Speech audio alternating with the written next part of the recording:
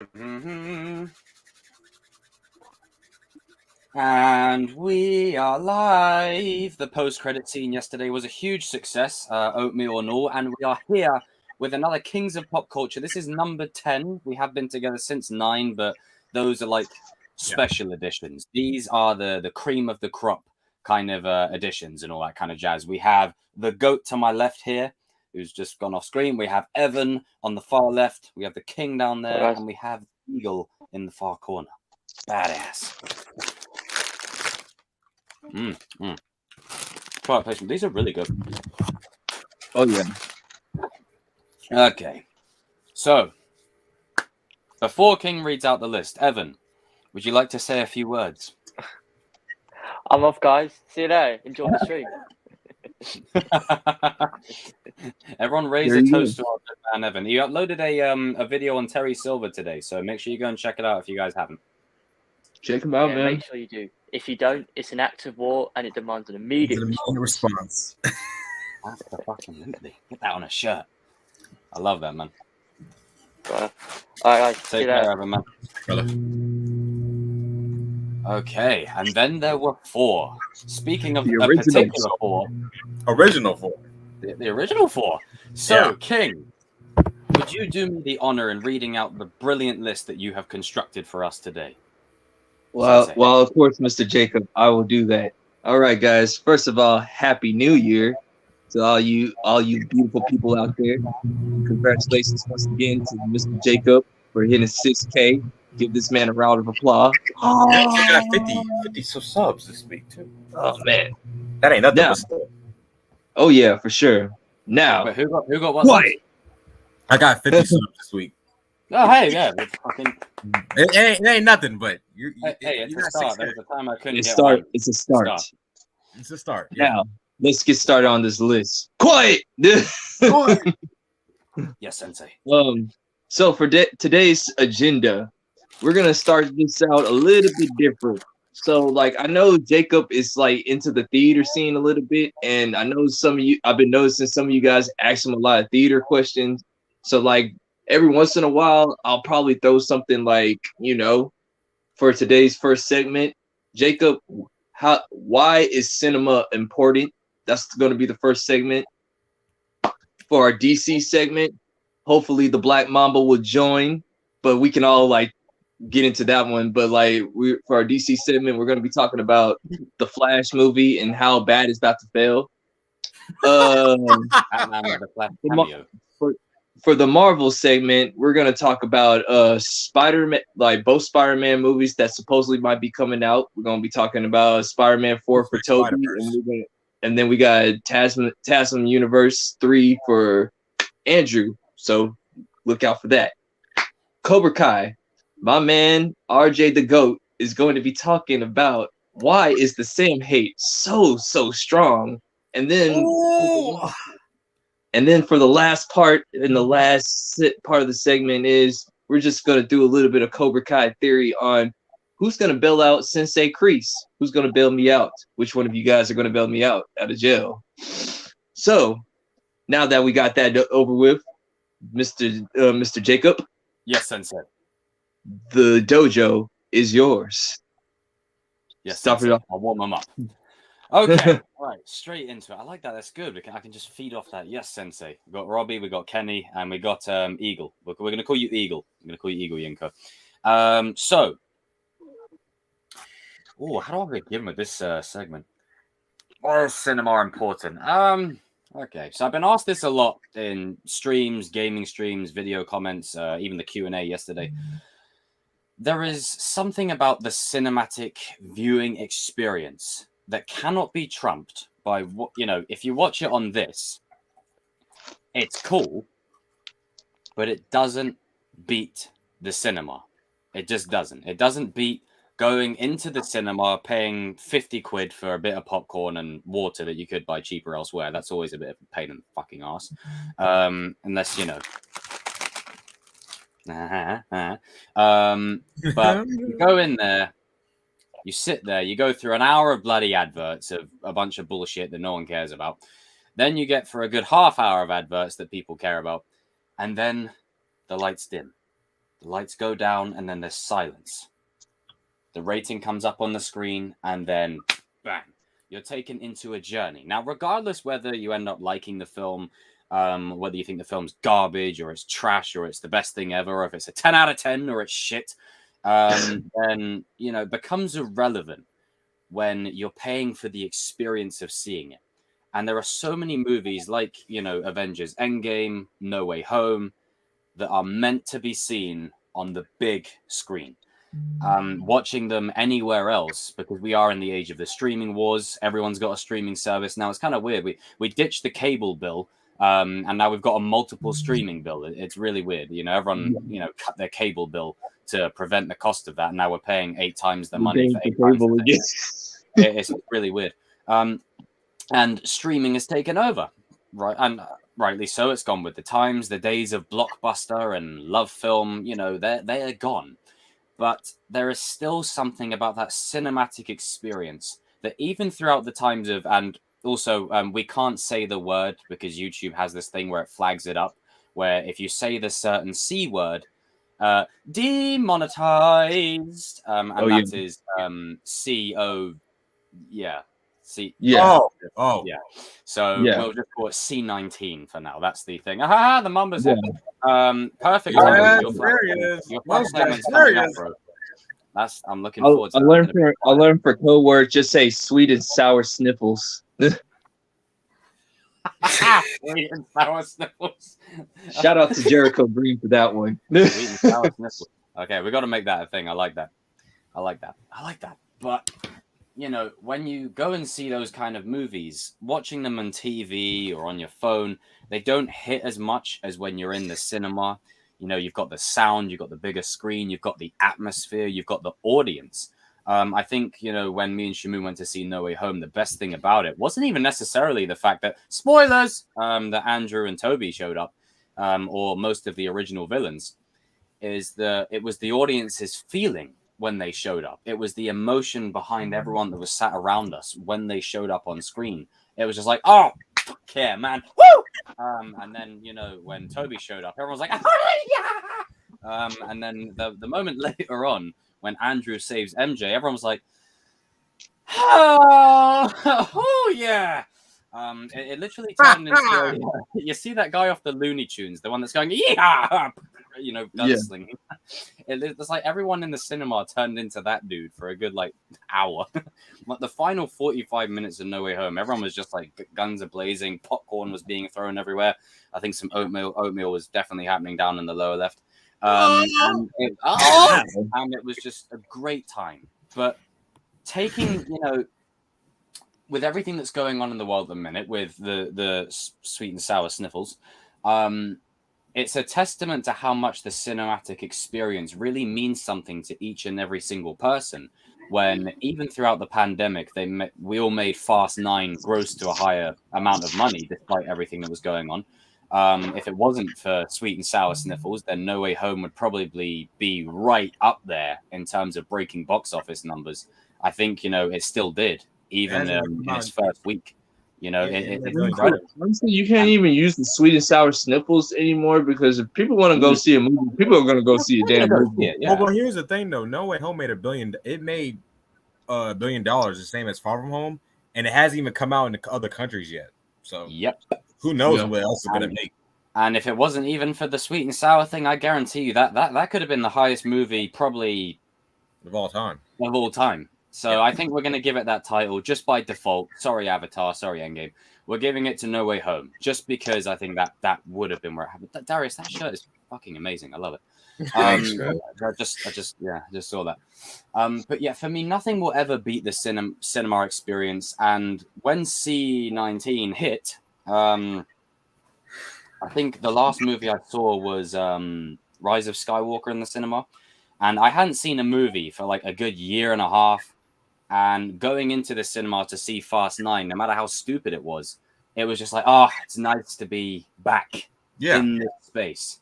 And I think I just love watching movies on that big screen. Like it beats everything. You know, you get actually immersed in the world. Like when you have it on a streaming service or on your phone, it's good for background and it's good to have it playing in the offset, but you can't really get immersed into the feeling of it because it's just there.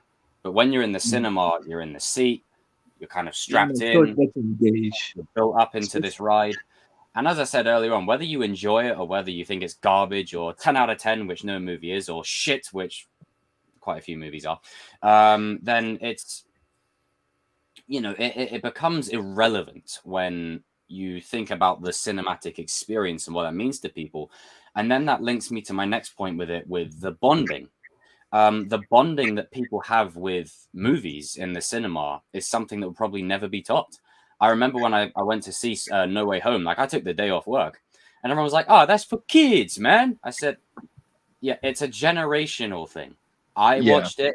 My father watched it. My grandparents watched it.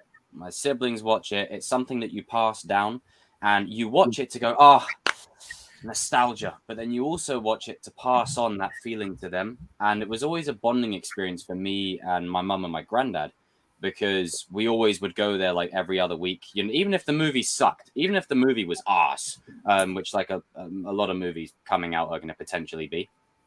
Yeah. Then it's it becomes irrelevant when you think of that as well. But going to the cinema is not just a day out, but it's a moment where you can bond with your family over a story, over the themes that are in said movie. And I think it brought me closer to my family as well, especially with, shit that happened way back when. Going to the cinema was like escaping to a different world, being immersed in characters and stories that weren't necessarily real or were nonsensical or just out of this world, but it was fun. And, it provides some good stories, i.e. the one I said where my granddad told me to go and get some popcorn. So he gave me a crisp £10 note.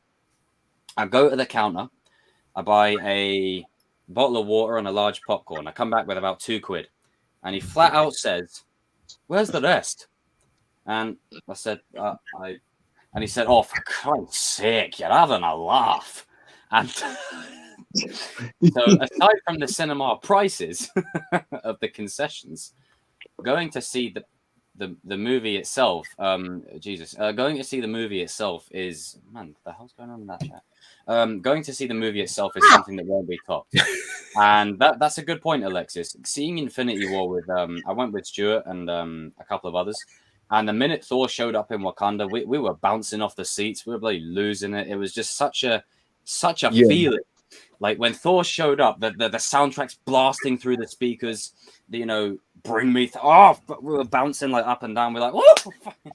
And bro, like when I saw Infinity War, be that person, because I know what it's like when you're trying to sit there watching the movie, and the last thing you want is some crazy whack job sitting next to you, bouncing up and down like a rag doll while you're trying to take in the movie. You just grab them and throw them at the fire exit or something.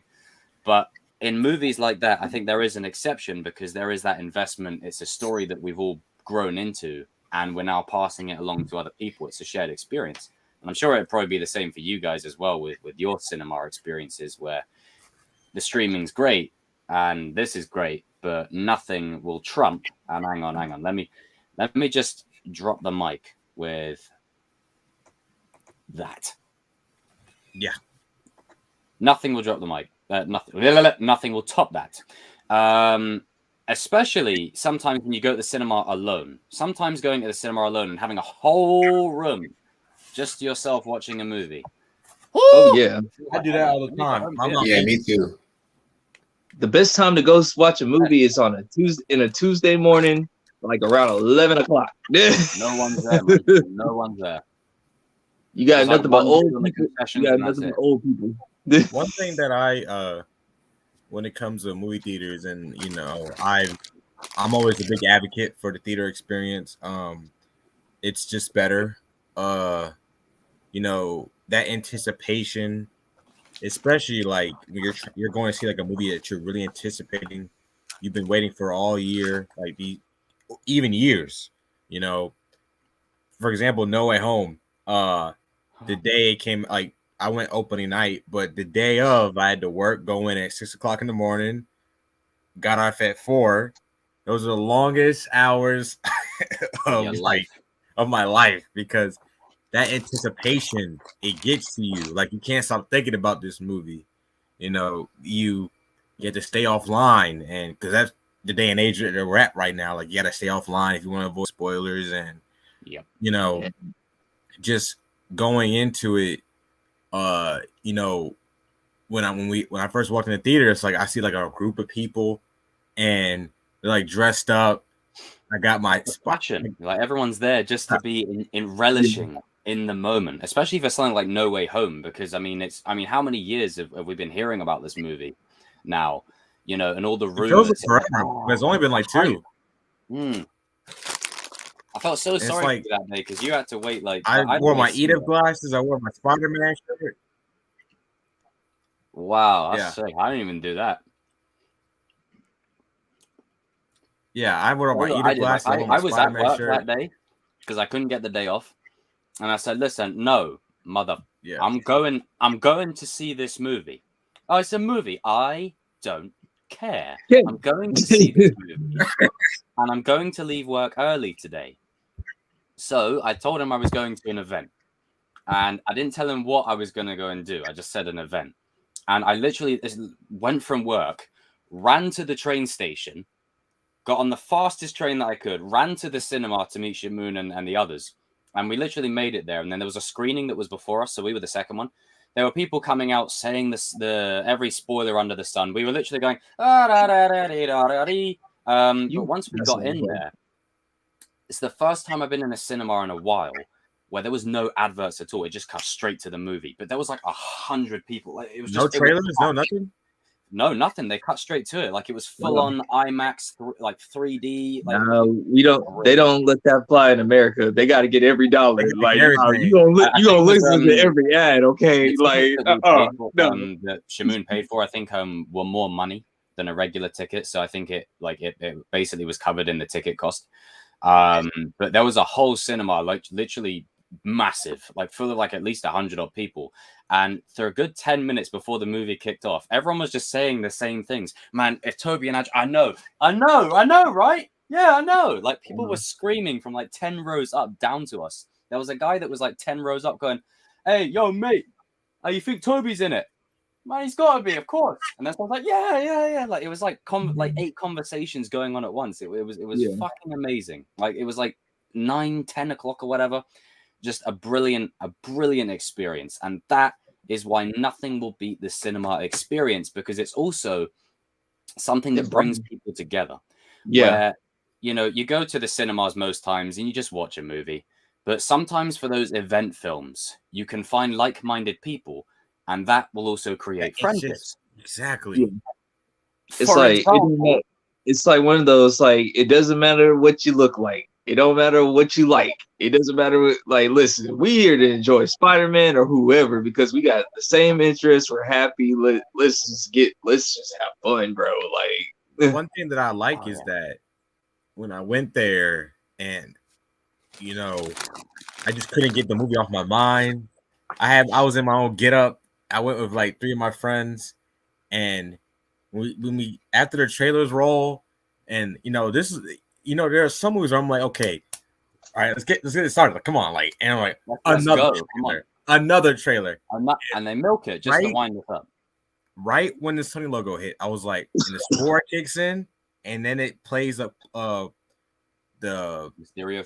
Mysterio thing, and I was like, oh yes, like I can hold my excitement, man. And I remember like one of my other best experiences, like, you know, obviously like Infinity War, Endgame, No Way Home, Civil War, those are great, but it's like event films. But as far as like a film, just a regular The Dark Knight. Oh, I saw that at a young age, and I was excited for it, and I was like, oh man, like Heath Ledger, raise a pint. Cheers, Army Man, like you, the GOAT, man. Oh yeah, Army Man Life, you were good, bro. I saw you on the podcast today, like when I was riding around in my car. You do good, man. Heath Ledger, freaking like that movie. Like when I walked out of it, and I was like, wow, Like, I mean, I'm glad that you brought up The Dark Knight because I remember going to see that with my granddad and my stepdad, and basically we got to the cinema like half hour early, 40 minutes early. So we went to Burger King, and I don't know if anyone else remembers this, but they had these dark Whoppers yeah, that basically Oh had the yeah. sauce. They were flipping delicious. Oh, mwah. So we all got like a double dark Whopper. Amazing. We had that, and then it's just that feeling of like, I know it's like merchandising, product placement, and all that shit, and capitalizing on big budget movies, but even just eating a Burger King burger that linked to the movie, then going in to see the movie. There was when Batman takes down the truck flips over that Fast 9 somehow copied. But that's irrelevant. The truck flips over, lands down, and then Batman goes up the wall, spins his bike around. I remember it to this day. There was a kid in my cinema when he did that, and he was like, "Wow." I remember it to the, and then when Rachel dies in it, there was like a Rachel. and Yeah. then there was so many, like the cinema was flipping, shaking. Like event films are amazing, but even just regular films, even like non-superhero ones, just regular films, just going to see certain films that evoke a kind of reaction and an emotion out of people. I remember when me and Stuart went to see The Meg, there was someone that literally sneezed, wasn't C-19. It was back before then. There was someone that sneezed Sour like a couple rows sniffles. away. And we just couldn't stop laughing because the film was funny, but then the film was like, there was a moment in the film that timed with the sneeze. It was like perfect, so we just sat there laughing for a good half hour. Yeah. And it's just all these like little things that make the cinema experience so good. I mean, I don't know if you guys can see the drop there, but I've got my feet on the seat, Bro. and I know people don't like that, but I do it as long as no one's sat in front of me. I'm respectful. I do the But, same thing. Yeah. Bro, I no one's in remember front of like me.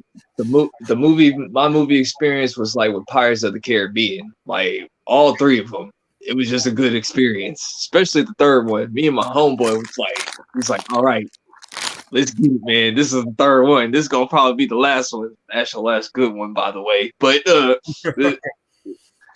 yeah, man. When they start playing the song, like the pirate song, I was like, yo, this is about to be good, man. Like, let's do it.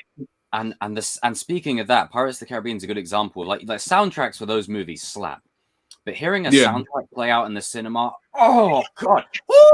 I mean, I know episode 9 we have mixed feelings on it, but you know that moment where Palpatine shoots lightning into the sky and then there's that bass drop. Like, Yeah. you wouldn't get that experience watching it on a TV or a small screen. Like, there's literally a moment in the cinema where it goes, and then the whole room is shaking. It's just like, whoa! I felt that. And then there's always like the people that are coming in checking with flashlights to see who's recording it. That's also fun. Yeah. Totally not me. Never. Same. Man, it was the same thing with the Avengers, like the Avengers movie, like, like it's like the very first Avengers movie, even though now that retrospect is like okay, it's not the best one out of all the Marvel movies, it's decent. Man, that was a great experience. Oh, Like yeah. you had so many people. Like when you saw Loki come down with the staff, and like when you saw Iron Man, Thor, and Captain America, The last like time they used this song, AC/DC song as well. That really annoyed me. But yeah, the point Super still Friends, play the kill. Too many women. Oh, like it's just whether like a movie is good or bad. That's what I was saying. Like it's just the experience of being in there to see it, and when it hits, like when our boy Steve Rogers, right now, I don't have a Mjolnir on me, but when he picked up Mjolnir, right, dude, there were people in the cinema. There was a guy down the street going, literally like screaming for a good like 5 minutes because he started swinging Mjolnir. It was just, it was perfect. It was just like, this is what we want. One thing, even something. Go ahead, Bob. Oh, I was just gonna say like one thing that with movies that's why I love like not just pop culture but films in general. And I'm aspiring to be a writer and stuff, but with movies like and Marvel and DC and stuff, like there's certain like an emotion where with No Way Home I got like teary-eyed at the end, especially the scene where Aunt May dies, and then what was it when they forget, like where MJ and Ned forget his identity and stuff, and he basically, like, they show like the scene where he has the coffee cup, he's got the Lego Palpatine, and just the way that music was, and I was just like getting teared out because I'm like, wow, this is like really coming to life on screen, like the true Spider-Man and stuff like that, like, with the red and blue suit in the snow, and and I was just like, and like the way the score was kicking in, and I was just like, damn, like, to invest in I don't want this to end, like, fuck. You wanted to see more. It's the same thing with the Star Wars prequels, man. Like, they had their thing, like, like things, yeah. Man, all the Jedi and Attack of the Clones, like particularly Mace Windu, light up that purple saber, and Yoda, dude. I remember, I was like fucking 5 years old when Yoda pulled out a lightsaber in Attack of the Clones. Boy, like, son, you don't understand. Like, big dude in the corner going, now that is what I'm talking about. That's basically what I was about to say, dude. When Yoda, like, everybody was doing a standing ovation before Yoda even pulled out the lightsaber. He said, like, Dooku. And they knew what they were doing because he didn't pick it up. He, like, there was the music's building to that crescendo. He lifts the robe to the side, pulls it into his hand. They knew what they were doing. Fortunately, I did not go see. I was like very young. I wasn't in Star Wars back then. It took me like. Bro, you don't understand. The only thing that really hurts me is I didn't get to see Revenge of the Sith in cinema. My favorite one. I didn't get to see any of them until the sequel. Because I wasn't old enough. I saw those in theaters. I'm telling you guys, come out on DVD. Like, maybe Yinko knows what I'm talking about. Like, when you saw Yoda pull the robe back, like, you were happy to see Mace Windu, but when you saw Yoda flip the robe up and just say, like, I was like, yo, let's go. I really like. I would love to go back in time because I didn't get into Star Wars till I was about 9 years old. So I would love to go back in time and see like the prequels and the original. Could you imagine seeing the original one? I saw the sequel trilogy in theaters. I mean, The Force Awakens, that was a cool experience. Yeah, but I'm sorry. Say what you want to say about the Clone Wars. That part right there saved the whole entire movie. Yoda saved the movie. Him and Samuel L. Jackson. I don't mind Attack of the Clones as is. I think it gets a lot more bad rep than anything else. But the moments that are in it do save it, like that in particular. And in regards to the sequels, like, I mean, I think I like more parts of them because I saw them in the cinema. I like when Ben redeems, or Han appears as a memory, or when was it Kylo and Rey versus Kylo and Finn versus Rey and Finn versus Kylo on Starkiller Base. The way it was shot, the snow, it was beautiful to watch in the cinema. And then there's just like, even with like non like nerdy films, just like regular films. I think when me and Stuart went to see Halloween Kills, the moment when he walks out to kill the firefighters, you feel that scene so much more in the cinema because he literally steps out the house and he literally gets the bloody bar and he's just like, all right, let's go. There were fucking my camera. There were people literally just losing it because it was such a cool thing to see that you'd only get in the cinema. Like, if it appeared on TV or in the streaming service, or on the phone, you'd be like, well, this is cool. But in the cinema, like, you're allowed to be basically sucked into the world, the mood, the atmosphere, the tension in the scene, the relationships between the characters. And then you get, I think for the first half an hour, it's always, I think No Way Home is the best example I can give because it's recent. But our crowd was like very talkative in the first half hour, where I was just like, okay, like, come on, I'm trying to.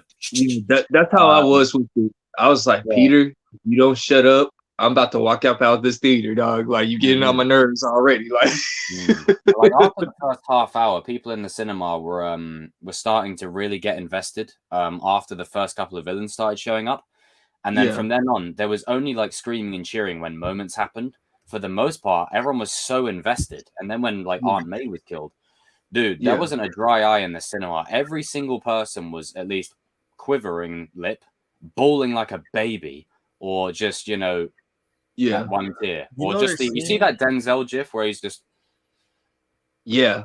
yeah.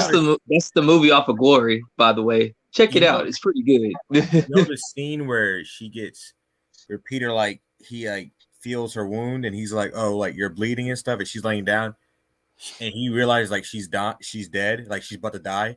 She asked if he was okay. Ah, Like Yeah, she asked if she's dying, but asked she if asked he's if okay. Peter was okay. It's like that really hit still a hard. mother. That's still a mother figure to the end. I'm like, it don't matter. damn. Yep. She's bleeding out all Like- over the place, but she still cares. And the reason we care about that more so is because we saw it on the big screen. We're invested into it. It allows us to be sucked into that space and really get invested into these characters and what happens to them. So when one of them is killed off like that, it hurts. I was just about to ask Yinko something. Yinko, me and you are pretty old enough to like watch some of these movies back in the 90s, but do you remember when Jurassic Park first came out?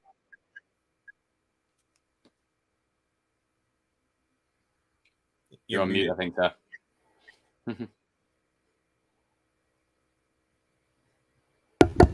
There you go. Can you hear me? No? Good? Yep. Yeah. Yeah, Jurassic Park. I remember when it came out. I remember all the old toys and stuff. Yeah. I probably still have them.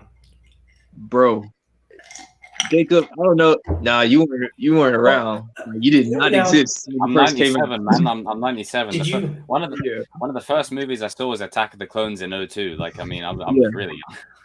Did you guys do the? Did you guys do the midnight releases? Not for all of them. Wait, for which ones? Or just any movie? I've never actually been to a full-on midnight one. I think I wanted to do one for No Way Home, but the earliest they had was like evening time. But other than that, that's probably closest I've ever got to a midnight one. Other than that, The midnight one for me was I did like Dark Knight. I did Dark Knight Rises. Yeah, Yes. Dark Knight Rises. oh man, that hit in the cinema, bro. The thing is with the Dark Knight,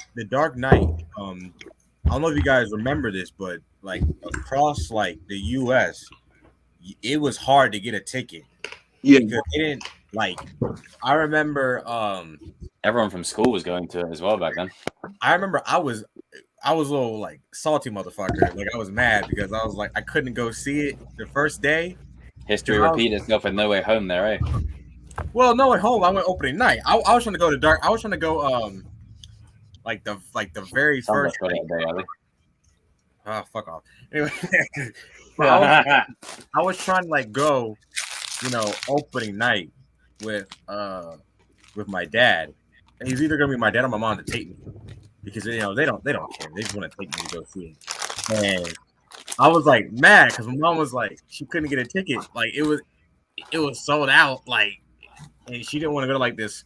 This was before like we had like AMC near my house. It was just this one theater that I always go to. But the cheap theater.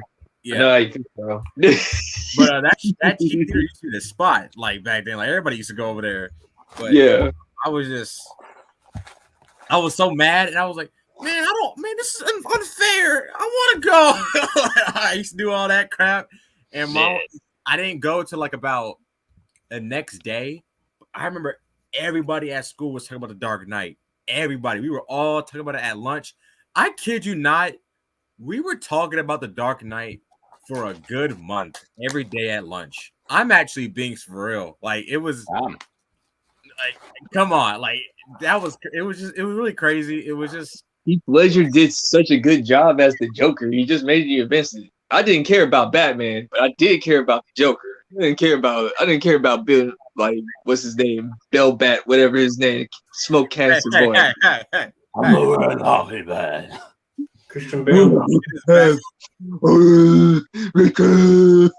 better than Billy Joel. He's better than Billy Joel.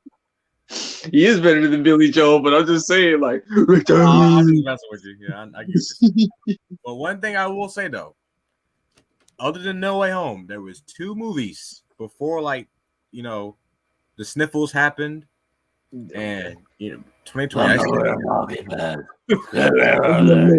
I said there are 2 movies. I said it's gonna be Spider-Man: No Way Home and the Batman are two like anticipated movies.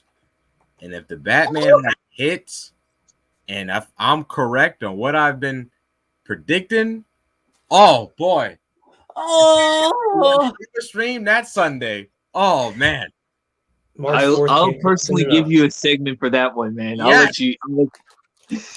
yes, yes. and you see Come on, this March 4th. is exactly why the cinemas matter. This Yeah, that is exactly why you were talking about it for a whole month. Like I was talking about it with people. Well, I wouldn't say my boys, people in school, wankers, for a good couple of weeks. But a whole month, man. That's see that, and it hits even more because the cinema makes a movie like that stand out so much more. The way it's shot, the score, Heath Ledger's performance. Oh, we were talking I about think it there at are people that were recess and genuinely lunch. terrified with Heath Ledger's performance. I think there was someone in my cinema that was genuinely scared, like of him. We were talking about it like at recess and lunch. We didn't care about playing. We wanted to talk. We wanted to talk. When you could take out Michael J. White, you a bad mofo right there, bro. Like that's how I do. Like, yeah, this Joker ain't playing around. He took out Michael J. White. Oh, I remember this fifth grader. He like said like he was telling. I think I was in second grade at the time or third. Yeah, second grade when The Dark Knight came out. They were like, "You guys can't see that. The Joker's very violent." And I think this kid, my friend Jabari, he's like, "Man, screw y'all, screw off." Like he's like, "We're seeing it anyway. Who cares? It's Batman." Man. But yeah, man, like I guess it's a little bit different, man, because like I guess me and Yinko, like we seen so many movies, like the theater experience, we kind of got used to it. Like there's like special occasions for special movies, so I have to say this is sort of like the next golden age of movies now, man. In my opinion. Yeah. Enjoy it while it's here. Yeah. Because we're gonna have some stinkers along the way soon. Yeah. Like Flash. I think one of my local drive-ins actually, is like still here. I've always wanted to go to a drive-in, You never been? but there's none around here. None. They're not like they used to be. Like we have one in Atlanta. I think we only have one. Man, I gotta come to the States, man, just to see these local like drive-in cinemas, man. The drive. Hey, so like, was that the Still- one in Cobra Kai? That one was in Atlanta. You know where that spot was? The one in Cobra Kai. The one where Kyler and them in Cobra Kai Hey, was if, that? if TCK puts a hand on you and makes you drop shit there, man, don't worry, I'm gonna come deal with him. The only difference is that it's like bigger. How it is, how they are, Jacob, is like you basically like you in your car, obviously, and you basically it's like this area where like you go in and it's just somebody's at like a it's kind of like where you go buy a ticket, but it's like with you're in your vehicle, of course, and you just drive around. You go to like this. They So say it's like if you're getting a parking ticket for like basically, yeah, like a parking area, and then you go like the number where your theater's at, where the screen is at, not theater, but the screen, and basically like either connect your radio to it or some shit. The frequency, yeah. Yeah, frequency. Like I went to go see the 4 Fast and Furious at a drive-in theater. That was pretty cool. Oh man, fucking that would have been dangerous. I bet there would have been someone like revving their engine going. I saw Man of Steel at the drive-in. Like I like drive-in theater, but I still prefer like the cinema. Dude, like, they're even starting to get creative, like with Jaws. Like they even got like a theater where like you can sit in the water, but like they got a fake Jaws shark or whatever, and he comes under you to like while you're watching the movie or something. Oh wow, that's sick. Yeah, they started to get creative with theaters now, man. They got like you can watch the theater in the pool or whatever. And nowadays everyone wants to have one. Yeah, as well. there's a pool. There's like a I think Sean Chandler, if you guys know, he's a critic on YouTube. He's good. He went to the Meg, like the premiere of the Meg, but it was Yeah. like a lake area. Yeah. And he watched it, and he like used like a kind of like a what are those Swimming things? pool? Yeah, basically it's kind of what it is. But I don't know. Yeah, fuck that. Yeah. But Shoot. I wouldn't do it though. No. I'm watching the Meg. I ain't doing that. No. Have you been to like those Well, it's about to hit. it was like It's a about to hit Marvel 40 experience movies. up You said what? London? Or go ahead, King. No, I was about to say it's about to hit 40 minutes. Darius, get your butt back here. Darius, get in there. We need your flash rant. But I'll round up with the there was a Marvel experience thing up London, I think for Madame Two Swords, maybe. It was like this animated thing. And basically what they would do is they'd have you sit in the cinema, the animated movie would play, and the Avengers would be attacked by like these little robot things. And all of a sudden you'd start feeling wind around your ankles. Like they would have machines blowing wind around your ankles. There was everyone literally doing this. Wow. Putting their feet like off the floor onto the seat because they were scared of like wind because it was trying to. And anytime Iron Man would shoot his repulsor, you'd get hit with this gush of wind. So that's another one. Yeah. Oh, they do that. I forgot what theater it was, but If there's water splash, you get hit by water. I think it's like an IMAX theater. Yeah, IMAX theater. I went to go see Shang-Chi, and like the seats, you can like feel the effects of like scenes, and like you can hear it behind you. Like they have speakers on the seat. It's called the D box or something, right? D box. I'm not sure, but it's like the Regal RPX 3D IMAX theater. That's in the Atlantic Station. Yeah, rings a bell. That's what it's Yeah, called. Like they have like like for RC, it's called like the D box. the RPX screening. I don't. Oh, it's Screen X. I couldn't do that. It's like 3 screens. I'm like, no, I need one. I need one. Just one. I want to Just split my one. focus across like Screen. 5, I like don't I'm need doing right 3 now. screens. That's Just want one screen. But then speaking of like IMAX, like when I went to see Fast 5 in the cinema, like dude, the sounds of the cars in that movie hit so much different when in the cinema. Oh god, the engines and that. Oh, fucking love it. But yeah, nothing will beat the cinematic experience. I'll die on this one. And Yeah. to close off this segment, I'll say this. I get looked at as weird for caring about cinema. Some people they come up to you and they go, "Oh, it's a cinema, it's a movie, cute." It's like, this is a fucking experience like no other, sir. But you know, they don't get it. But to me, the cinema means everything. You know, it bonded me closer to my mum and my granddad, and even my sister likes to go with us now. So like, it's something that you pass along, and then you go with your friends, you go with your boys or whatever. It's just a great time. Even regardless if the movie is good or bad, there's just nothing that beats it. You know? There's nothing going to seeing a new film in a cinema. There's nothing like that beats that excitement. Nothing. And no one. Just imagine what March 3rd is going to be like for me. Oh boy, I hope I don't have to work that day. Oh man, March 3rd. That's the Batman. That's when the opening night. Oh right. Oh. I'm seeing that opening night. You should record your audience reaction to that, bro. I think that would be. Oh, I'd love to. You know, I should have recorded my audience reaction to the No Way Home, but I wasn't thinking. Oh man, me and Shamoon were losing it, bro. I would have loved to hear you. You know, that scene where Peter is beating Green Goblin's ass. I was like, beat his ass. I said to the guys in the cinema, I said, when RJ watches this, he's going to be like, now that's Tom.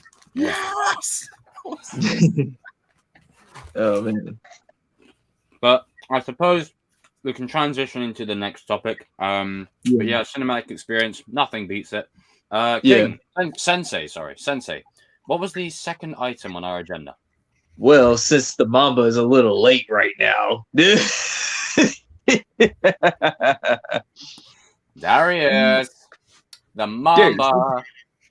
This is your time to shine, sir. Your whole segment on We Are the Batman coming right up. But what we can do, what other topics have we got? We got the Spider-Man.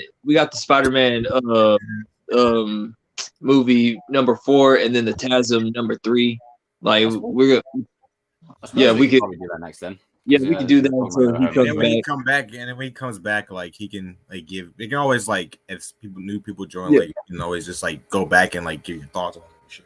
Yeah, that can work. There you go. All right, we'll transition into that. Sensei, topic. So now we got some rumors talking about Tobey Maguire and Andrew are getting their own movies again, thanks to this movie called Spider-Man No Way Home. So like they are getting teleported back to their own universes, and now their Spider-Man fans are demanding that Tobey gets his 4th movie and Andrew gets his 3rd movie. So what is your guys' thoughts about this? I'll go first. All right. So I'm very like mixed on it. Got my mouth full. Here's my take on it. It's like I'm not itching for it to happen. Like I'm content if it doesn't happen, but if it does happen, I'll be there watching it. Like, you know, I'll watch it. Like I ain't gonna just say, oh, like it's not. Take a picture. He froze. Fuck it up.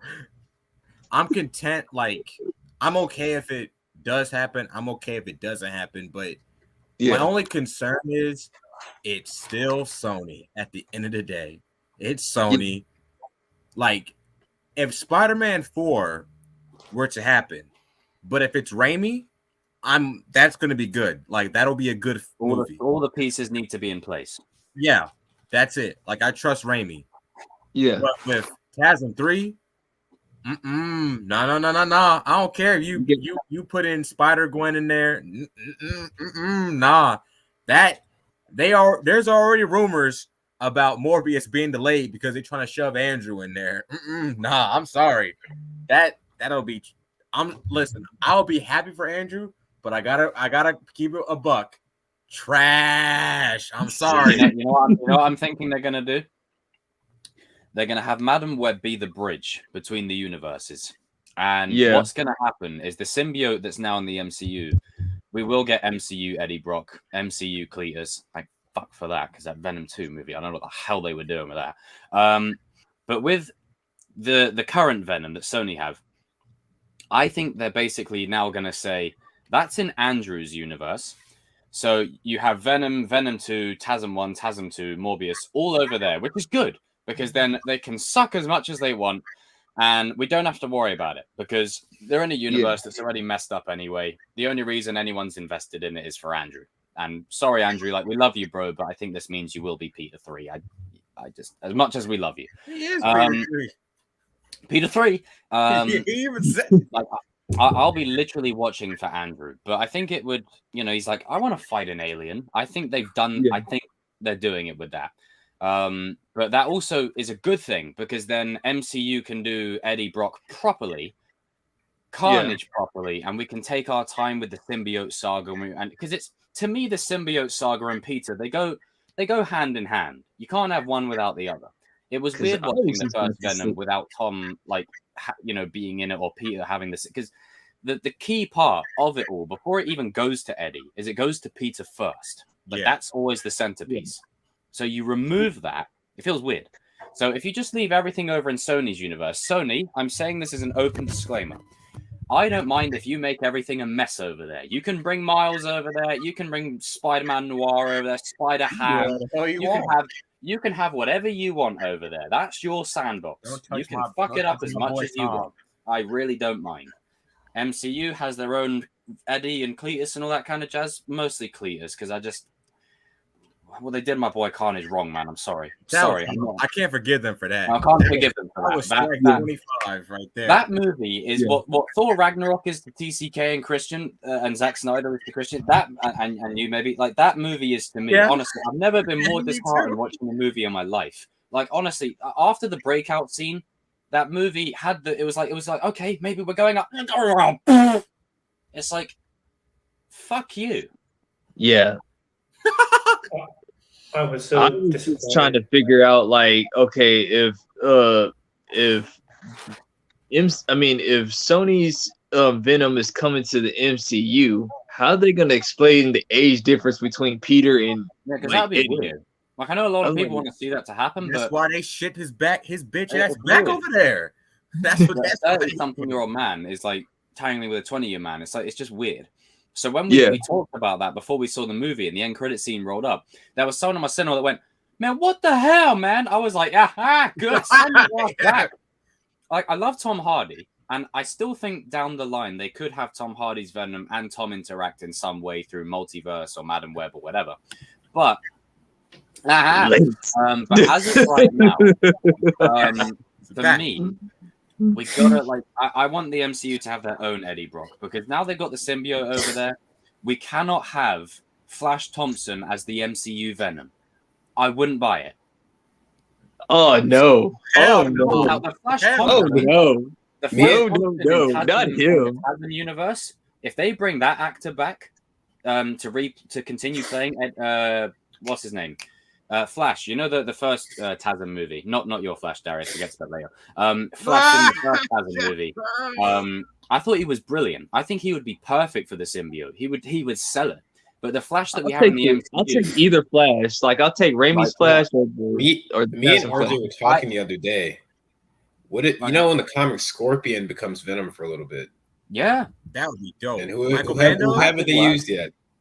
Michael Mando. Michael freaking Mando. So first things first, we got to get him a Scorpion. Then we give him. Oh, that could be where they go. Have you guys ever watched Better Call Saul? Because he's so good in that. Because I was gonna say, they said like the plan is like they want Andrew to take they want Andrew to take the Sinister Six because they believe that they owe him own one, as they say. Like, I don't mind him taking the Sinister Six. I mean, it's the only way you can pay him back. I mean, I think after No Way Home, it's one of them double-edged situations where, as great as it was to see all three of them, I think Sony, like any company, they look at what works. And I think Into the Spider-Verse made No Way Home even more possible, because that basically showed them, okay, people like the idea of multiple Spider-Men. It's made money, yada, yada, yada. Yeah. So when No Way Home comes about and people see the response people have to Toby or Andrew, there's no incentive to get rid of them business-wise. Now, in a way, it's kind of annoying because I want Tom to be the focus. Like, I don't want anyone to feel like the understudy. So if you ask me, like, out of the three, who am I least excited for? As much as he will always have a special place in my heart, I'm going to say Toby. Just because I feel like he's got more...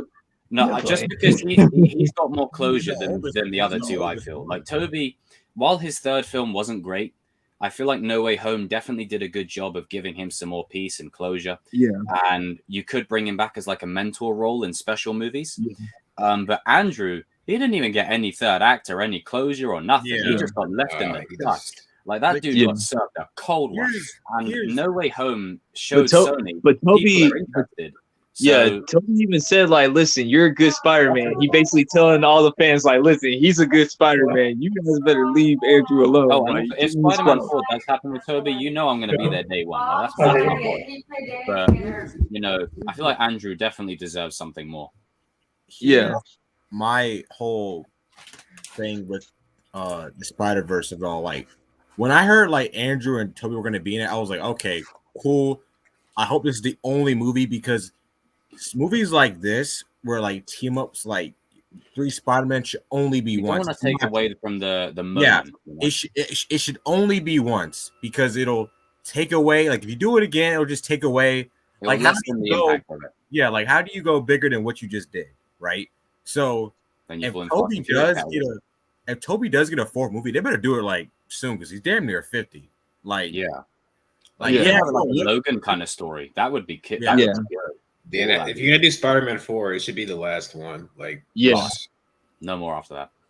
I was like I think if it's gonna be Spider-Man 4, me personally, the villain that I want him to face is the Chameleon, because it makes sense to me. Like, you know, somebody's like seen him yet, so yeah. Like, somebody's impersonating Spider-Man, and, like, you know, basically Spider-Man is like retired now. Kind of. That's how I see it. If they do Spider-Man 4, then it's got to be like Logan. Like, I think that would be a perfect kind of movie for Toby to go out on. Like, maybe he doesn't have to die, but have that kind of tone. And he's just retiring. Yeah, maybe he like perfect. Yeah. That would be absolutely perfect. Maybe there's speculation that he has a daughter and stuff, like Mayday Parker. Yeah. There's speculation that they were going to put that in No Way Home. Well, I like that line, but they didn't. That's cool. Because I mean, I wouldn't be surprised if Sony do all this. Because again, they're not a company that makes coherent decisions. They only do what. Yeah, they're making makes a Spider-Gwen and Black Cat movie, for God's sake. That's what they want to do. They're only doing what makes the dough. And I Yeah. think now that Sony have seen that they can have multiple Spider-Men at once, I hope they don't mess this up because the multiverse. I just really hope if they do can Amazing be Spider-Man 3, just make it good. Like, if you're Please. gonna give No, it's Andrew not gonna another be shot, don't write another bad movie, please. No. Don't do that. You Because know I mean, it's if you not do gonna be Andrew right, then you could get another few movies out of him. Because like it's just like they said, like Toby's the better Peter Parker, Andrew is the better Spider-Man, and Tom got the cool suits. Yeah, he got the good suits. I don't know. I mean, they're all special in their own different type of way. Like we just like playing around with each other, like when it comes to which Spider-Man is the best. Like I can totally see Sony doing that. So, like, let's just say, for example, we don't get a say. Okay, fans, you don't want this, you want this. Okay, it's happening. Too bad. All right, we don't get a say. We don't get a vote. So let's say, for example, Sony go, okay, Spider-Man 4, pen that in. Money, money, money. That'll be Toby's final one. Yeah. Right. And then maybe you can have him in like live action Spider-Verse movies as a one-off, like appearance now and then kind of thing.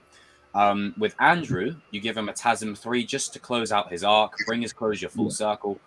And then you let Sleeping Dogs lie and you just focus on Tom after that. And just But the problem I have with Sony is they've only got Spider-Man. That's why they're doing all these projects like Sandman and Rhino and whatever else. That's just dumb. Because it's or the Sinister Six without Spider-Man. The Sinister Six without Spider-Man.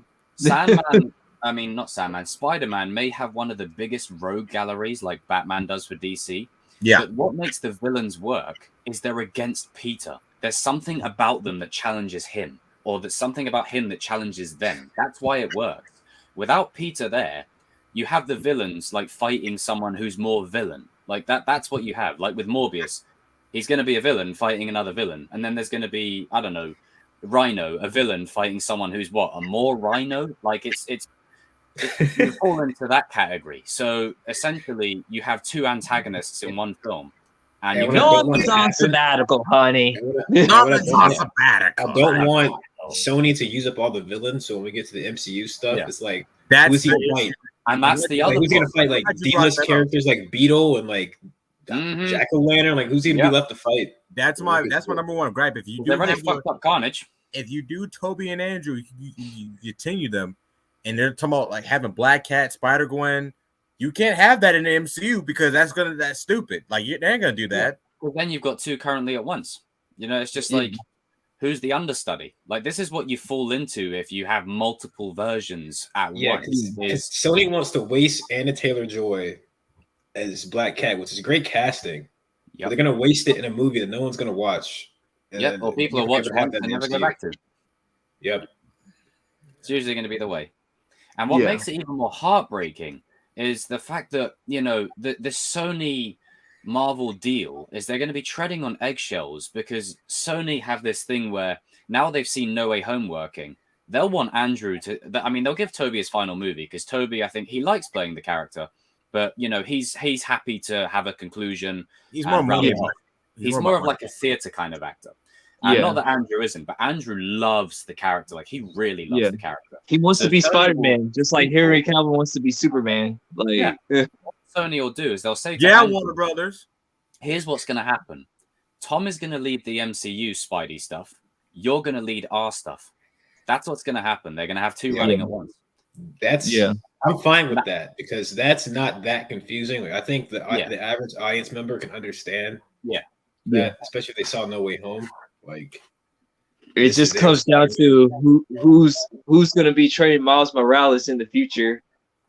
I think they both could, but it'll just be a long time before we see MCU Miles. Me personally, I would rather not have two Miles because, like, here's the thing about the multiverse: it's gonna close. About which we know frighteningly little. They can't. Yeah, they can't do it. Lazy writing. Lazy writing. Like that. Yeah, that's who King. So I don't want two Mileses. Like keep Miles in the MCU. Don't have Andrew or Toby mentor Miles. You got to have that in the MCU because after because the multiverse, like as cool as it is annoying, and we're gonna talk about it later with DC.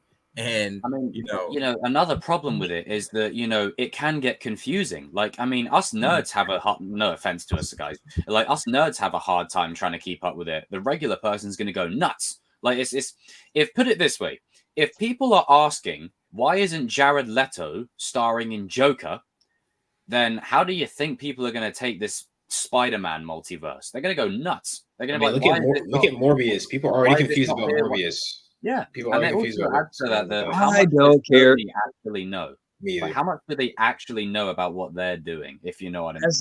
As my man Negan would say, it's about Morbius. Who cares? Yeah, that's like we were saying earlier on, Darius, about how great the cinematic experience is. Like, that's one of them movies that you go. It's like a ride at the park.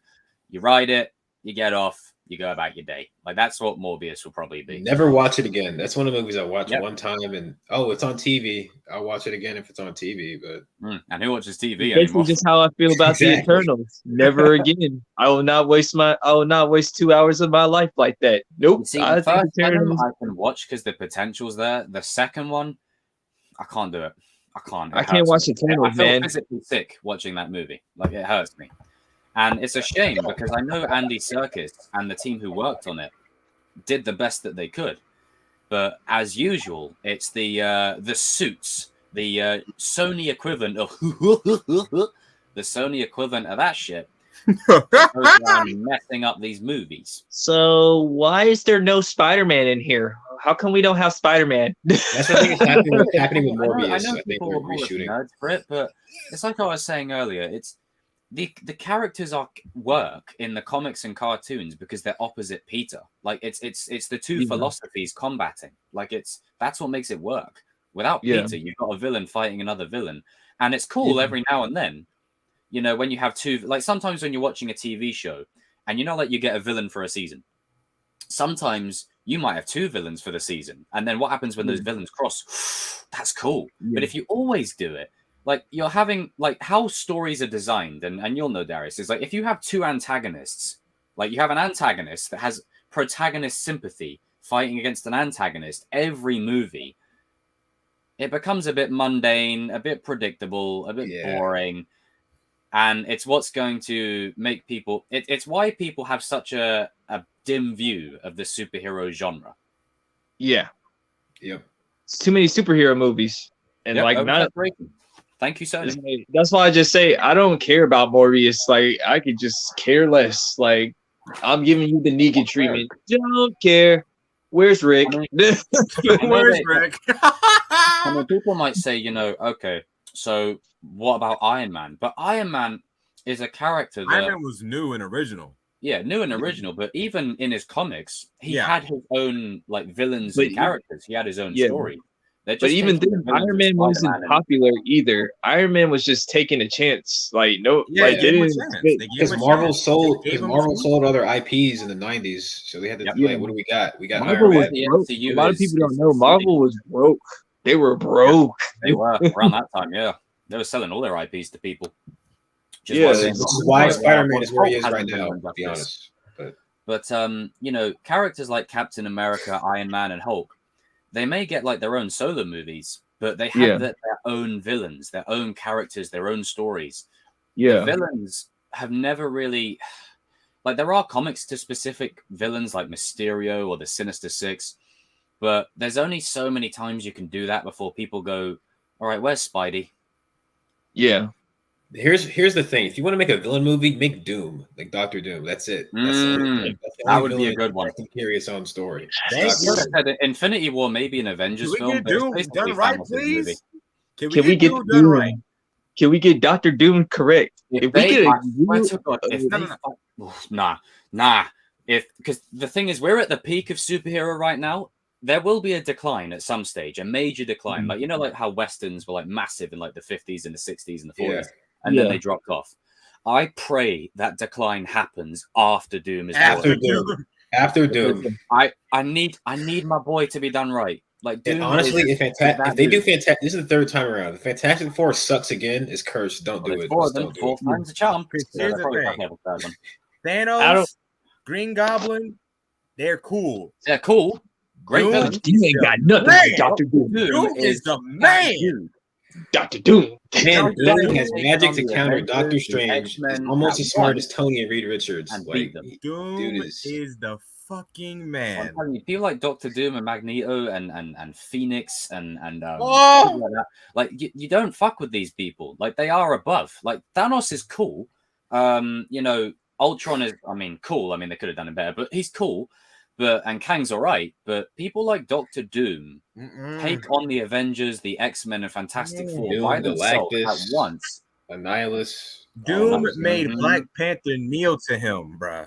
Yeah. That's Yeah. how He got the that's Black- Doom. Yeah, is Yeah, yeah, Doom. he made the Black Panther guy kneel to him, bro. Doom's just gonna blast him to the other side of the planet. Doom one-shot Thanos. He killed him. He murdered him. It's like Oh, man. they like y'all talk about like movie. I mean, people don't know what Doctor Doom is. Most of y'all don't know who Doctor Doom is. They Like don't y'all know. claim. I blame y'all Fan claim Forstic you for know. that. That was not Doctor Doom. No, Fan that's Forstic not was Dr. Doom. I mean, as much as we have our feelings on the first two, not the original Fantastic Four, that movie was fucking. I don't know what that was. Oh, the But 90s two that one? were in the, Yeah, don't even talk about that. Thing was the definition of like thing. But the two in the early thousands, even though the movies weren't as good, at least the casting was all right, and they kind of had the feel of it. Doctor Doom was sort of Doctor Doom at least. Yeah. But in Fan Four Stick, I don't know what that green android was. I don't know what that was. Like, get that shit out of there. That ain't Doom. Power Rangers. This whole villain. movie is a big pile of shit. So How do you have like Miles Teller, like Michael B. Jordan? It was a great cast. Great cast. Even the guy who played Ben, what's his name? He's in like a load of movies. Jamie Bell, That's it. Yeah. And then you've got the one playing Sue. What's her name? Kate Mara. That's it. And the one who's playing Doom, he's in a lot of stuff as well. Like great casting for the second time. I'm not counting the 90s one. Great casting for the second time around. And they butchered it, man.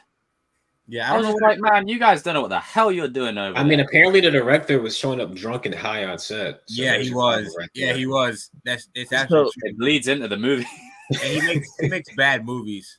I put it this way: if, Besides Chronicle, he Disney, can't make- can, he if can't make a Disney good movie. can get Fantastic Four right, I'm agreeing with Darius. Like, Bury it. Just don't try anymore. I think they got John Watts on. I trust John Watts now. I John trust Watts John is Watts. mad.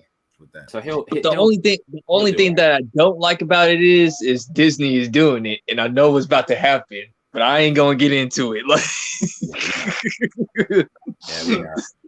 It'd be funny in Doctor Strange too if they bring Chris Evans back, not as Cap, but like as Human Torch. That'd be funny. Johnny He's Storm. funny as That'd be fuck. I funny. would fucking love that. Yeah. Just as a little cameo, I would love that. but yeah, I mean, yeah, if we're gonna talk about Spider-Man villains, like for Toby's villain, like it needs to either be Hydro Man or Chameleon. That'll be like the last good one or whatever for Someone personal that isn't like setting up something else. yeah. So I'll say Hydro Man because like he has a fatal attraction for Mary Jane. Or, So like you could pay off that thing where I was hoping in No Way Home when he was fighting Lizard, he was going to say, "Man, I had to fight a lizard too," like paying off the Kurt Connors from his. Oh yeah, is Dr. Connors or the one that Bruce Campbell was playing, Mysterio from his. Yeah, world. he was Mysterio. So yeah, He was gonna be you could even do Mysterio. that. yeah. But then you got You two can- Mysterios. For Yeah, you can't replace Jake Gyllenhaal, bro. You can't out. Yeah, you Jay can't do it. Gyllenhaal killed it, bro. Jake Yeah. Gyllenhaal killed it. I just You a can't. part of me wants to see Bruce Campbell play. Bruce like, Campbell, he'll be funny. He'll be so funny. funny, bro. But then this It'd be is cool, like, but as we were saying earlier, this is what you run into. Like, even if we have Bruce Campbell as Mysterio for one movie, because you've got Bruce Campbell, then you've got Jake Gyllenhaal within such a short space of time, the comparison game would be like, okay, this one sucks, this one's good. No, that one's good. That one's all right. What are you talking about? No, I'm not talking You don't about want to. You don't want to do that to the actors. Bollocks, You don't mate. wanna do that. Bollocks. Yeah. And like, I mean, as much as, you know, Tom and Andrew and Toby, you know, like, I love you guys. Thank you. This is a business and Egos happen. actors have pride. I don't mean Yeah. myself, obviously. But actors have pride. So when someone else is playing your role, it will be fun at first because, you know, okay, you're playing with you're working with Toby, the original Spider-Man. You're working with Andrew, another great Spider-Man. Very underrated. Like you're so entrenched in the moment of it. that Tom might get to a point where he says, "Hey, like, who's the understudy here? Am I Peter 3? Like, what's going on here? You know, what's going on?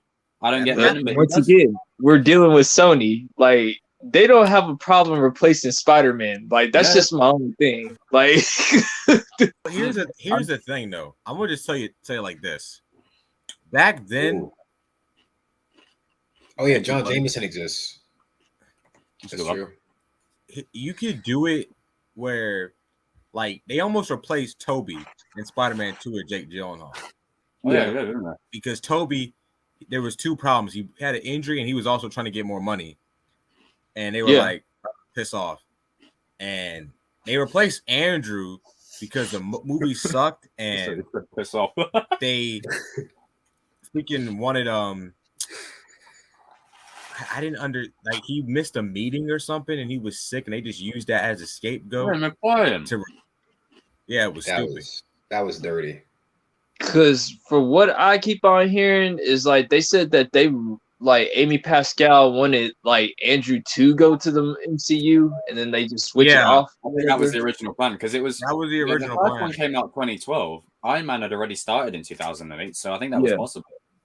And then Kevin Feige, he went like to her. Twice, they wanted Toby to come into the MCU at one point. That was scrapped. Then they wanted Andrew to come in. That was scrapped. And it was like, man. Yeah, Feige start over. That's why I just said, like, the thing is with Sony, like, they don't have a like, without hesitation, they will replace the Spider-Man, like, without like thinking about it. Like, it sucks. I think in this day and age, if they were to replace Tom, you can't do Peter again. You got to do Miles, because you just like with Peter 4. If you replace Tom, there will be like, look what happened with the whole, like, when people freaked out about the deal. Like, that was bad. The broken deal, that was bad, man. Yeah. Like, I think it was always heartbreaking whether it was Toby or Andrew or Tom, but I think it's more so in Tom's case because, you know, as much as we love Toby for nostalgia because he's the original and he's always the GOAT of them all, in my opinion. Andrew, heavily underrated and loved.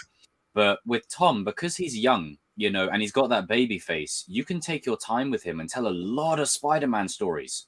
A lot that we always wanted to see. And you could get like 10 movies out of this dude if you wanted to keep playing him. You know, you could get a lot, like how you had in like the old shows and stuff.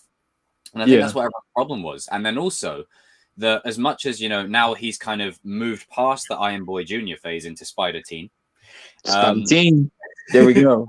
But, you know, because he was so linked to Tony, Spider-Man, Tony basically gave him everything. And then they all came out and said, oh, no, we knew that there was a limited time we were going to have him. I'm like, bullshit. I remember everybody at school you would not have Tony. Everyone was like, F Sony, bro. I'm not buying a PlayStation 5. That's what people were saying. No, Sony, like, the thing was, Sony was playing big game with Disney, and like Disney hates that. Like, Sony are smart. They picked their moment. They did it after Tony had given the legacy of the MCU to Tom. It was smart. They knew it what was they smart. were doing. I didn't go No. I remember when I heard the news. I was pissed off. I was like, oh, fuck this shit, man. This is some old bullshit. No, hell with the person, sir, or else you're going to get demonetized. That same day, honestly, I was angry. Like, for the whole day, I had nothing on my mind but that. I even did a video, like, on that day saying, Sony, come on.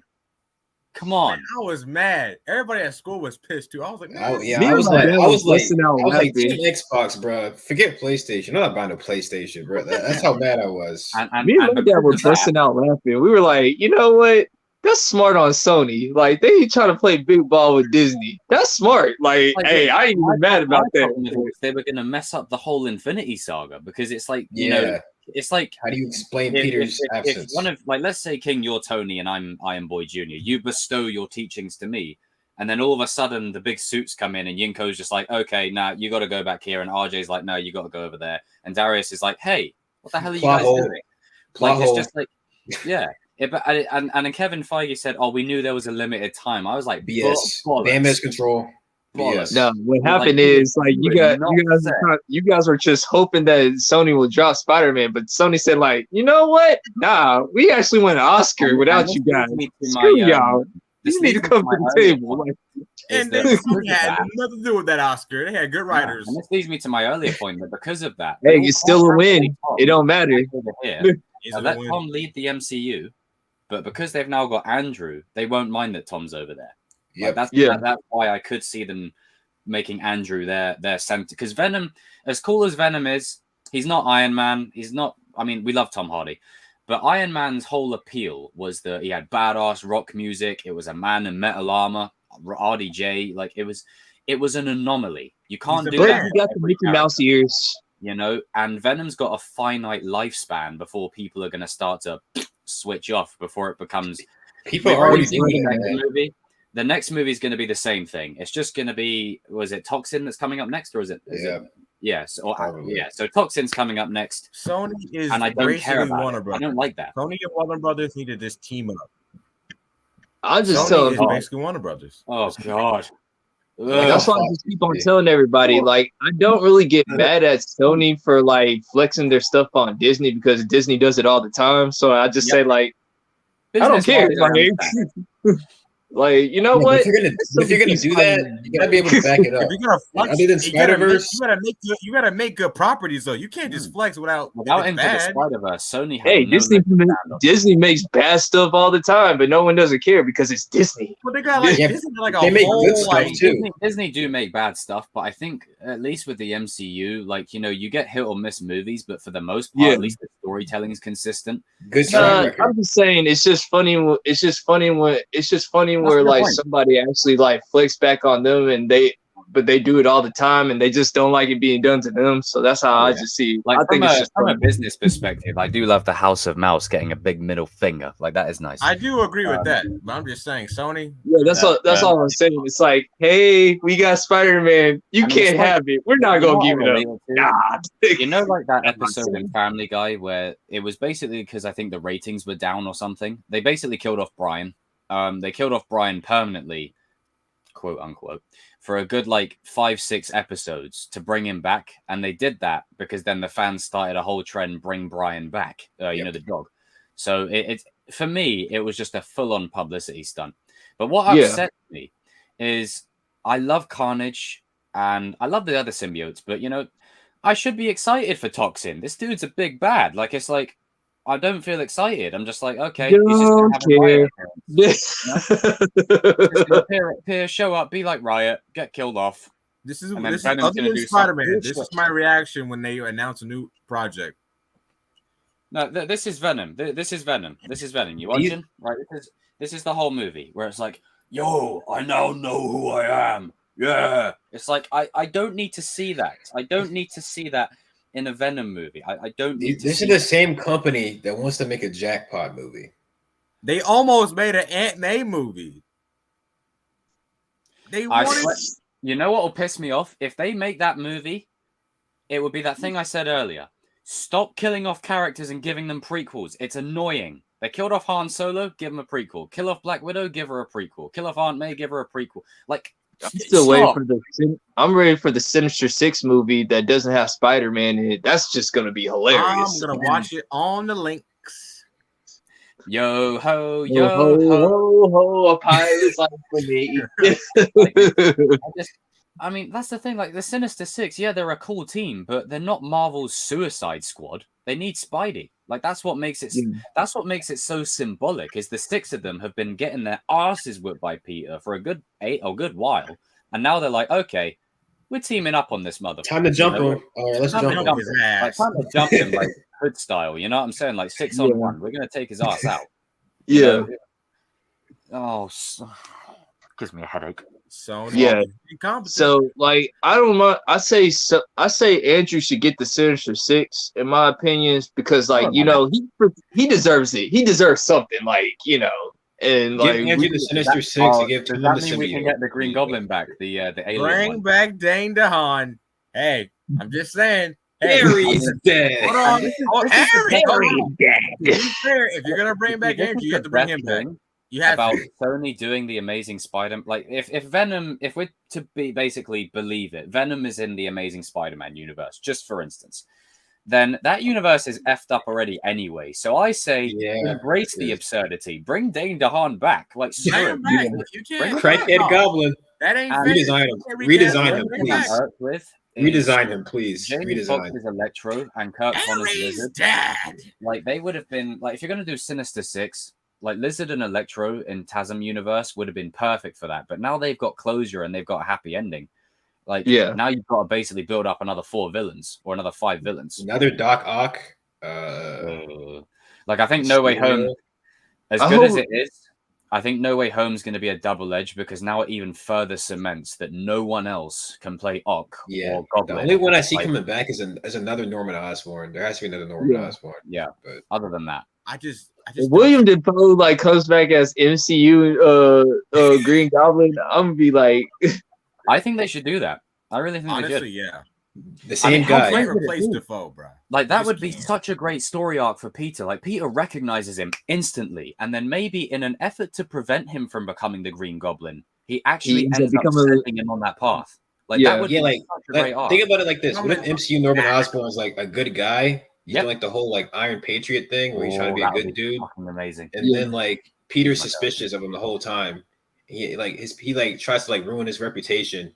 And like it basically makes Norman go insane, create the Goblin serum, and then he basically creates Green Goblin again. Dude, I would love that. That would work. I'll still love it that him and the Kingpin are like actually having a turf war beef or whatever. Like in the corporate. Sabbatical, honey. Norman's on sabbatical, honey. Sabbatical, honey. But no, I think that would be a great story arc for Peter, especially with where he is at the current stage. Like, if he's learning really the responsibility aspects that he's now got, and in an effort to prevent him from becoming the Green Goblin, he ends up creating him. Like that. Yeah, that would be sick. Now that would bring on the symbiote in the writer's room, for fuck's sake, man. Bring on the symbiote. Yes. Yeah. Can't wait. We need Bully Holland now. Oh, Bully Holland. I want him to just give Flash a wedgie, just a full on. That's all you got. I would love it. But I could see them taking the route of Ned maybe being a Hobgoblin. Yeah, Hobgoblin. That'll happen now. Honestly, I want Mark Hamill to be Hobgoblin. That'd be fun. You know, before No Way Home came out, like before like all the rumors and stuff, they were saying that they were doing like fun MCU casts, and they were saying Mark Hamill as Doc Ock in the MCU. I could see it. I can see it, but I'd rather him be Hobgoblin because he played the voice of Hobgoblin in the animated series. He needs that crazy Joker. He needs that crazy Joker laugh he has. Yeah. That would work. That would work. But yeah, I mean, like in regards to the multiverse thing, it's a concept about which we know frighteningly little. Get us in the writer's room, because I mean, I can only speak for myself, but we're fucking geniuses. But I just feel like, you know, before we transition onto the next topic, which I presume is... It's going to be Flash.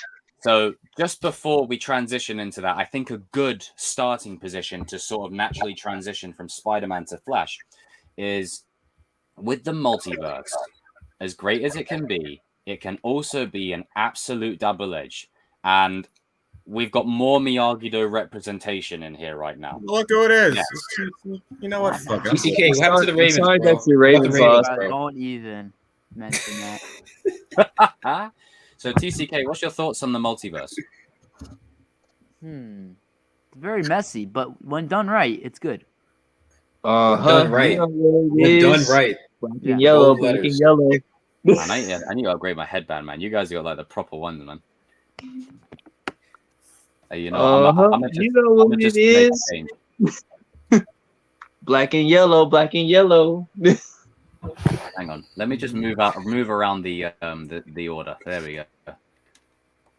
There we go. Four Miyagi's around the Cobras. Don't worry, Sensei. You can work me back to the way of the fist. Don't worry. I mean, because I do care about you. Yeah. Only this season. Oh, not season 3. You know what it is? Black and yellow, black and yellow.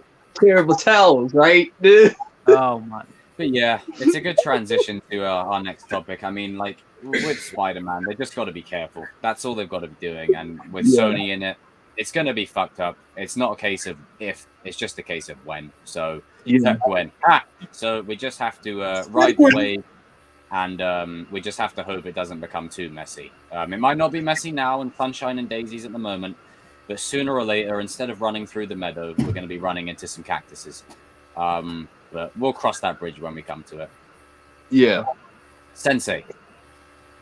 What's next? So, my man Darius, I made this specifically for you.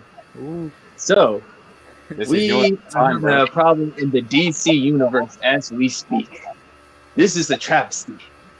And it's your. So, how does it feel that your Flash movie is basically just a Batman movie now? It's not just a Batman movie. It's also a Superman movie. And it's all. Who else is in the movie? General Zod. All right, so I'll read off the list. All right, so here's a rumor here for you before you go on your rant, Darius. The rumor has it. The rumor is the rumored characters: Wonder Woman, Aquaman, Furio. I think her name was Furiosa from Man of Steel, the one that was kicking Superman's ass. Yeah. With the hand-to-hand comment, pow, pow, pow, bitch. Jesus. General Zod. Did I say Aquaman and Wonder Woman? Yeah. Yeah. Who else? Billy Joe Batman. Well, he's confirmed. Who is this? Not female Reverse Flash. Supergirl's in there. Yeah. That's Ben my favorite favorite Cavill. Punisher Batman's in there. He's gonna die. Oh God. Yeah. So the big rumor He's gonna is die. that Michael Keaton's Batman kills Ben Affleck's Batman. What the hell? Behave. Behave. No. That's the rumor. It's a rumor, but I would not be shocked if it happens. Not me neither. Jesus Christ. No. Well, Darius, it's your go, bro. Like, Here you go. Darius, Well, I'll go after you. I'm gonna shut up. Darius, take over. I'm gonna shut up. So I'm just gonna give some I've got- background. I mean, real quick. there you go. Nice background to resemble the mood. I am the biggest Flash fan you'll ever find. Like, the dude is my second favorite superhero after Spider-Man, of course, but ahead of Batman. I have Flash ahead of Batman. How dare you? No, I'm playing. Go ahead. Especially now, yeah. Now, how dare I at this point? Like, why do I like this dude anymore? Why do I like this Props dude to you anymore? for bro? keeping up with all that. Why do I like this dude anymore? Like, so flashback to 2014, the Flash show comes on, right? We had two great seasons, one okay season of Flash, and I was like, all right, my man is finally getting his due. He's finally getting his respect. But then it just went, and I had to sit there and watch as it got worse and worse every season. And we went from having suspenseful episodes with Reverse Flash to storylines dedicated to having a lightsaber fight with lightning bolts at the end of a season. That's where we're at now in the Flash. And we get Barry getting pep talks every episode in the hallway. Every hallway speech. And he's the fastest man alive, but he's always slower than all his villains. He can never catch his villain. He can never beat his villains. I don't understand. And then Flash shows up technically showed up in BVS in that one scene. I was like, okay, the Flash show sucks now, but maybe he'll get his due on the big screen. I was very, very wrong, because the moment Ezra Miller's Flash showed up in Justice League, I was, oh, this is not it. This is not it, bro. I don't know what it was, but like something just didn't feel right. Like, I don't know. Like, I thought I was tripping at first. Like, I see how everyone loved. Like, I swear to you, everyone loved it for like the first 6 months afterwards. They were like, "Oh, this is great. This is a great take on the Flash." And I thought I was taking crazy pills or something, because I was like, "Nah, that's not Barry Allen, bro." And then the Snyder cut comes out, and I'm like, "Okay, maybe they'll fix it this time." Not really. I mean, he's a little better, but like, he's not talking about brunch anymore. He's just trying to be Tom Holland Spider-Man, and that's not who Flash is. Honestly, if they would have said it was Wally West, I could believe it, but that's not Barry. Barry's serious. Wally's the silly one. Like, yeah. No. Remember, none of this matters because RJ, we are The Flash. That phrase. Don't do that again. That doesn't exist in this dojo. Please, Yes, that does not exist in this dojo. It's a Creastatorship now. But You're out. I don't know who this RJ guy. RJ in the comments. Great comment, by the way. Completely agree with that. No, that is a horrible comment. Oh my goodness. How are you going to give the Flash his final movie for his beginning movie? Yeah, that's another thing. Think about for context, people that don't read Flash stuff don't know about the Flash. Flashpoint is like, other than what he does in Infinite Crisis, it's like the Final Crisis, like the biggest thing the Flash ever does. It's like what the Phoenix Saga is to the X-Men, or the Infinity Saga is to the MCU. It's the this is what this is like. This is if like the first we saw of Tom Holland Spider-Man was No Way Home. Like it's like they did that first. Think about that. Yeah. It's like imagine Homecoming was No Way Home. Like that's the first we see of Tom Holland Spider-Man. We'll be getting all these. Or or kind of what they did with Superman, where he died in his second movie. It's just like, why would you do that first? Movie? Yeah. Basically jumping to the end before they begin. And here's the thing, DC, Warner Brothers, whoever. If you want to make another Justice League movie, just make another Justice League movie. Don't use the Flash to do it. Like, it's like I said yesterday when we said everybody eats. The Flash doesn't even eat at his own table, bro. The Flash doesn't have a seat at the table. He's got to He eats at share the with kids' everyone. table. That's where the Flash eats, the kids' table. Yeah, and he's got to share. Oh, cheers for the $4.99, Junior. I really appreciate you. Really appreciate you. But no, Darius, you want to read that comment, bro? That's for you, man. Oh yeah, Gotham fell off. We're going to talk about that. Oh God! Yeah, attempt to watch Gotham. I was like, the only good show that was good was Smallville. I'm just watching my boy just get absolutely eviscerated just in every possible, and it's not just in movies, in the comics, and then Identity Crisis. They had Wally just like kill people for no reason. It's like what is going on, bro? Like, is it just take a dump on the Flash day? Like, even the Injustice animated movie, they killed the Flash off. Like, what is going on? Back at one point, because they started getting bored. I mean, I've been saying for the longest time that if DC played their cards right with the Snyderverse or whatever, when Endgame hit, that was the moment DC should, if they had their shit together, that should have been their moment to chime in and capitalize and, not take over, but compete. Give them a bit of back and forth. This Flashpoint movie. Right, imagine if this was 10 movies of build-up. We get to this point. It's a crucial part of the saga. This has been built up. It's earned. I think people would genuinely be excited, even us, for Michael Keaton to return and Ben Affleck to be in there. I still wouldn't. Hang on, I ain't finished. I would. If it was, I ain't finished yet. If it was earned and if it was built up properly. But because we've got Flash in a movie that's not even his movie, it's basically Batman with the Flash cameo and another Batman. And we've got all these things happening at once to reset the universe because of incompetence. That's what it is, ladies. It's incompetence. It's not even lazy writing. It's just incompetence. It's like me writing a Kings of Pop Culture episode. Okay, so we're on number 10 basically right now. Okay, so we don't even start. This is our first episode ever. This is it right here. No context. You just no dropped into the context, middle. nothing. I don't even upload anything else for my actual own part of the channel. Like, I don't do any of that. No context, no backstory. We just jump straight into the bullshit. So now we're taking the Flash's. Now I'm getting pissed off. All right, the Flash's story, right? Flashpoint is bring out the storyboard. Right? His biggest thing, and this is what we're doing. DC, Sony, even right, and I'm carrying that energy from Sony as well because you lot ain't getting away with it either, right? Time we learn in school, right? We back to school. You learn this when you're like 5, 4, 3 years old. 1, 2, 3, 4. Not 11, 79, 112, 1006, and 5.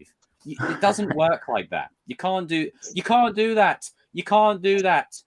Funny Like, when he does I'm this. sorry. I'm angry now. Like that. This has really annoyed me. That's like Fast and Furious going to space in the first movie. Oh God! Can you imagine? Oh God. Ugh. Damn, Universal. No Everything- everything, no nothing, just straight to space. everything I've heard about this movie just gets worse and worse. Like I was excited I about feel it your pain, bro, man. This 3 is years hard. ago. Like when they were like, "Oh, the Flash is getting a movie at some point." I was like, "Okay, cool."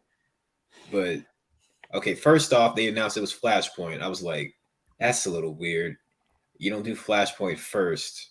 Then I was like, they kind of introduced his dad, and this is why them doing Justice Justice League League. before they done the solo movies, because here's the thing, they wanted to be different from Marvel, which is good, I can respect, but Marvel's formula works because it makes sense. You do the solo movies first, then you get to the team up movies. They're going, let's do the team up movies. All right, here we go. We've got the Kings of Pop Culture, but none of us have any other connections before that.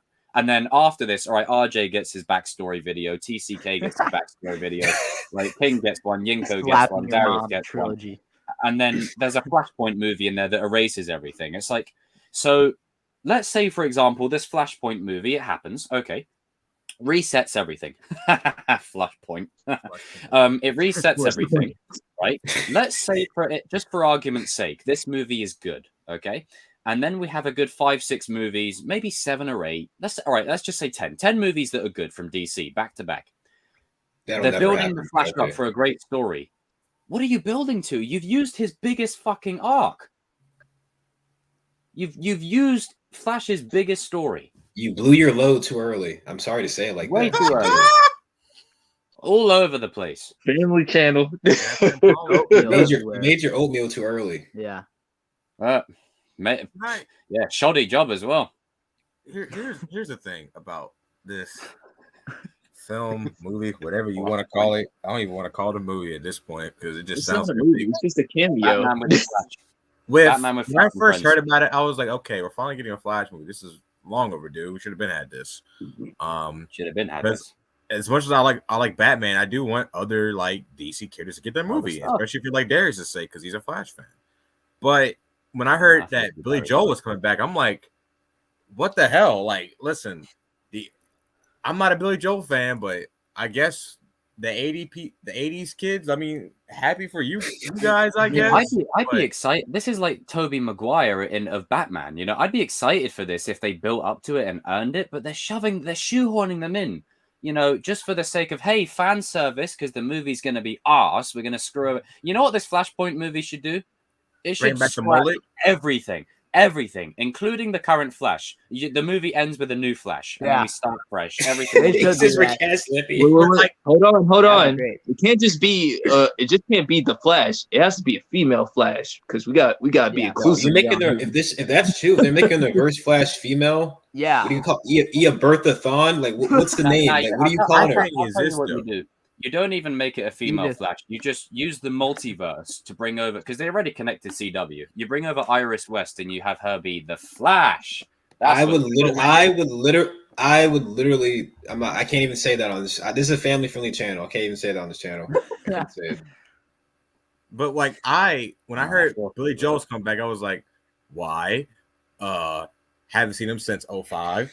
And then I heard that Punisher bulky Batman's coming back. I'm like, oh God, this isn't even a Flash movie. Like if they're bringing back, this is Batman No Way Home with the Flash. This is Batman No Way Home with the Flash, and then I heard about Superman's gonna be in there. Then I heard Supergirl's gonna be in there. Then General Zod's gonna be everyone in there. Just put everyone in there. Gonna be in there. This is why I say in there. So I'm like, you know, WB like Wonder Man was saying like, all right, so we're gonna have a Flash movie.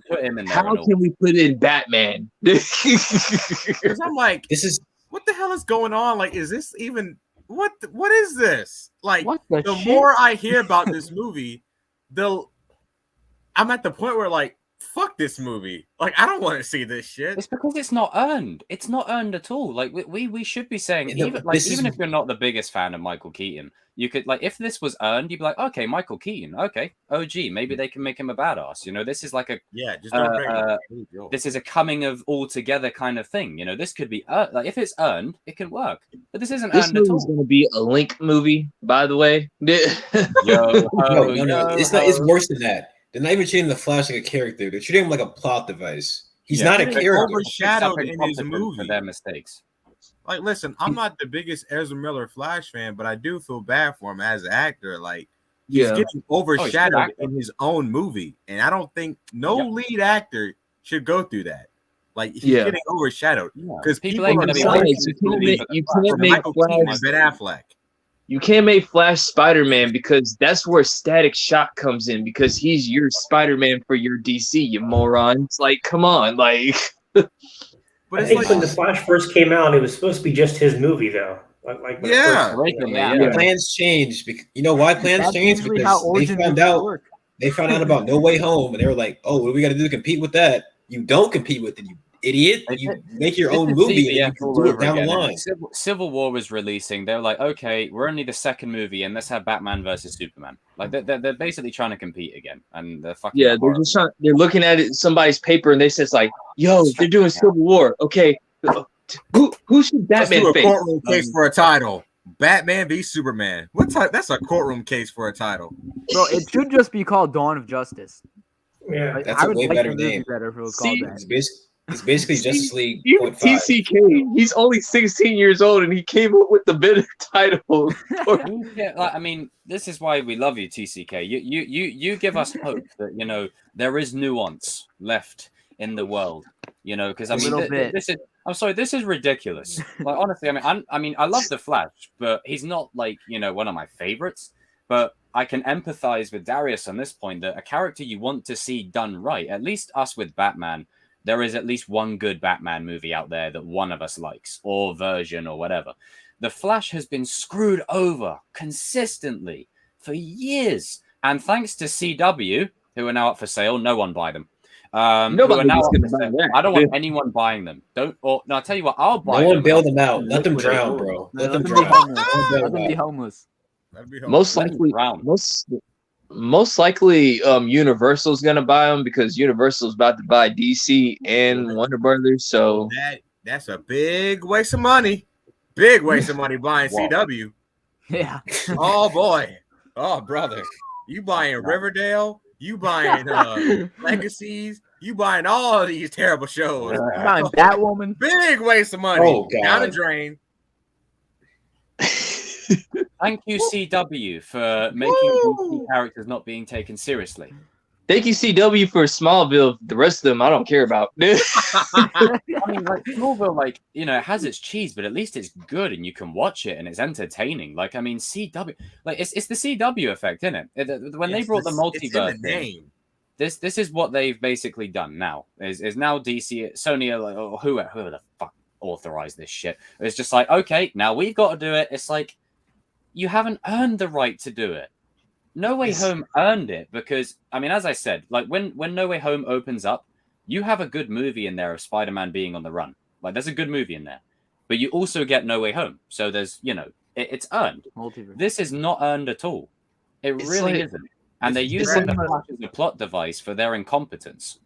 It's like with my man. He control alt delete button. He's not even a character. The whole point of Flashpoint is that he's supposed to feel pain because his mother was murdered by Reverse Flash, who's one of the best villains in DC, by the way.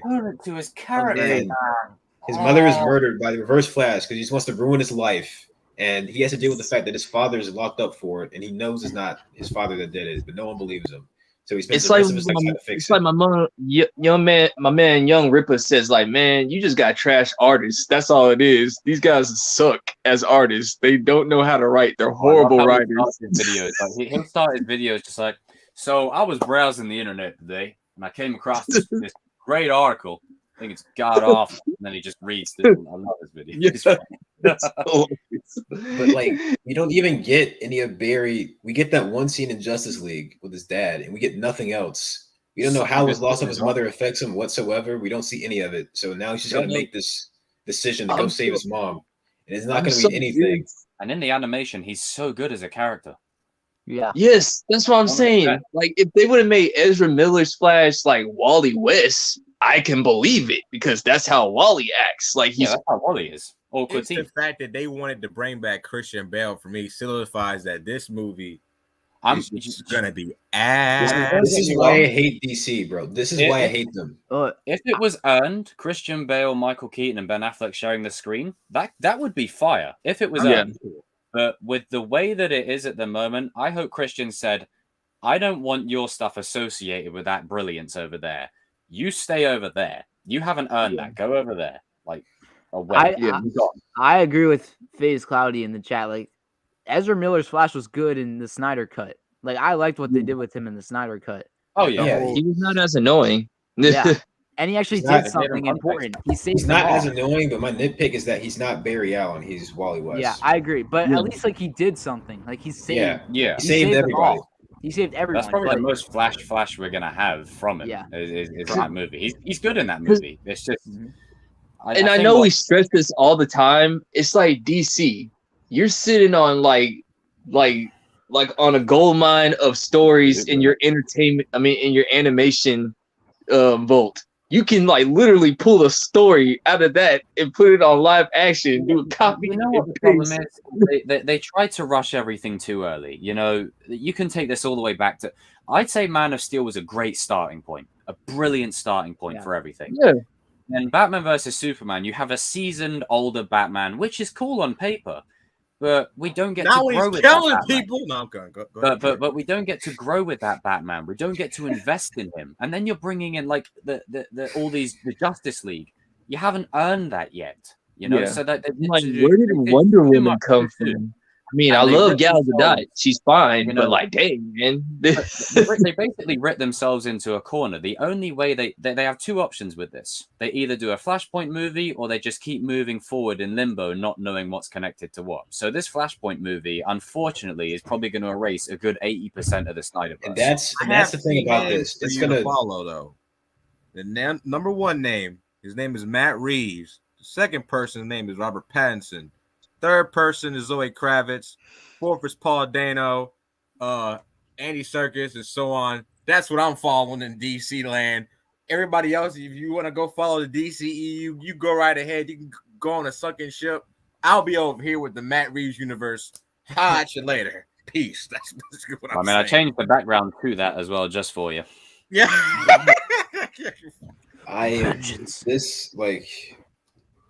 This is why I hate DC. If it's not Wonder Woman or Batman, they just leave you out to dry. Like, if they're doing the Flash like this, I don't got no hope for Jolo with Blue Beetle. If they're doing the Flash like this, I love Jolo. What are they gonna do to Blue Beetle?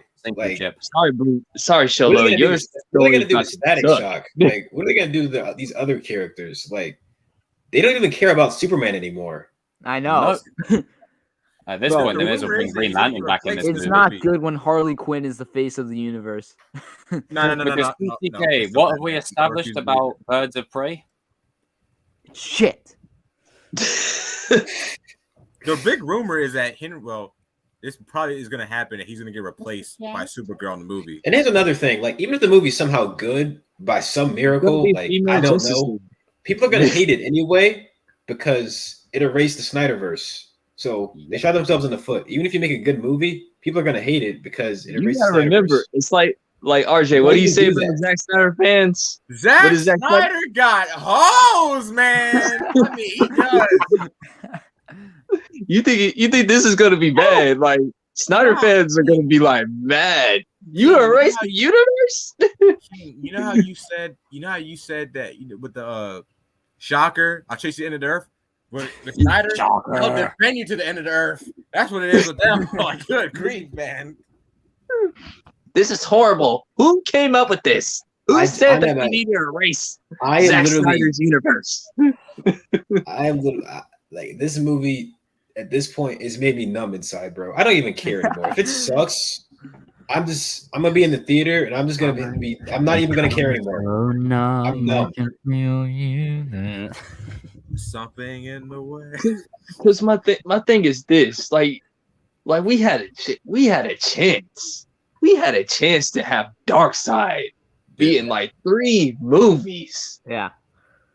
and you guys can't get it right. The moment he says we're gonna do it the old ways, I was like, "Come on, man! Like you actually got something And now working what they're like going that." to do to distance themselves from that, we might not see Darkseid. Like if Ever if again. we might not Ever. see Darkseid not only ever again, but maybe for like 20 years because they'd be like, oh, he's just been recently done. Let's go and do Brainiac.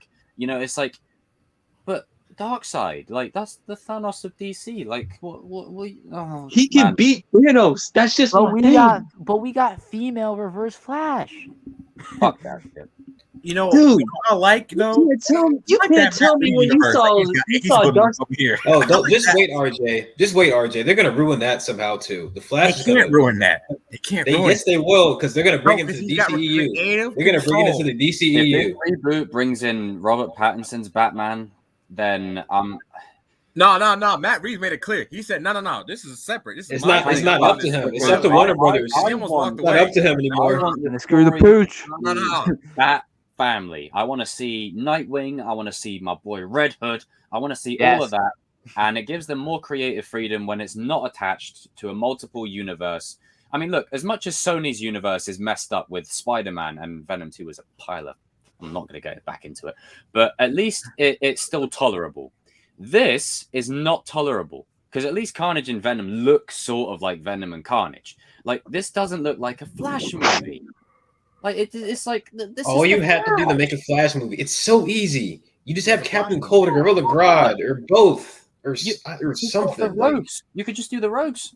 Bro, Exactly. DC, it's easy. Just make live action versions of the animated movies. Like those are great. Just make just go in that order too. Like The they problem have is it all they planned tried to out. be so different and go. They basically did a Last Jedi, right? They thought, okay, let's be completely opposite. Let's do what no one expects, and they basically shot themselves in the foot. I think, as much as we want the cinematic experience to be unpredictable and be a ride, I think we could all agree, if it's still predictable and it's pulled off well, at least then we're okay with it because it's consistent, you know, and it feels like one movie flows to the next. Like when you're watching Shazam, for instance, which I don't mind. I think it's a good movie. I like Shazam Then movie. Shazam was pretty decent.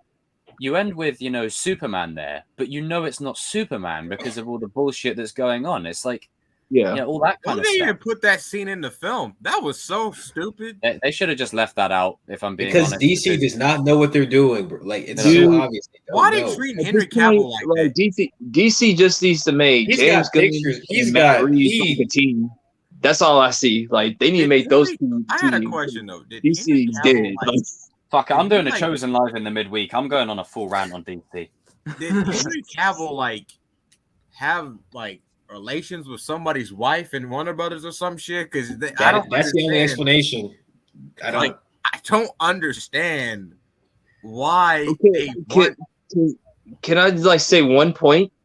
DC, guess what? The It's in female writing. fans come to see Henry Cavill. You're throwing away a gold mine. I'm just telling it like it is. Like Like, they come ain't on, coming to see no female Superman. They coming to see I mean, look, Henry it's not with Cavill. the Thor thing, isn't it? It's like, you know, we go and see it because Chris Hemsworth's funny. The ladies go and see it because he's hot. You know, it's just like you're shooting yourselves in the foot. I don't go to see it because he's funny. That's what's holding me back.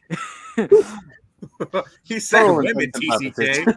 He said women. No, he said we go to see it because he's Oh, I funny. yeah, mean, he we did go say and see it that. because of Chris. You know, we just like Chris. But I This know is what cool. you mean. Trust me, I can relate to you. I have a Ragnarok in Venom too. So if yeah, that movie triggers me like that. This movie is my Ragnarok, and it hasn't even come out yet. My Ragnarok is Eternals. I hate everything about this movie already. It just everything.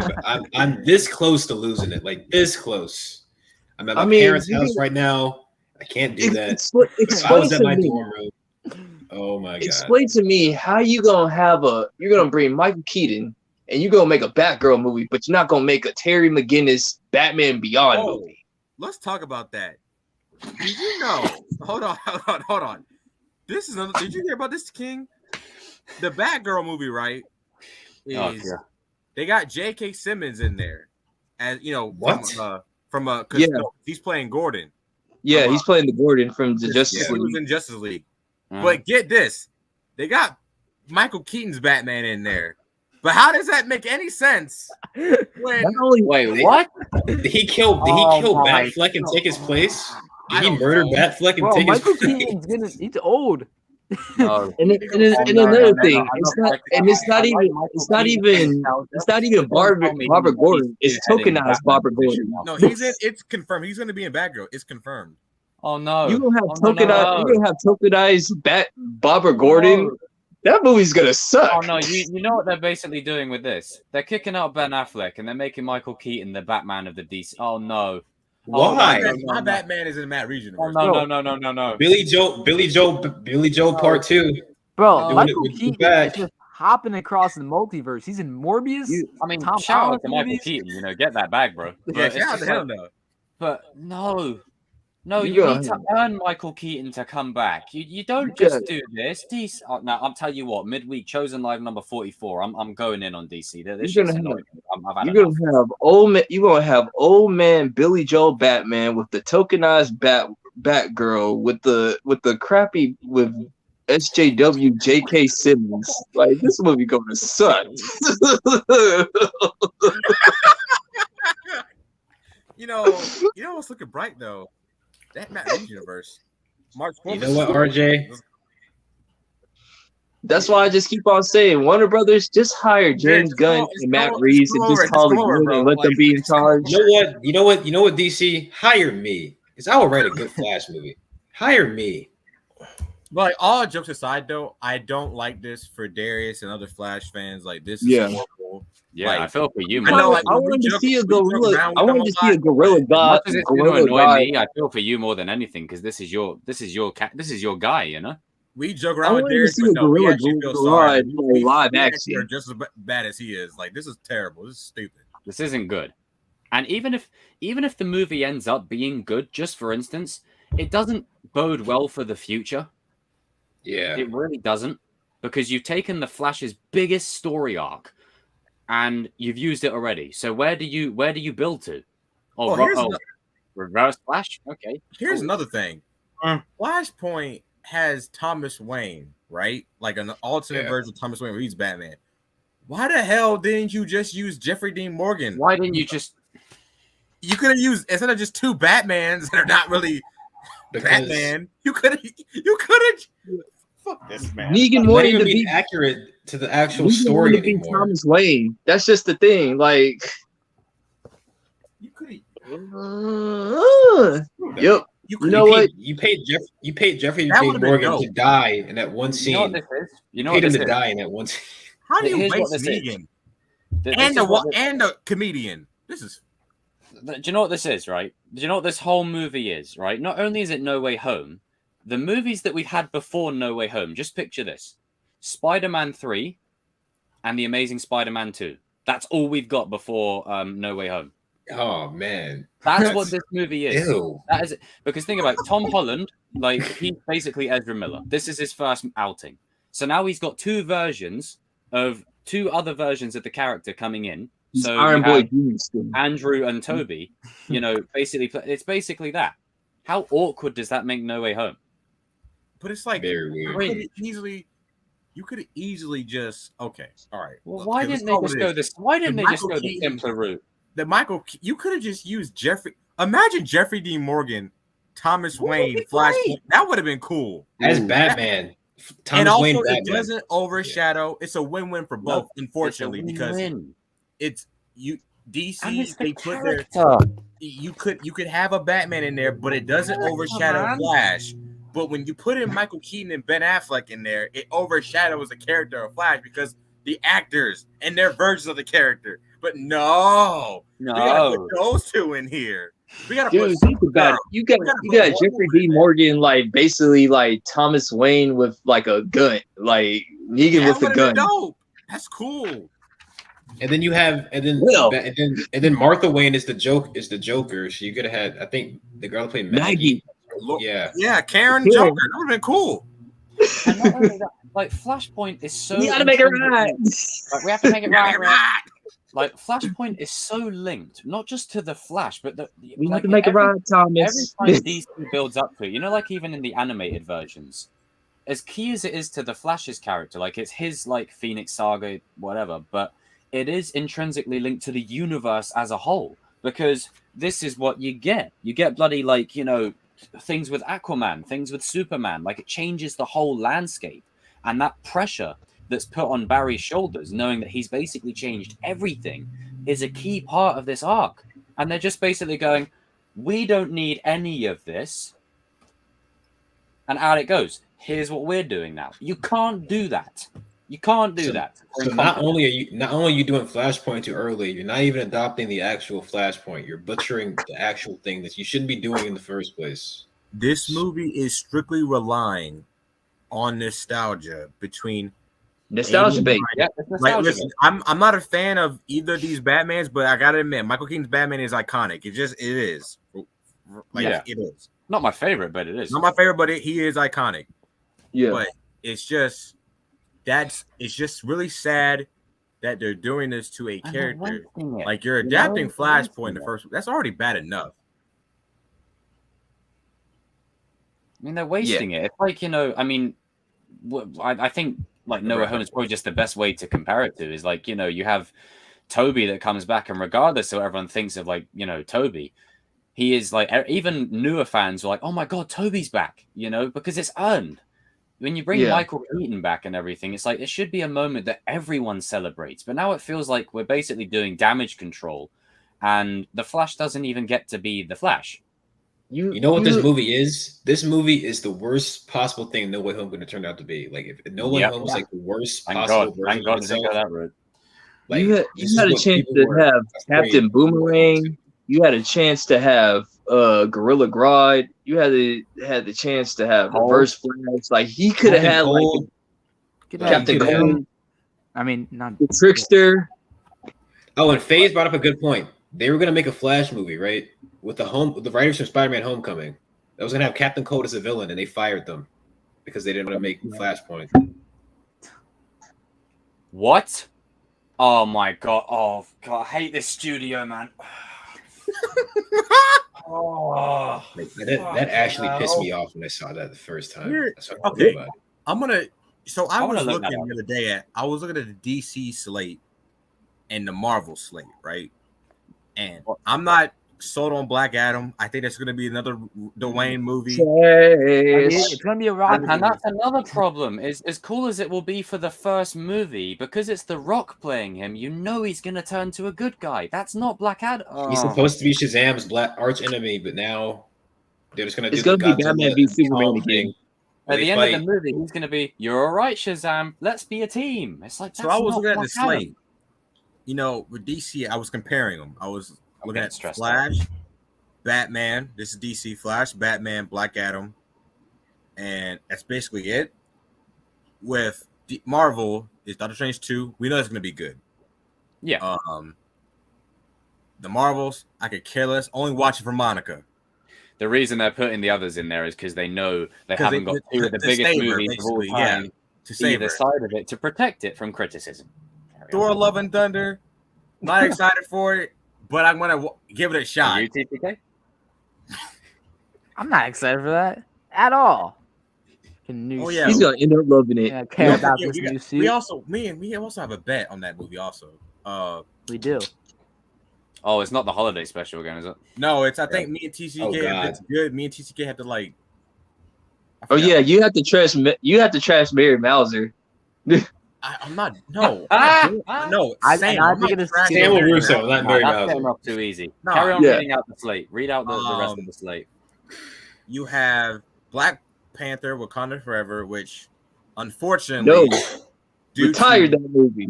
The movie's gonna suck. And Across the Spider-Verse, but I'm not really. And you got DC Super Pets. Don't care about that, but I was. That's my most anticipated one. Now let's go. The Rock is crypto. Let's go. The Rock is supposed to be playing crypto. Hold on. 1 second. What was that final one? DC Super Pets. Super Pets. Yeah, The Rock is supposed to be playing Crypto. You're You not don't know about excited for that? this one? Look Kevin at Hart. Kevin's face. You know Kevin Hart is playing What? Ace Bathound, right? Well, Kevin yeah, Hart's you're playing not Bathound. excited for this? What? Why? Why? Why?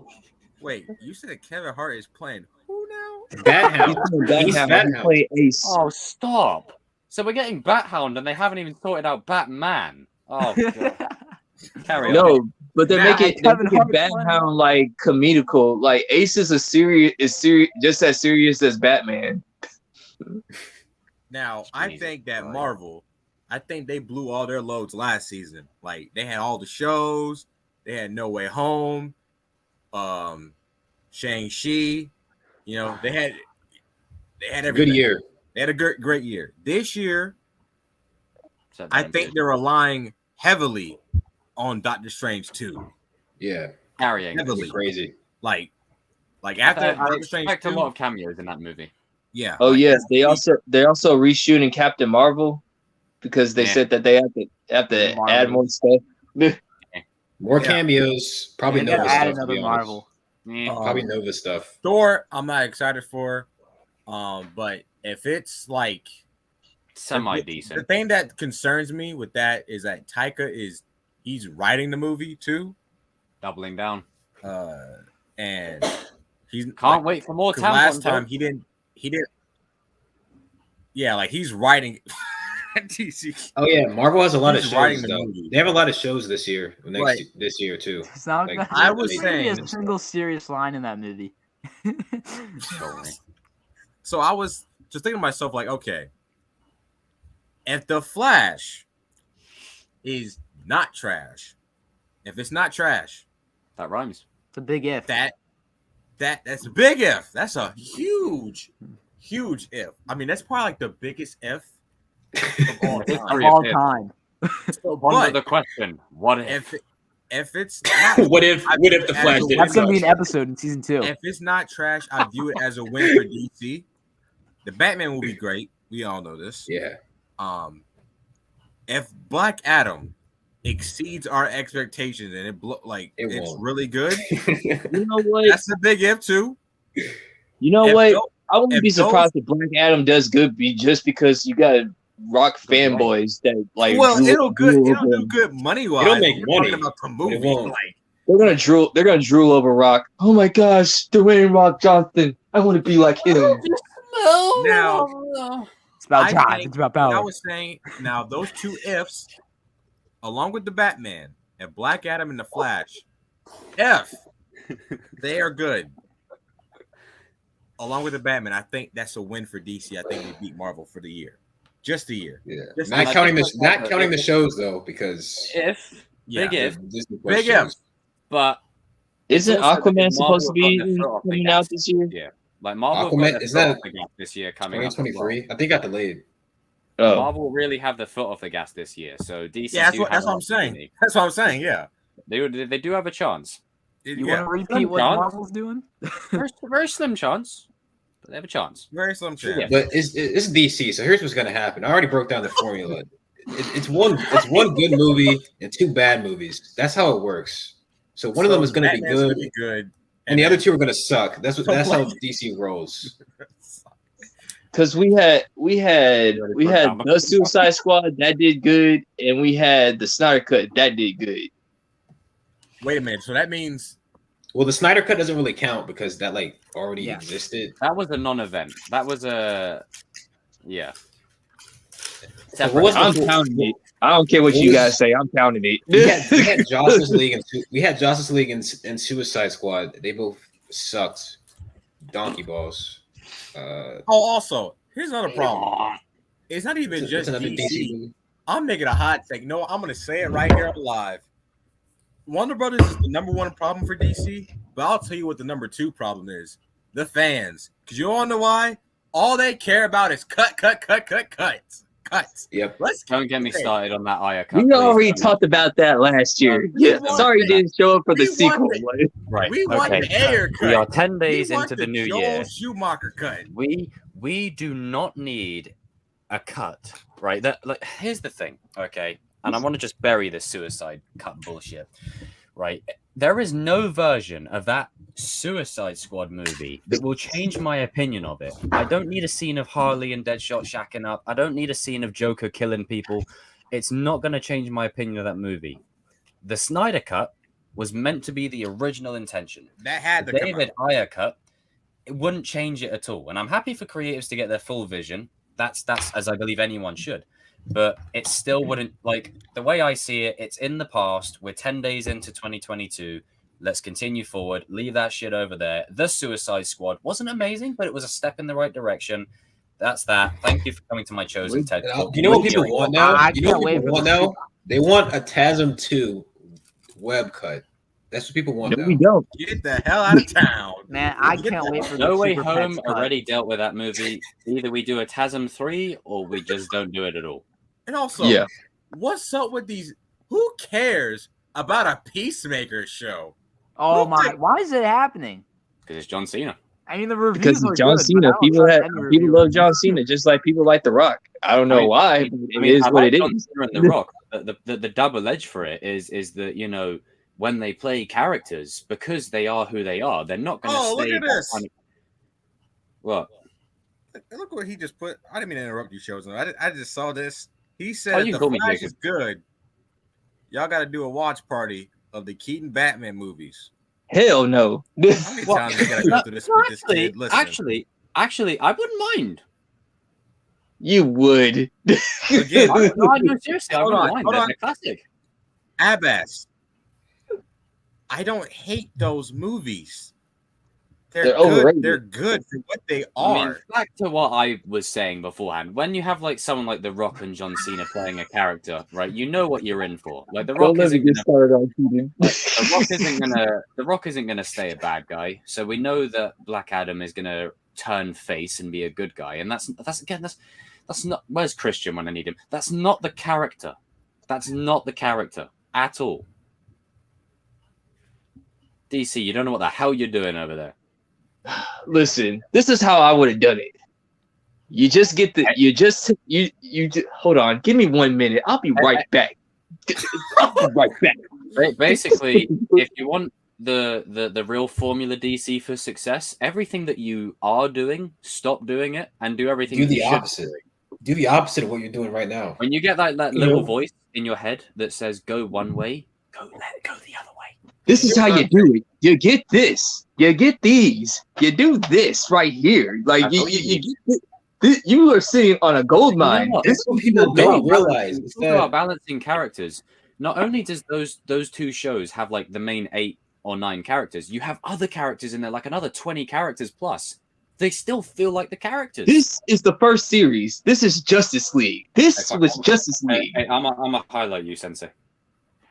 This is Justice League, DC. This is what you have. This is what you have in your vault. You guys have this. And all you have to do is just put it on live screen. That's it. It's not that hard. You can do it. It's like, it's just get the original 7 from this show right here. It's gonna, I know it's hard to use your brain, but it's pretty easy. like, this is what this Flash movie has done to me. Jon Stewart's Green Lantern, John Jones, Hawk Girl, and Wally West's Flash, and you could put it on live TV. That is it. This country. We are doomed. We're doomed. We're doomed. No. They obviously they don't know what they have. You have Batman the animated series. That's a great point, King. That's a great point because people don't realize this. Marvel had it way harder than DC. Marvel had to use their D-list characters to start the MCU. They had to use the Hulk and Iron Man. Like they were cool, and Captain America and Thor. Like they were cool and all, but like no one was talking about them. They sold Spider-Man and the X-Men already. They couldn't even use their big. They couldn't even use their big characters. And as I said, there was a time, especially before the event, like the Avengers are now like bigger than the Justice League. Like, could you imagine a world? Could you imagine hearing those words in like the late 90s, early thousands? Like the Avengers would be bigger than the Justice League. These were the gods among us right here. This show was goated. That's what I'm talking about. Highlighting you, sir. Oh yes. Oh yeah. Oh yeah. I I've love been waiting those. for you, boy. I had that movie, The Brave and the Bold. You see, Me too. You see, DC.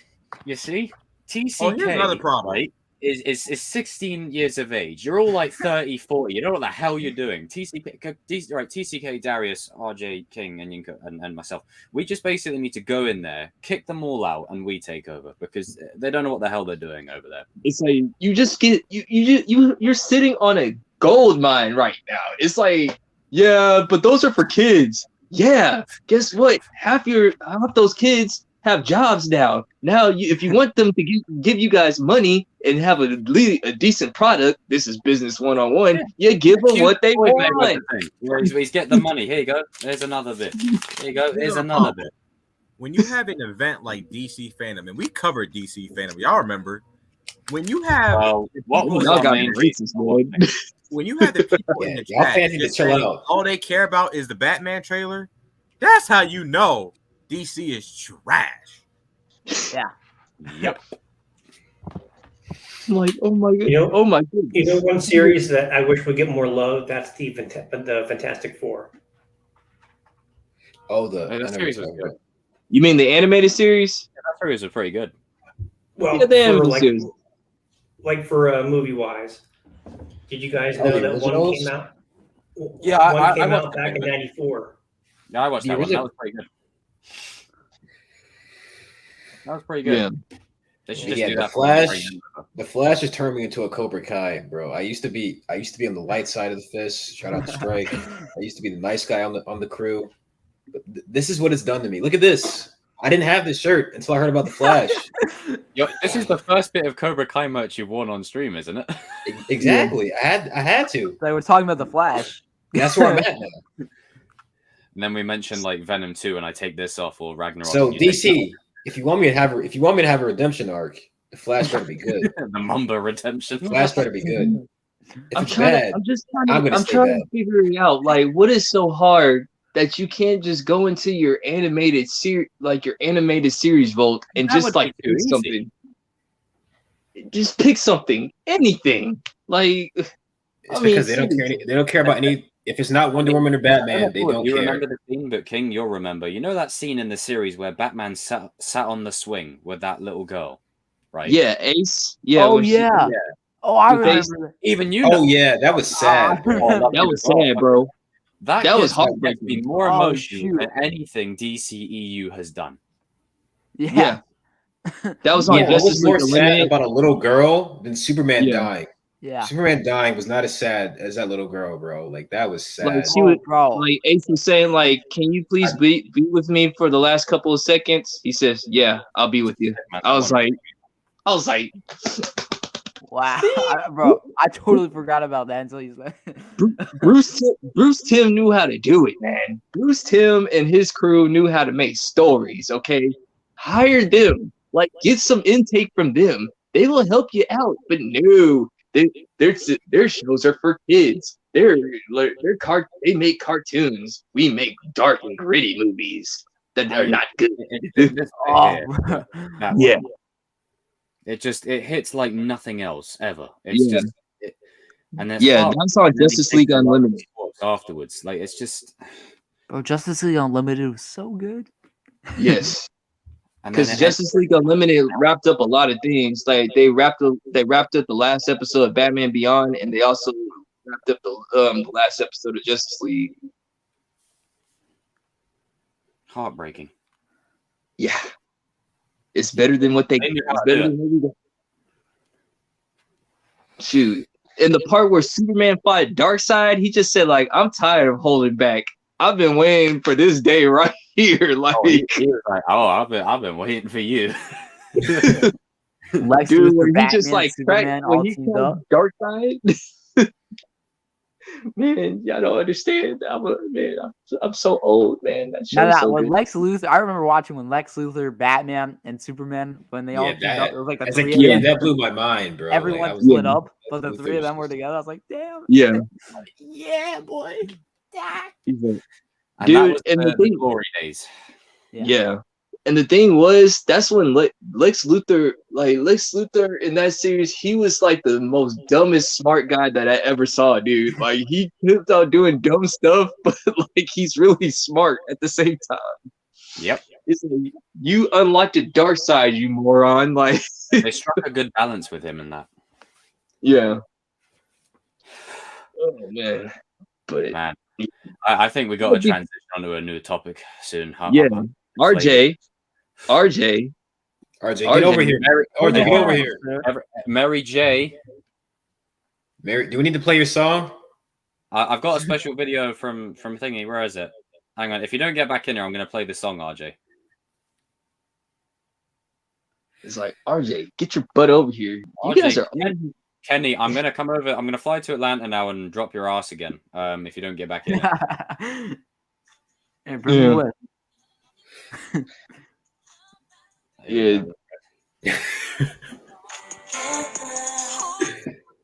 Hey. Oh man. RJ. Stop doing RJ, you gotta talk about your girl, bro. You gotta talk about your girl now. He probably went to go make some food. even Will's up on in here. What's up, Will? How you doing, bro? Hey, tell RJ, get back here. Where are your hands, sir? Hey, TCK, can you do the accent? I was trying, bro. I'm the chosen one. Contact everyone. About the Miguel one where he's like, hello, milady, or is it like... Oh god. That's like That me was so impersonating you. That's like, cringy. It wasn't that bad. It was just like I was like, no, what are you doing? Say it normally. Right, maybe if I change the background. Yeah, why did he have to be British in why that do you scene? have to be British? Chauffeurs have to be British.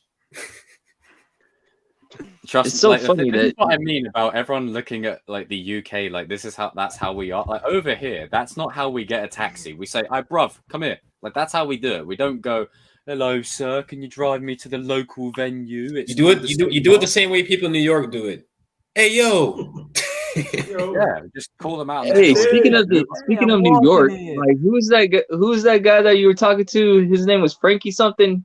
Like that dude was cool. Yeah, I will say this, for those in the Q&A yesterday, it was a pleasure to meet all you dudes. And then it was even more of a pleasure at the end for the final half an hour. You know, I said for final 10-minute cameo, fucking half an hour of giving Jacob a headache.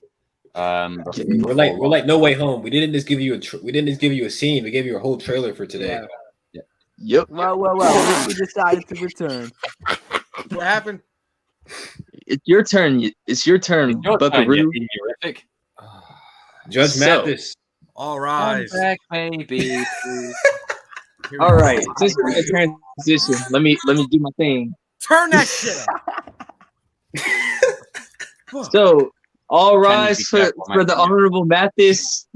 We're here to discuss the case of why people hate Samantha LaRusso. Show us your hands. Please, everybody raises your hands, and Mr. Judge, you can take over this segment. Everybody, put your hands down. Judge Mathis, you can take over. Now, if you've been on this channel, hey, we didn't all say it. Yes, Sensei. All of us. Come on. 3. Yes, Sensei. 2, 1. Yes, Sensei. Yes, Sensei. I mean, Sensei. Now, you've been following this channel, my channel, the Kings of Pop Culture. You know that I am the GOAT. And you got the Father Goat King. Father Goat. We support Samantha LaRusso, the GOAT, the Bonsai Badass. Now, you motherfuckers. All right. I have had enough of y'all. This Sam hate has gotten to the point where you can't even say anything nice about Sam on YouTube. The other day, sick there is. My good brother, Connor, I don't know his last name. I can't pronounce it. So Jenkins? Connor, the Scottish guy that can play basketball. Great dude. Makes great. You know, everyone that's not wearing glasses is on the bottom. I just put a simple comment about Sam, and I got about 35, 38 replies on that comment. All negative, hateful, heathen motherfuckers. I mean, these people. Oh man, I mean, I'm just like, y'all really hate this girl. She's a fictional character. I'm gonna tell you why y'all hate her. Now, number one reason why y'all hate her. Actually, no, I gotta build up to this. No, not number one. I'm gonna say that for last. Number 5. It could be 100 in this point. Damn. I mean, not even top 5. I'm just gonna name some reasons.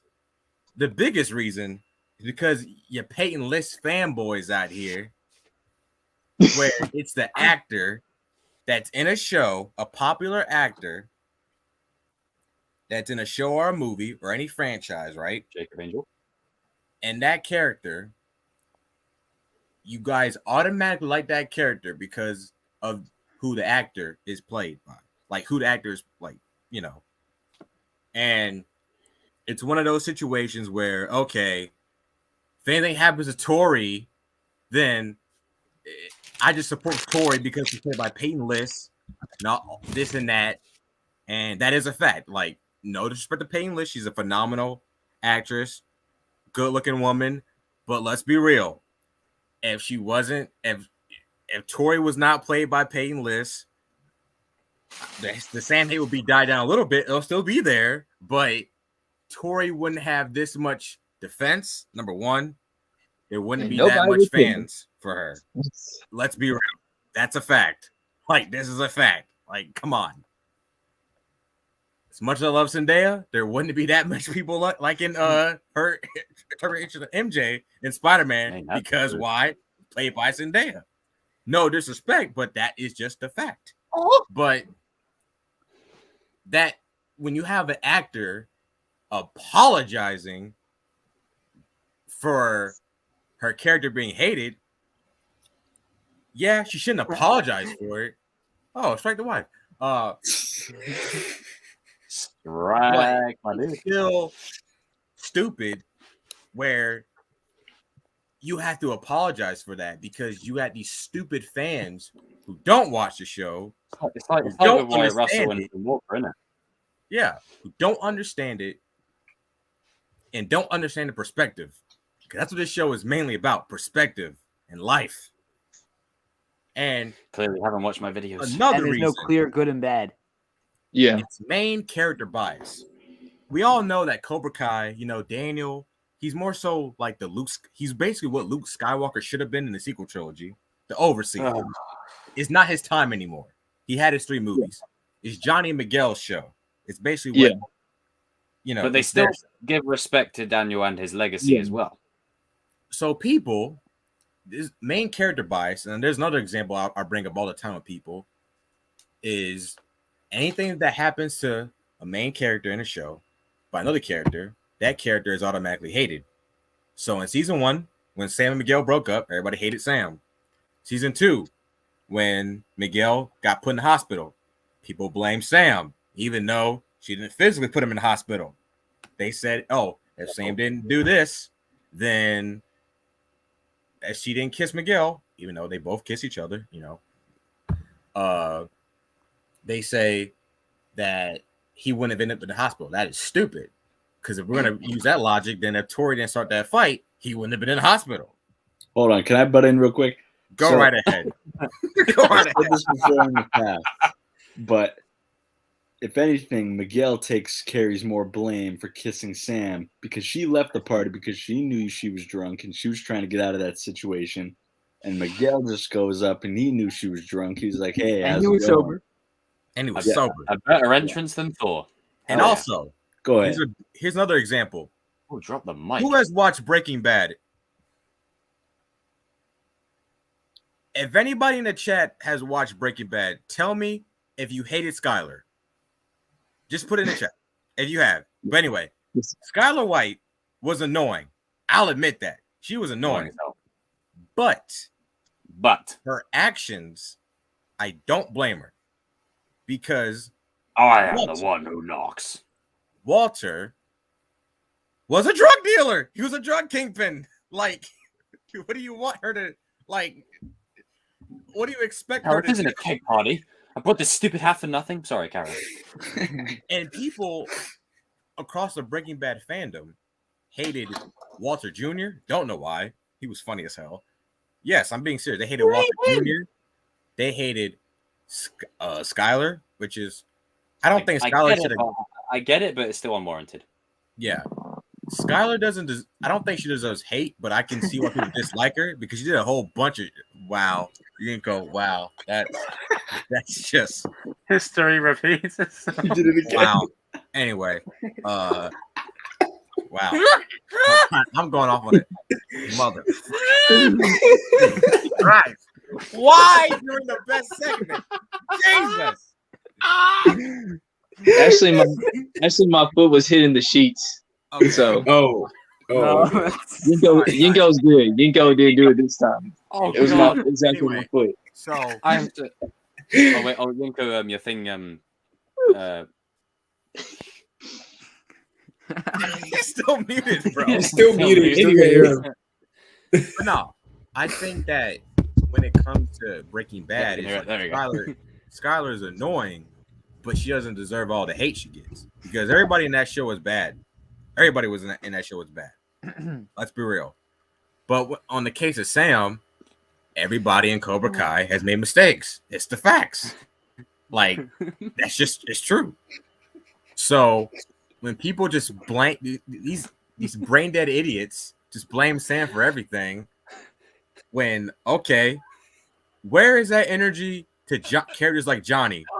And I love Johnny, but Johnny is a terrible Abandoned his father. son. Up until now. And Hawk when he broke Dimitri's arm and everyone blamed Sam. Hawk literally broke his best friend's arm for no reason at all. He didn't have to do it. He just did it for no reason. And season 4 happens, right? And I knew when me and King started the GOAT trend, Sam is the GOAT, I was expecting loads of DMs on season. And the exposure I gave it. Yeah. So when people were like, "Oh, Sam was I got loads of comments. Sam made it worse in season 4. I'm sorry. I'm about to go full on King Crease right now. Not you reap what you sow. I'm sorry. Yes, Kenny. Yes. Screw this. This is how I trained you. Yes. Tori. I learned from No. Tori in season 3, right? No, season 2. She tried to kill Sam, right? And then why does people just ignore that though? That's just least of it. And then in season 3, she breaks into her house and tries to kill her again. I don't even know what her plan was. She just broke into her house. Hey, Robbie even called her out. What was the plan? And then people are complaining. That's my guy. And people are complaining in season 4 because she's teasing, because Sam is teasing her. No. Miss me. No, I'm sorry. You can't, you ain't doing that.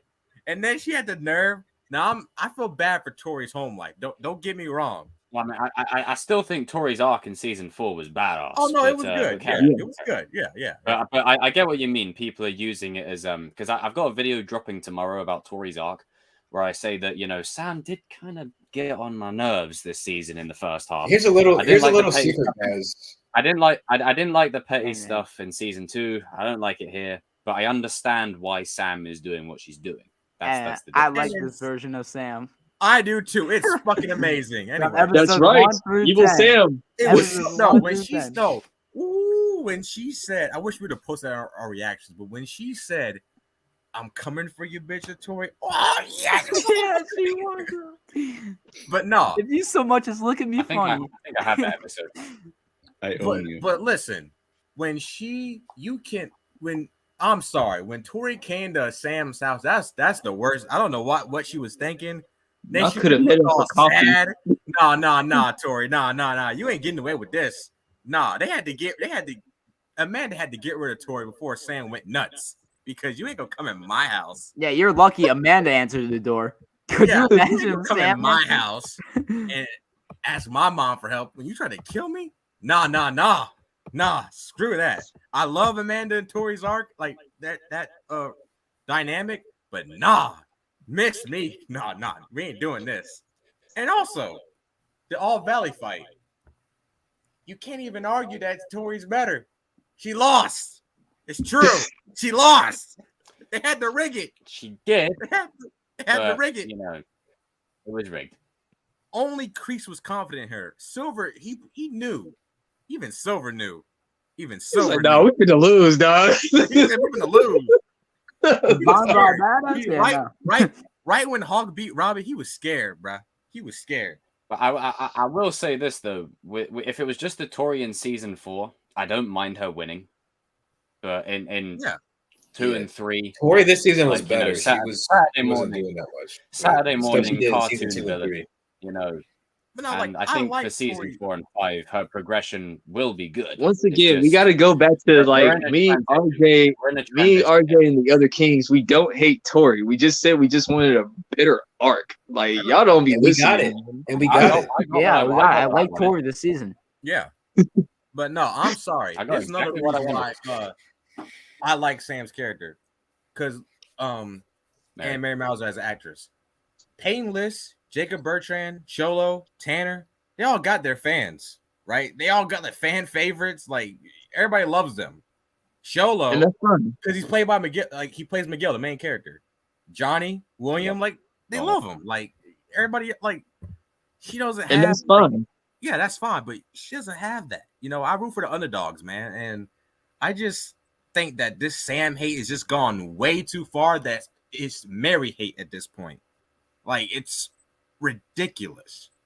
I'm sorry, but you mofos need to chill out because because if you're blaming one character for everything, you're not watching the show. You're looking at it. You're not watching. You're Yeah. looking. Hold on, real quick. I just want to say one thing. Listen, Listen. Like, if you, I know some of the reasons why you guys don't like Mary, because one, you probably got dumped by one. I'm sorry, like, dude, like, let it go, man. Just let it go. Like, It can't hurt you anymore. You can't. You can't hurt you anymore.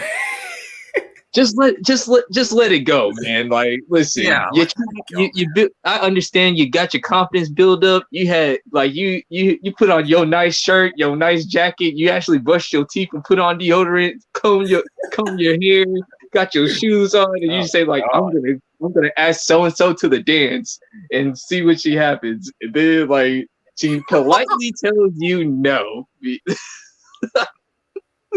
Did I just describe your life right now? I probably did, but yeah, we've all been there. We've all been there. It's okay, but my goodness, y'all guys are acting like she's like the second coming of Satan. I'm like, what's going on? I'm like, you guys know from Game of Thrones, for Christ's sake. You guys know man. Struggle Nation put it this way. on YouTube? Yeah. They called Sam the Blue-Eyed Devil. What? That's funny. I like that. That's kind of funny. See, they're funny about it, and they're doing a bit. I if like you guys their didn't hate know. towards Sam, but their hate is warranted. It works because they're just like, oh, here we go, another bit of love drama, because that's what it was. But you know, like discerning what's what. Like obviously, there's the hate that you know, like us in Struggle Nation, where it's like, okay, Sam, come on, don't start doing this bollocks. But then there's others that are like, you know, let's just call it what it is, the brigade of people. You're bringing your old high school teenager years into a TV show. Let it go, player. Like, let it go. Like, before you continue, King, I want to say this to all you haters out there that hate me because I like Sam and I go crazy with the trend. You know who you are. If you're in the chat, you're actually not in the chat. But he went on like somebody's channel. I ain't gonna name names. Because I don't do that. But he was saying that I give credit to Sam for stuff that she's never done. Nah, I speak facts only. I'm nuanced. Fuck off. Go on, King. No, I'm just saying the reason why I made the trend was because I'm like before I saw Jacob's videos, I have to explain why we keep on calling her the GOAT. I don't know why, but sometimes you know what? It's like repetition. You got to keep on repeating yourself because you know what? Sooner or later it's gonna hit your head. And the reason why I keep on making Sam is the GOAT reference was because I was there. There were like people like DMing me saying like, "Hey, I'm actually a Sam fan, but like I just don't want to get heat for it." I'm like, you can like whatever you like. You shouldn't be able to hide your stuff. Like, no. DM'd me about that the other day. I'm like, y'all, man, y'all tripping, dude. Like, listen, I literally went back and rewatched the show because there's certain creators out there that made videos talking about this one character named Samantha LaRusso, and I'm rewatched the show like not once, not twice, not 3 times. I watched the show like about 4 or 5 times, and this was season 2. Like, I'm trying to figure out, okay, other than the teenage drama, like, she's not that bad of a character compared to what Johnny's done, Hawk has done, Daniel has done. I'm gonna just say this. Let me drop the mic. I'm gonna just say this. Yeah. If we can forgive Johnny for what he's done, if we can forgive Eli for what he's done, if we can forgive Miguel for what he's done, we can surely forgive Sam and Tori for simple teenage mistakes. I mean, Tori in extreme cases, but for Sam at least, you know, come on. Y'all and another thing, y'all guys are acting like you guys are perfect teenagers, like you were like God's gifted children or something. Like, come on, man, stop it. They hate her for like simple mistakes, and also the people that tell me to stop saying it, I ain't stopping nothing. I'm gonna keep saying. Oh no, the train keeps on going. It's getting bigger and bigger. I'm gonna keep saying it. It's sad that people feel like they can't express their love for a character because they'll get hate for it. Yeah. Like, that's so sad. I'm like, I remember, like, because like I said, because of Jacob's show, like, I'm really being honest that this is not to toot anybody's horn.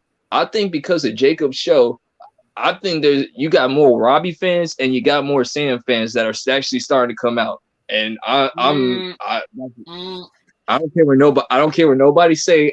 The Kings of Pop Culture started that trend because I don't remember seeing a whole bunch of Robbie or Sam videos now. You damn right. This guy did it, man. Because we have to make it right.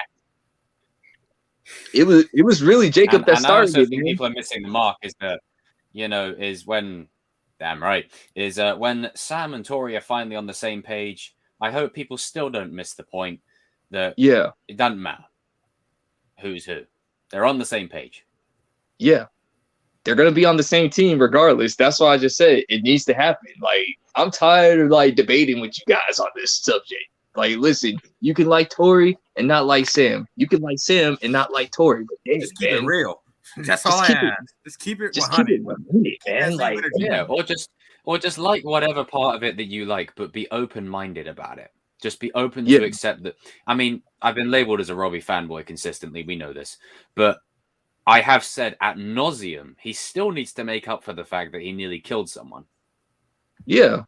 And like the thing was, like, me, RJ, and I believe Darius too, we were holding Sam accountable. We ain't just gonna like turn her head because she's our favorite character. Yeah, like I'll come out and say I don't agree with a lot of stuff she was doing. Like the stuff she said about at the after party thing about Tori being behind her in line or whatever. Like, okay, Sam, calm down. That was out of line. Kissing Miguel in front of Tori. Like, I didn't like that in season 2. Like, come on, I didn't now. like it here. I was like, that's not even you. Don't even start that. I like what you're saying, but don't even do that. That's not even you. Yeah, that was just cringe. I was like, what? Like, come on. I was like, what are you doing? Like, stop. And then when she said to Robbie, we all know the line. We all know the line. Yeah, we're not gonna repeat that line. I'm not gonna say it. Yeah, I hate that line. Yeah. But yeah, that's what the Sam is the GOAT trend. It's not saying that she's the greatest fighter of all time, even though she's one of the greatest female fighters. Like, if I had to list it, it's Julie, Sam, then Tori, Aisha, and Devin. Like, if you have to like list them all or whatever, but she not up there. Anyway, like no, like I remember the days where I was called a Sam simp in the chat before the Kings of Pop Culture even like started. Yeah, look who's laughing now. Who's a Sam simp now? Yeah. Fuck off. But yeah, I think Darius was talking about this would happen. This was gonna happen if you push somebody too far. That's basically what this arc was. Like, I don't care how good you are, or how good you think you are, how pure of heart you think you are. You have a breaking point. Everybody does. And Tori found Sam's a long time ago. That's all. This is a long time coming. Oh yeah. Honestly, we were saying this in the mental health stream, just to piggyback off that point. is we said that exactly this, that when you know, like people would you know, like that you have like that one character in any show that you could apply to the real world where you think they're the loveliest, kindest person or whatever. They have a button too. Don't push it, because even then they could grow up to be whatever, and then they could fight back. You know, you never know what your breaking point is until someone pushes it, and it's not gonna end pretty. Yeah. Johnny just helped her find the confidence to let it out. Yep. Yeah, I'm not gonna lie though. I will say this though: when she says "I'm coming for you, bitch," that line doesn't really do anything for me. I found it quite cringe, if I'm being honest. Man, I love that line. I found that cringe. No, I actually found that a bit around. cringy. It's just the walk. It's the walk afterwards. It's when she's got the rucksack and she's like, I'm like, ugh, fucking. All that's missing is a bit of the Thug Life video coming. I was like, yeah, it's a bit cringy. It's a bit cringy. Someone make that video, please. Someone make that a video. Somebody's about to make it right now. RJ, make that. RJ, make that. Or TCK, make that. Or TCK, you gotta put the Crip Walk music over it. You gotta have Sam walk away. And you gotta put the sunglasses coming down and the spliff. Yeah. You think you can fool my parents, man? Like, everything up to that point was sick, and then she said that. I was like, oh no, not that part. But yeah, that line. I think that line was just cringe because it would be the same if the guys did it. I just found it like no. I'm just saying that, you know, yeah, just take it easy on Sam, guys. Like, my goodness. I mean, no, don't take it easy. Fuck off. Seriously, like fuck off. At this point, you know, take it easy. They need to fuck off. RJ, didn't you say there was like an article on Mary where she just said like she didn't care anymore too? Like she got to the point that like basically it was an interview, and she didn't like say verbatim, "I don't care." She basically was like, I forgot what the question was that she said. Well, nobody likes Sam anyway, and then like Peyton List and Johnny were like, no, there's some people that like Sam, and I was actually like, yeah, whatever, like something like that. We like her. You goddamn right I do. That's my girl. Oh man. Yeah. I mean, yeah, but I liked her more in season 3 than this season. But yeah, I mean, you know, I think there is, but there is a way to, you know, express your disdain for a character. You know, there is balance. There is nuance. You don't harass. You don't harass somebody if you don't like. If you're one of those weirdos who harasses Mary Mauser in real life, you're a loser, bro. Get a life. Yeah, you know same who you thing are. with Wyatt Russell.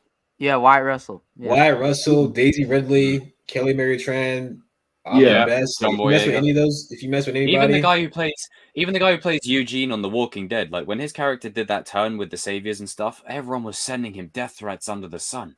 Like Josh McDermott, that was it. Like I was like, whoa. I was like, chill. It's not that serious. What the hell's wrong with you lot? They're just doing their job. Good God. You relax. Got some. That's why everybody doesn't like mess with nerds no more. Like they just like keep you from the distance. It gives us all a bad reputation. Yeah, this is why people wonder why these studios don't do what fans want sometimes. This is why, because they think we're all crazy. This is why. Yeah. Yep. Because like I remember like Jacob, did you remember the story where like that dude tried to kill Jason David Frank and Johnny Young Bosch because like they didn't like him on the power? I heard about that. Yeah, like about a year or two ago. Yeah, like they got like a samurai sword or something, a legit samurai sword. They were trying to chop him up or something. Jesus Christ! See what I mean? But no, like I've had like I'm sure King has had like people DM him about like the trend as well, but like people. The other day, like someone DM'd me and he was like, "Yo, thank you for like doing this," and I was like, "Yeah, no problem." Like, I was telling him like you shouldn't have to hide your love for a saying character. The same thing if it was Tori. You know, even like, stuff that I don't like.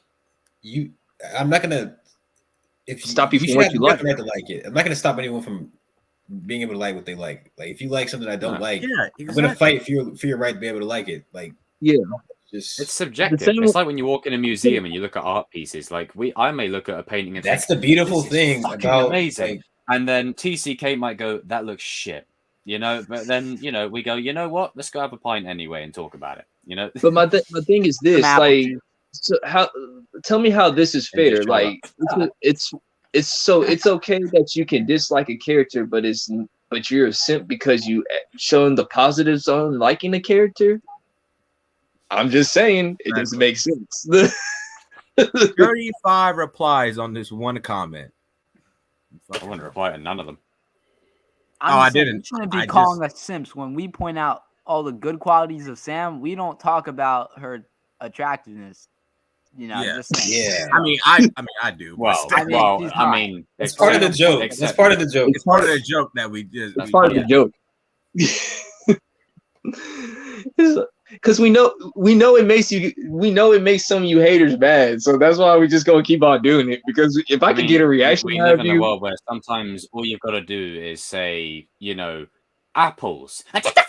Like it's literally honestly that's literally the world is literally just say apples, and that's literally what happened. You know, the best example I can give is if you say on that, I like apples. What about oranges? I mean, they're okay, but I prefer apple. What about strawberries? I mean, hang on, let me answer your previous point. What about kiwi? All right, can you just give me a minute here? I haven't answered you. Like red apples or green apples? No. It's Honey Crisp season. It's like, yeah, shit. Go over there. So, like that's honestly, what I think some of these people literally headbutt their keyboards. It just shows me mind-boggling that you have people that are like, you know, Terry Silver fans. He's like killing people, and then like he's a psychopath. I gotta talk about that too. And he's still hit to Johnny's head. That could have given him a serious concussion. That was like right here in the soft part of his temple. So many people on Twitter and Instagram calling Terry Silver Daddy Silver. Wow, that's weird. No, these are the people that think Joker and Harley's relationship goals. Get that shit out of there. Get out of the fandom. Leave. Hang on, Go I gotta away. find one of those. Oh God! You guys don't keep the same energy. Like you guys can like psychopath like Silver, but we can't like Sam. Okay. We can't like Sam. So right, he forces people to turn on their loved ones. He inflicts pain upon teenagers and laughs about it. He boots Johnny right here, and he beats Stingray nearly to death. He almost killed Stingray, right? Bro. It can nearly give you a concussion. You know, he beats Stingray to death. He turns his own friend into the police with false defecation and bullshit. Then he's turning his like karate thing into like warfare. Like, that's why we love him. But like, we can instill the nuance and not say Daddy Silver. We love him as a character, not as a person. You know that people hate Amanda and Daniel because they hate Sam. So they don't even get on Amanda. Oh yeah. People it's not even just Sam anymore. People hate the whole Russo family now. Yeah. See, the only person that I can say that you can dislike and I'm perfectly okay with Anthony. Anthony had that coming. Like, nah, man, you don't get to bully people like this. Yeah. I don't know, man. It's just I'm like, yo, like, yeah, that's the world we live in. Like, people like have sympathy for Pennywise. It's like, really? I will use that rep line that I always say, where Pennywise dies, he's the little baby goo thing, and someone said, "Don't you feel sorry for him?" I said, "Feel sorry for him? I don't fucking care. Kick that fucking dick to the curb. Don't feel sorry for him. Stop him out. Shove a grenade in his mouth. Shove a grenade in his mouth. Spit in his face, buddy. Put a firecracker in his eye, buddy. Light a fucking bomb under his ass, buddy. Don't feel sorry for him. Kick him to the curb." My man eats children, bro. He eats children. Kill him. Fucking fat-headed, oval-shaped, clown dancing, pigeonholed piece of crap. Bloody kick that arsehole to the curb. We don't feel sorry for that twat. It's weird people. I mean, it's the same. It's the same thing. It's the same thing. You guys are just gonna ignore the fact that Daniel just being such a dick to the kids, man. And Sam is still the bad person. He also tried to ruin someone's business. I might need to do an edit on that. I might need to do an edit on that when Penny's just like, "Hey, Georgie, fuck off, grenade, bye-bye, frag out, piss off." Yeah. But back to the point. Fire in the hole. No one want to talk about bloody fire in the hole. Ah, shit. Yeah, shit. Fucking right as shit. Smoke him out, and then he's crawling out the sewer, and then we're just like, right, fuck off. When the kids jump him, that was the best scene. Proper South London beatdown. That's what it is. I'm gonna take him to the our version of the hood over here in the UK, which isn't as like hood, but we'll take him over there and we'll beat the shit out of him. Take him to a pub on a match day. Living hell out of him. Fuck out of his No, ass. take Pennywise. Shove his fat mouth onto one of them beer holders and then stomp the fucker. Take him to MLK sorry, Atlanta. Take him to any MLK street. MLK Street's a bad news, bro. That's the inner football fan in me coming out. Sorry, guys, I got a bit passionate there about beating the crap out of this stupid clown that I'm supposed to feel sorry for. But back to the point. Oh, feel sorry for him. Fuck, I don't give a frog's fat ass. Back to the point. No, I want to talk about Daniel trying to end someone's business as well. Like that's another thing. You got that. You got Johnny being a terrible dad. You got like yes. I mean, you got Hawk and Tori. You got Hawk committing felonies like every day in season 3. Hawk committed so many felonies in season 3. But yet they have the biggest fan base. I'm just saying, like y'all don't keep saying Rodney actually almost killing a kid and then running away. Yep. People forget that Robbie had some weird intentions in season 1, but he's still a good character. But let's be real, he had some weird intentions in season 1. Before he went on the Daniel. Yeah. Oh yeah, he wanted to make his dad jealous of. Yeah, he wanted to come on now. Laptops. He was Robbie was a thug before. Well, everybody didn't like Robbie in the first place. You were the reason why people like Robbie, though. Yeah.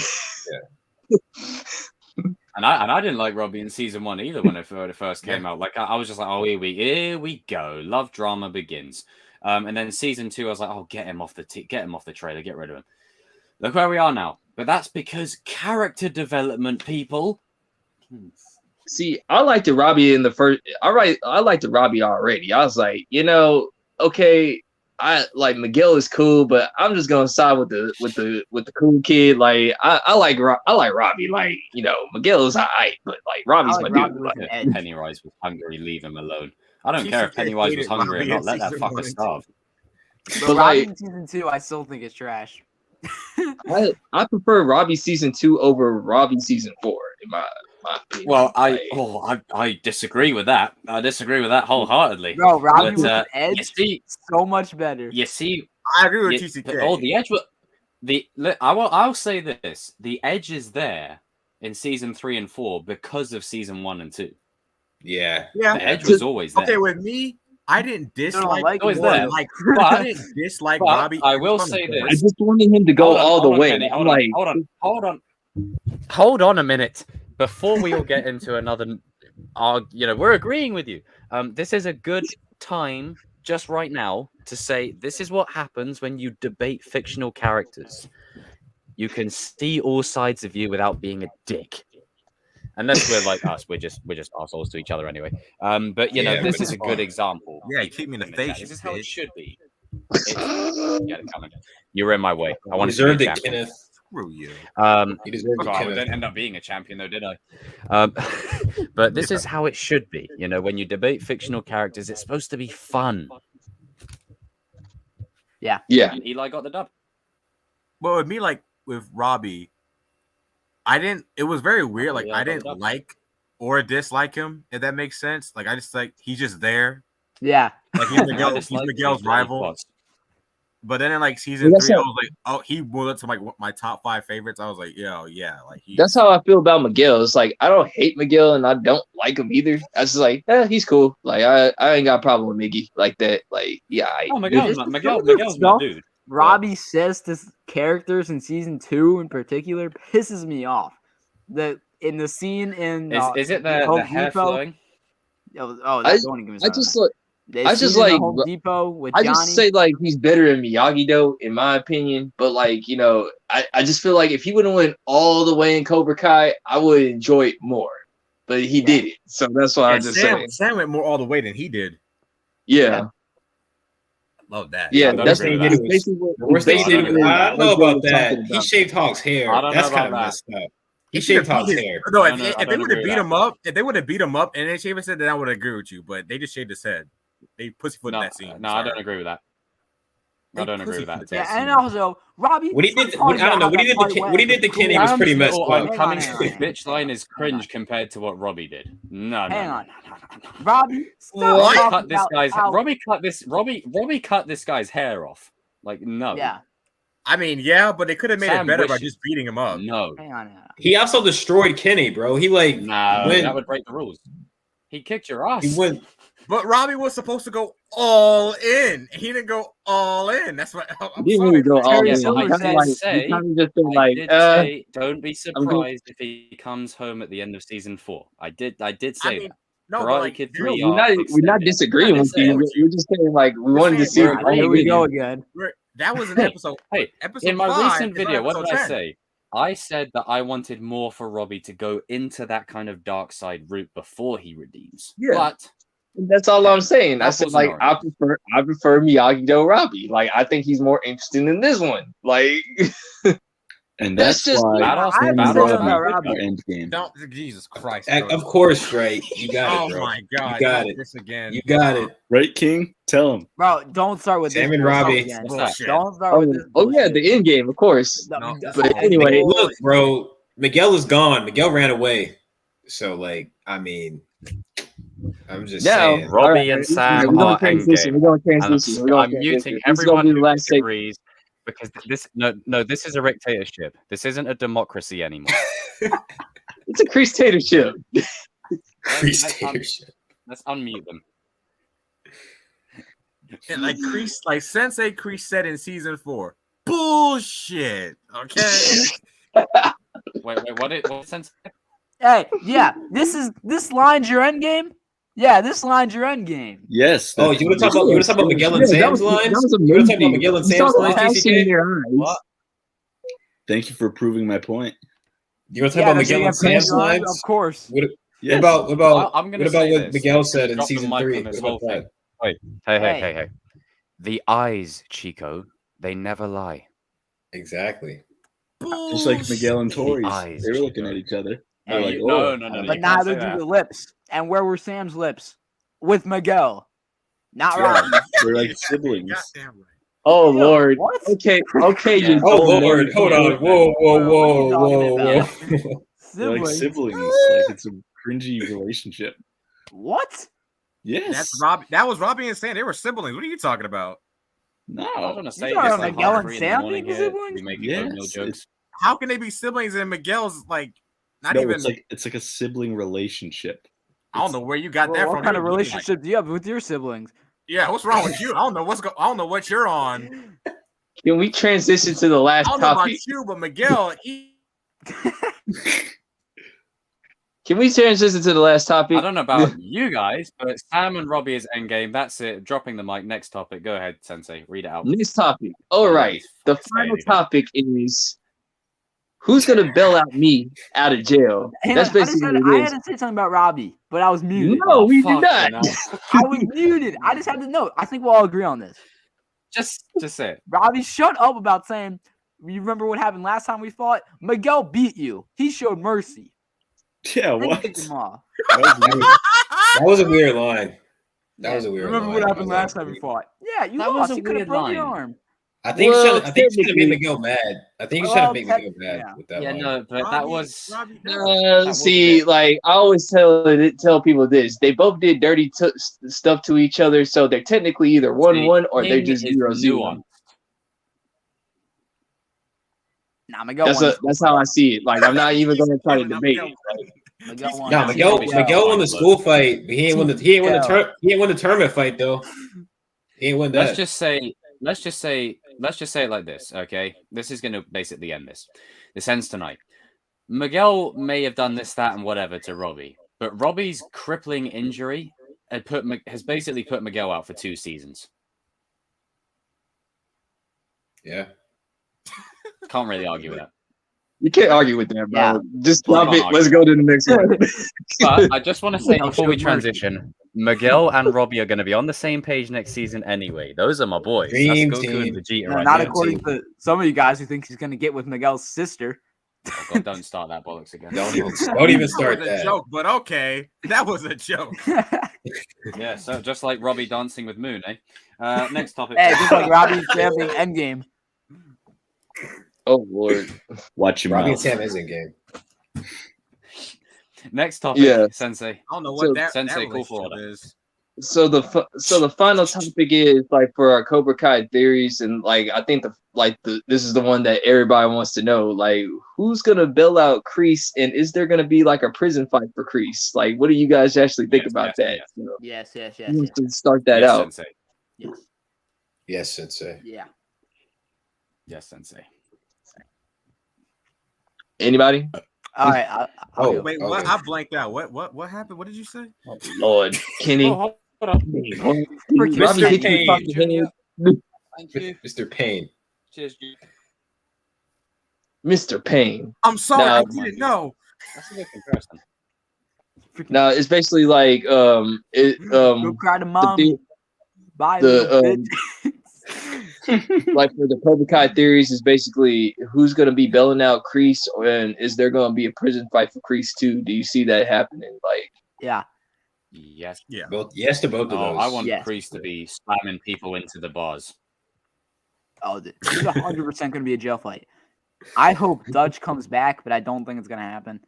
That would be perfect. That'd Because be perfect look if how Kreese was in pissed it. off Bobby and Jimmy were with Kreese in season 2. Like, imagine Dutch. He's ended up in jail, and he probably blames that for what Kreese taught him as a kid.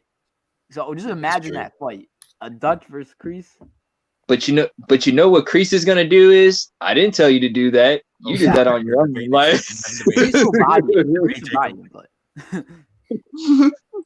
I already know. I'll be like, were we competitive? Yes. Yes. of course. Sure. It was all for good sport. Like you beat the Same shit out of exact me. line.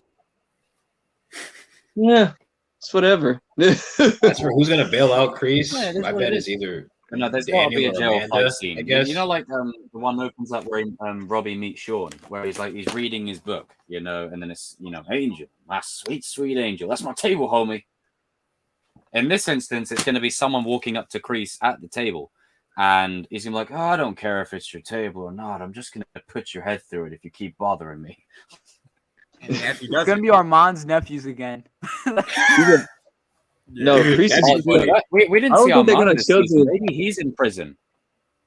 I don't think they're gonna show the prison fight. They're just gonna show Kreese smiling. He's just gonna be like, if Kreese makes like Armand and his nephews like his lackeys while he's in prison. Yeah, his bitches. it's good because Brain all he's just Cruiser gonna is do, he's servants. gonna smile like, well, man, Oh, I didn't you just do a got video on that, TCK? got this top bunk. Did you do a video on that about Trey and Cruz? Yeah, I just did today.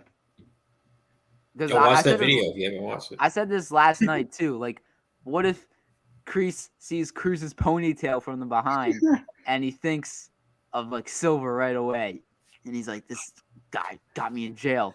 No, in your It'd be video, funny because I Trey, remember you said that, and like in season 3 when he's like, "Is you crying?" Maybe he's the one that starts crying this time. Yeah. did you cry? no, in your like video crazy today, the yanks off. ponytail looked pretty close Yeah. to Terry's. Like Kreese like Kreese looked at Johnny in the tournament when Silver was like, "If she comes at you again, do that to her other eye," and he looks like at the camera like he has that look, and he just goes, "Yeah." Yeah, I think Takes it off. Bobby and Daniel are gonna bail out Kreese though, because like I think Daniel is gonna like need Bobby to like read Kreese because he can tell if like Kreese is lying or not. It'll be a. Oh, I just had a thought. Go ahead. Go ahead.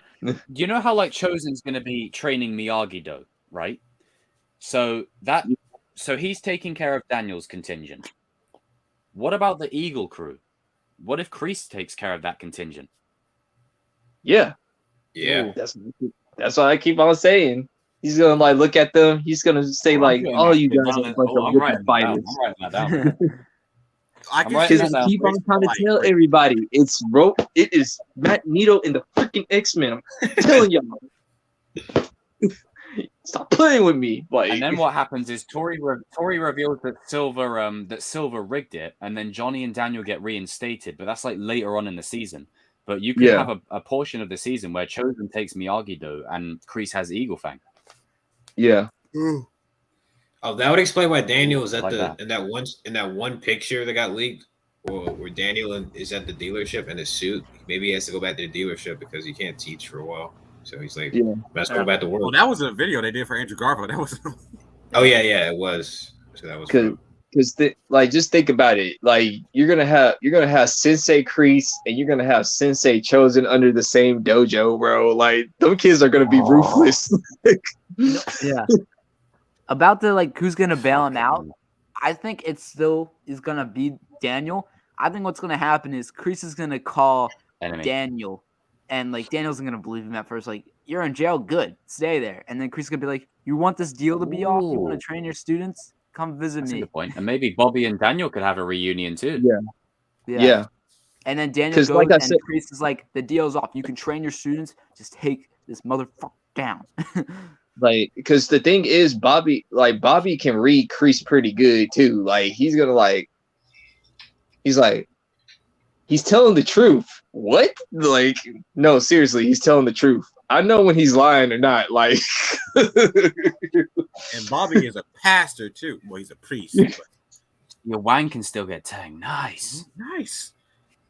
It's like, because man, it's gonna be weird because you're gonna have Kreese, Johnny, Chosen, and Daniel like working with each other. It's gonna be weird, but it's gonna be awesome too. This is why you need Silver to have like unredeeming characters on that side, because you need an army. Johnny and Daniel are both working with people who tried to kill them. That's really weird. Yeah. Like, this is what I was saying. Like the best comparison I can compare it to is like, King, you'll know, is you have that episode of Power Rangers where you have the Psycho Rangers that are literally just evil. Like, we can spend some time with them and maybe they have some redeeming qualities, but I want Silver to have a full-on fucking empire. I want him to have Light Barnes having a dojo, Snake and Dennis maybe have a dojo, give Stingray a dojo, why not?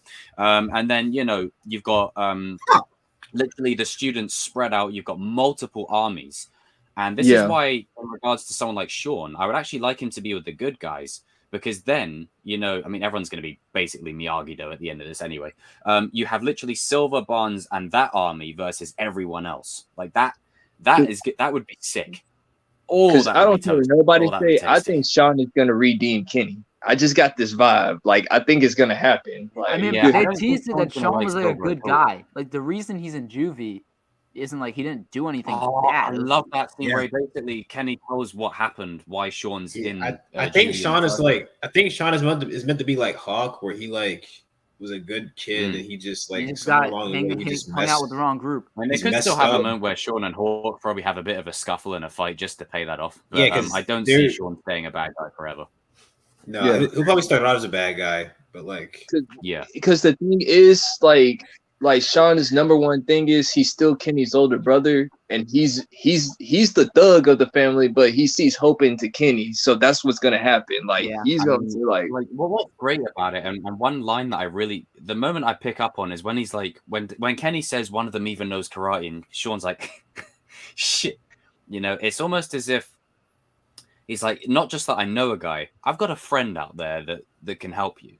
I think there's a respect that's really formed between him and Robbie. Yeah, they kind of implied that they became friends. They kind of implied that he and Robbie became friends because Robbie, when he tells him, he's like, Sean, like he's like laughing about it. It's like why would Robbie? Like, when Kenny tells him that he's flat God's face, and Robbie's like, yep, sounds like him.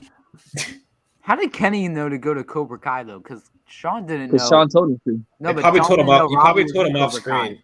Probably told him off. Well, remember the dojos. Remember the dojos, like with the school fight, like Miyagi-Do got blamed for it, and people know what they are.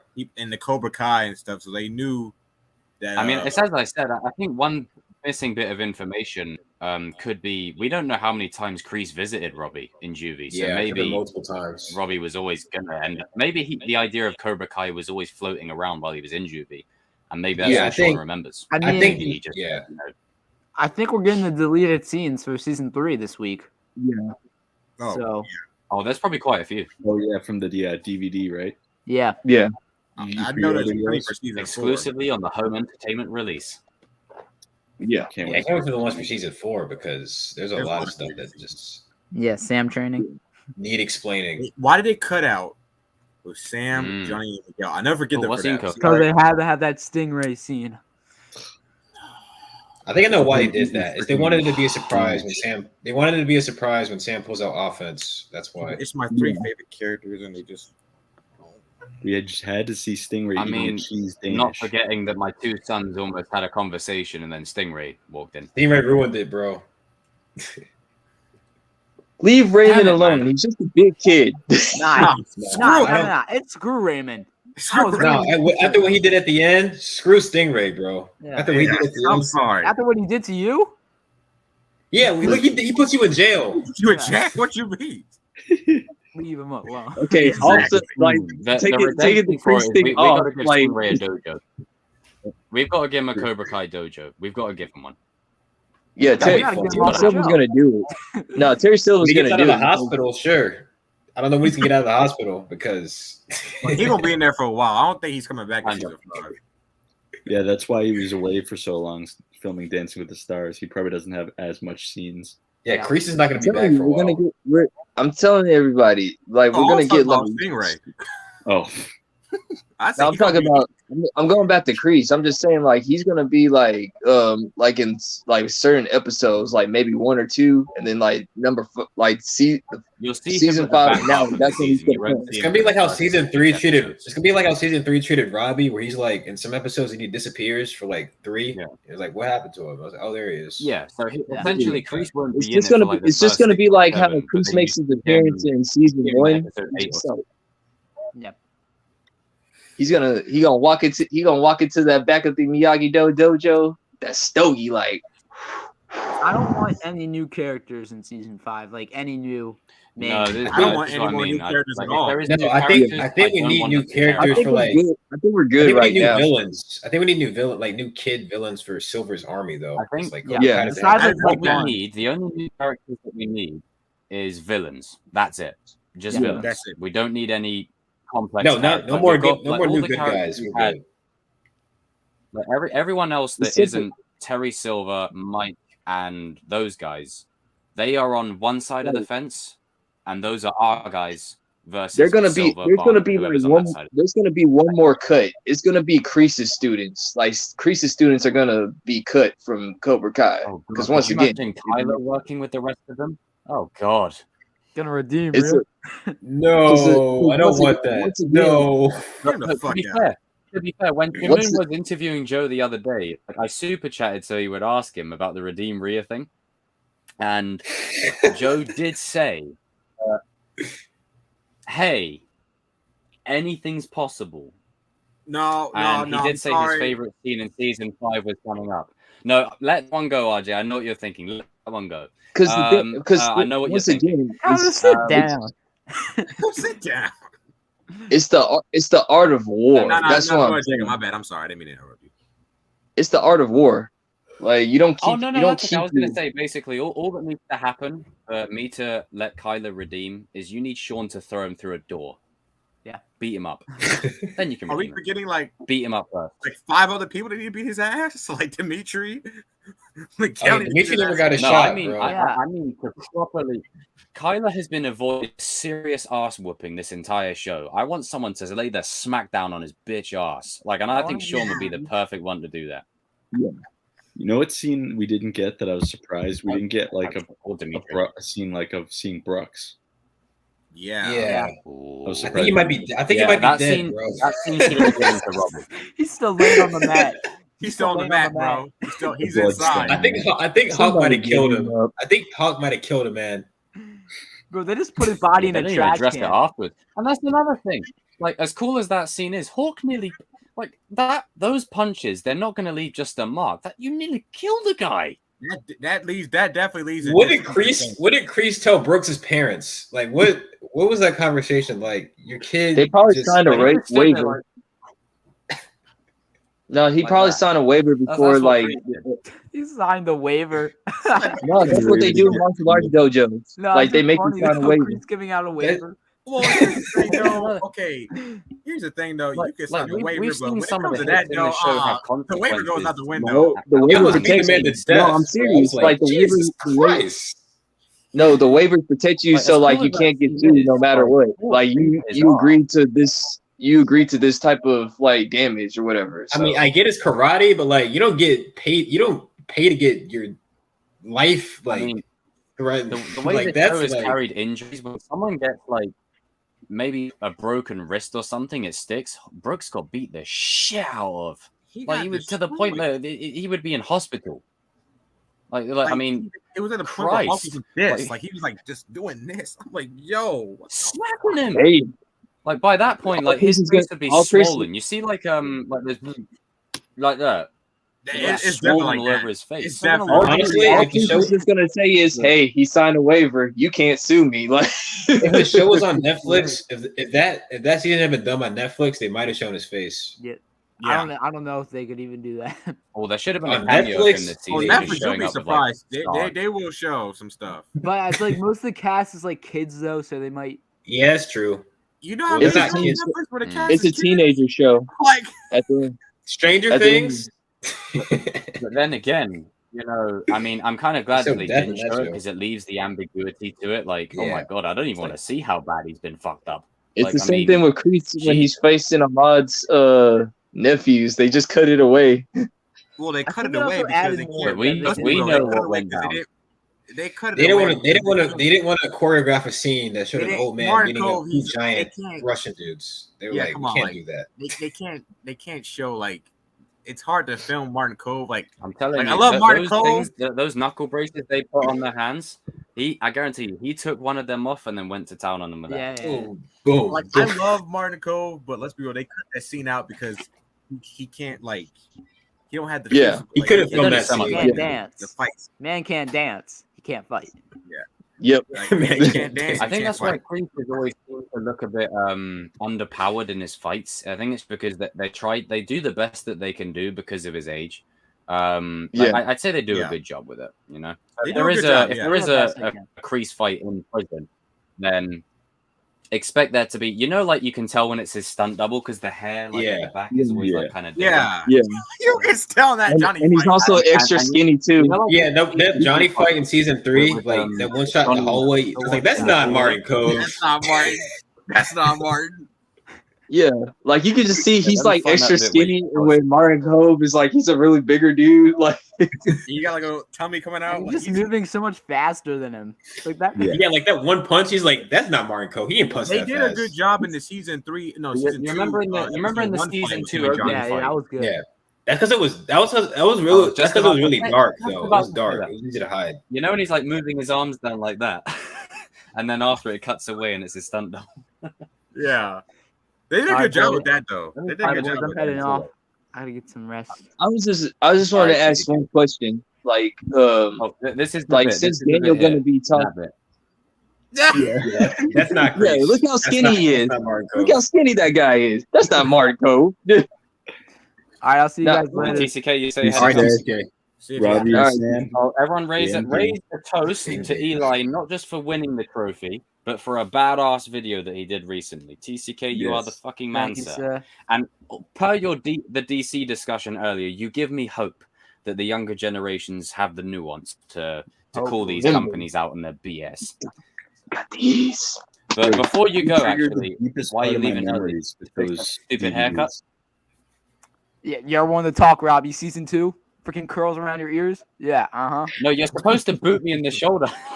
Oh, Yeah. gonna go right? Get the hell see my trophy. Get the hell away from me. Get the hell away. So What the So hell I is got you Trophy. doing See here? you later, TCK, bro. I got this one question though. Since you know Crease is gonna be behind bars and Daniel finally gets to top the Crease, you think Daniel's gonna tell his side of the story to Crease on why Yeah. him and Johnny have this beef? Because I think it's time for him to hear. Crease will be open Yo, to that John conversation. Hurwitz reposted your thing, Cody. You should have put Sam as the GOAT. You fucking no. Wait, hold the phone. No. I was thinking about it, but so many people already saw it, and then I was like, nah.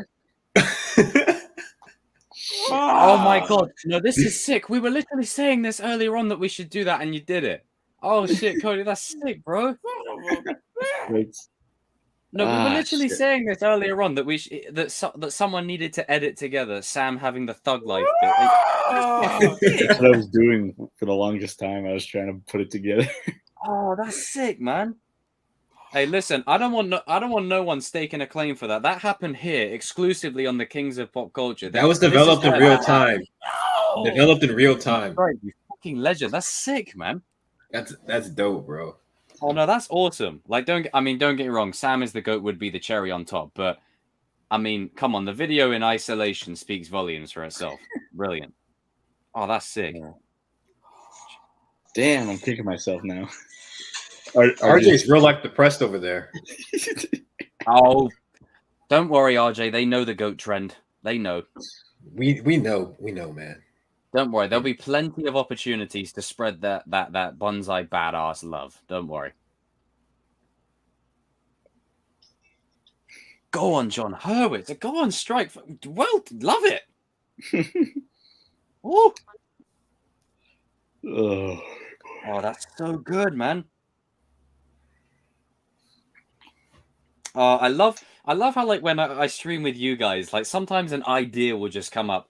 Yeah, you know, like with that line, it's a little bit cringy, just a little bit cringy. But someone should do the thug life thing of it, and then boom, asking you shall receive. That's what that is. Law of attraction. Reap what you sow. Speak it out into the universe. Oh, RJ, don't worry about it. It's the message is clear in isolation. Badass Sam. He's watching it. What the hell? I don't even want to make a comment on that. I was gonna say something. I'm not gonna say it. I think you guys know what I was gonna say. Oh Lord. I mean, the duvet was, you know, I'm just. Stop doing that.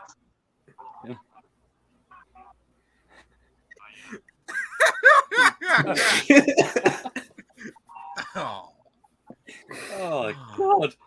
You see, this is what I mean. Everyone, you all come for the content, but you stay for the memes. You come back for the memes as well. Yeah.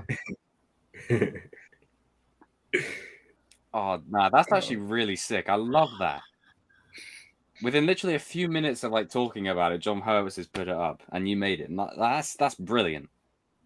Watch the one time Mary like sees what I send her. I swear to God, I'm done. I'm exiting the stream. I swear. He's like, hey man, just put Sam as the GOAT on everything. Damn it, man. Oh yeah. Son of a bitch. Love it. Still a little bit cringy for me, but you know, that makes up for it. I love it. So, lads, it's currently 4 a.m. in the morning here in the UK. I'm feeling quite sleepy, but having said that, I don't like ending on odd numbers. We know this. 3:30. I have a peeve. So we can spend the final half an hour to make it 4 hours, talking any topic in mind, or the next 13 minutes. Either or. Talk about how strike didn't. Never mind. I'm playing.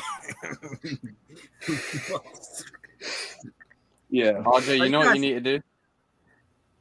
What you need to do is you need to get that video and you need to adjust that and then go from there. Yeah. You know, yeah. That shit, right? Yeah. But he created it. But he didn't put the. They know the trend. They know it goes the without trend. saying. It goes without saying, RJ. It goes without saying. Remember, on my video on Tory that's uploading tomorrow, or today, cheap plug. You're just plugging your video. It's my fucking channel. People. You're plugging a video in a video that you already have. Yeah. In my Tory video, I basically say that, you know, it's what's not said that's more important as well. So Yeah. hey, maybe it's at the point now where we don't need to say Sam is the GOAT. Maybe it speaks for herself, you know? Oh no, I'm still saying it. No, I'm still Nah, saying we gotta still say it because you got some stupid yeah, people out we gotta here. still say it. Yeah, no, you Right gotta back. You gotta have repetition. Repetition is the mother of all skill, man. Jesus. Oh my God. Good grief. That was loud. But yeah, that's really what I want to see. Is like I want to see Daniel hear. I mean, I want to hear Daniel talking to Kreese on what Johnny did to him, and then let's see what Kreese will say about that. He did what? He never told me that. He just told me that you beat him up. Like, All right, did anyone say R.I.P. Bob Saget? Yeah. Oh, yeah. Oh, I didn't say it, but I did hear about it. That was R.I.P. though. That sucks. Do they know what happened? He was just found in his hotel room dead. Damn. wow. What? Okay, am I the only one that's kind of like spooked on that? Like a lot of celebrities are like found in their either a house or hotel room, like A lot of time it's a heart attack. So Yeah. Or depression. which is not good. Like, Which is not good, but you know what I mean. or drugs. Yeah. Man, Bob Saget, or Danny Tanner, the only real Warriors fan. Yes. He was also in an episode of Entourage, one of the greatest comedies on HBO. Oh That's my right. God. What'd you say, Darius? Entourage is hilarious. That is so funny. That's crazy. Well, was also an episode. Now everybody's gonna buy the Finish it, Darius? house. Did you ever finish it? What? Entourage? Did I finish it? Did you ever finish it? fuck's that? I don't think I did. Yeah. I meant to. It's on HBO Max. I've been rewatching it. Ari is the best character. Dang, he died young too. Imagine Ari Gold and Johnny Lawrence interacting. Oh my god. Oh my God. That's Who comedy and who? gold. Bob Ari Saget Gold. passed away. Yeah. Yeah, that happened. That's crazy, man. What happened? He was young. Bob Saget passed away. A comedian. Oh, he did? Oh, Yeah. shit. Oh, that's a shame. Man, What was it? Was it just now? No, it happened like earlier Couple today. hours ago, I think. 2 hours ago, about an hour ago. Oh man. Fucking Another hell, one? man. Damn TCK. What did TCK said? He didn't put. You had John Ah, Madden that's that a passed shame. away. You had Sidney Poitier passed away. You had Oh yeah. Betty R.I.P. White Sidney passed Poitier. away, and now Bob Saget. Like God, I 4 haven't weeks even ago, been paying attention man. to Like, this thing the whole. R.I.P. Sidney Poitier, legendary actor. Yeah. legendary actor, man. First I'm black like, man to win an Oscar. Yeah. Sidney Poitier, man. Like there was like pictures all over my area of him, like on billboards and stuff like that. He is like a legend, man. Oh man. That's I mean, a shame. That's what I said. Like you have 4 people that was like beloved, like die in like 4 weeks, man. It's crazy. Yeah, John Madden. 65 years old. Even Betty White. Yeah, Betty White died like last week. Sidney Poitier died like 2 days ago. Yeah, man. It's this year, and 2022 already off to a not so great start. You know what it is? It's like, you thought 2020 was bad. In comes 2021. 2021. You think 2021 was bad. It's like, it's just constantly like a progression of shit just going forward, isn't it? just beating Sweet down. and sour sniffles, man. It's like we're living a live action Spider-Man 2 without Mary Jane. It's just like literally just beating us down. Pain. Boom, Just boom, pain. boom. There's only pain. There's Maybe only we gonna need be Mary Jane after all. pain. And the world shall know pain. That is basically. Shout out Mary to Jane is needed. Shout out to Naruto, for all you Naruto fans. And the world will know pain. Yo, that arc was good though, man. Like for all Naruto Pain fans, you know what I'm Pain talking is a about. goat. Pain Yeah, is a Pain goat. is the goat. Yo, you remember when he delivered that speech to Naruto though, man? That was a power. You're like, low key, he is kind of right though. Like, oh man. He says, what about my? He says, oh, it's only good for you. What about my friends? What about my village? Like, I was like, no.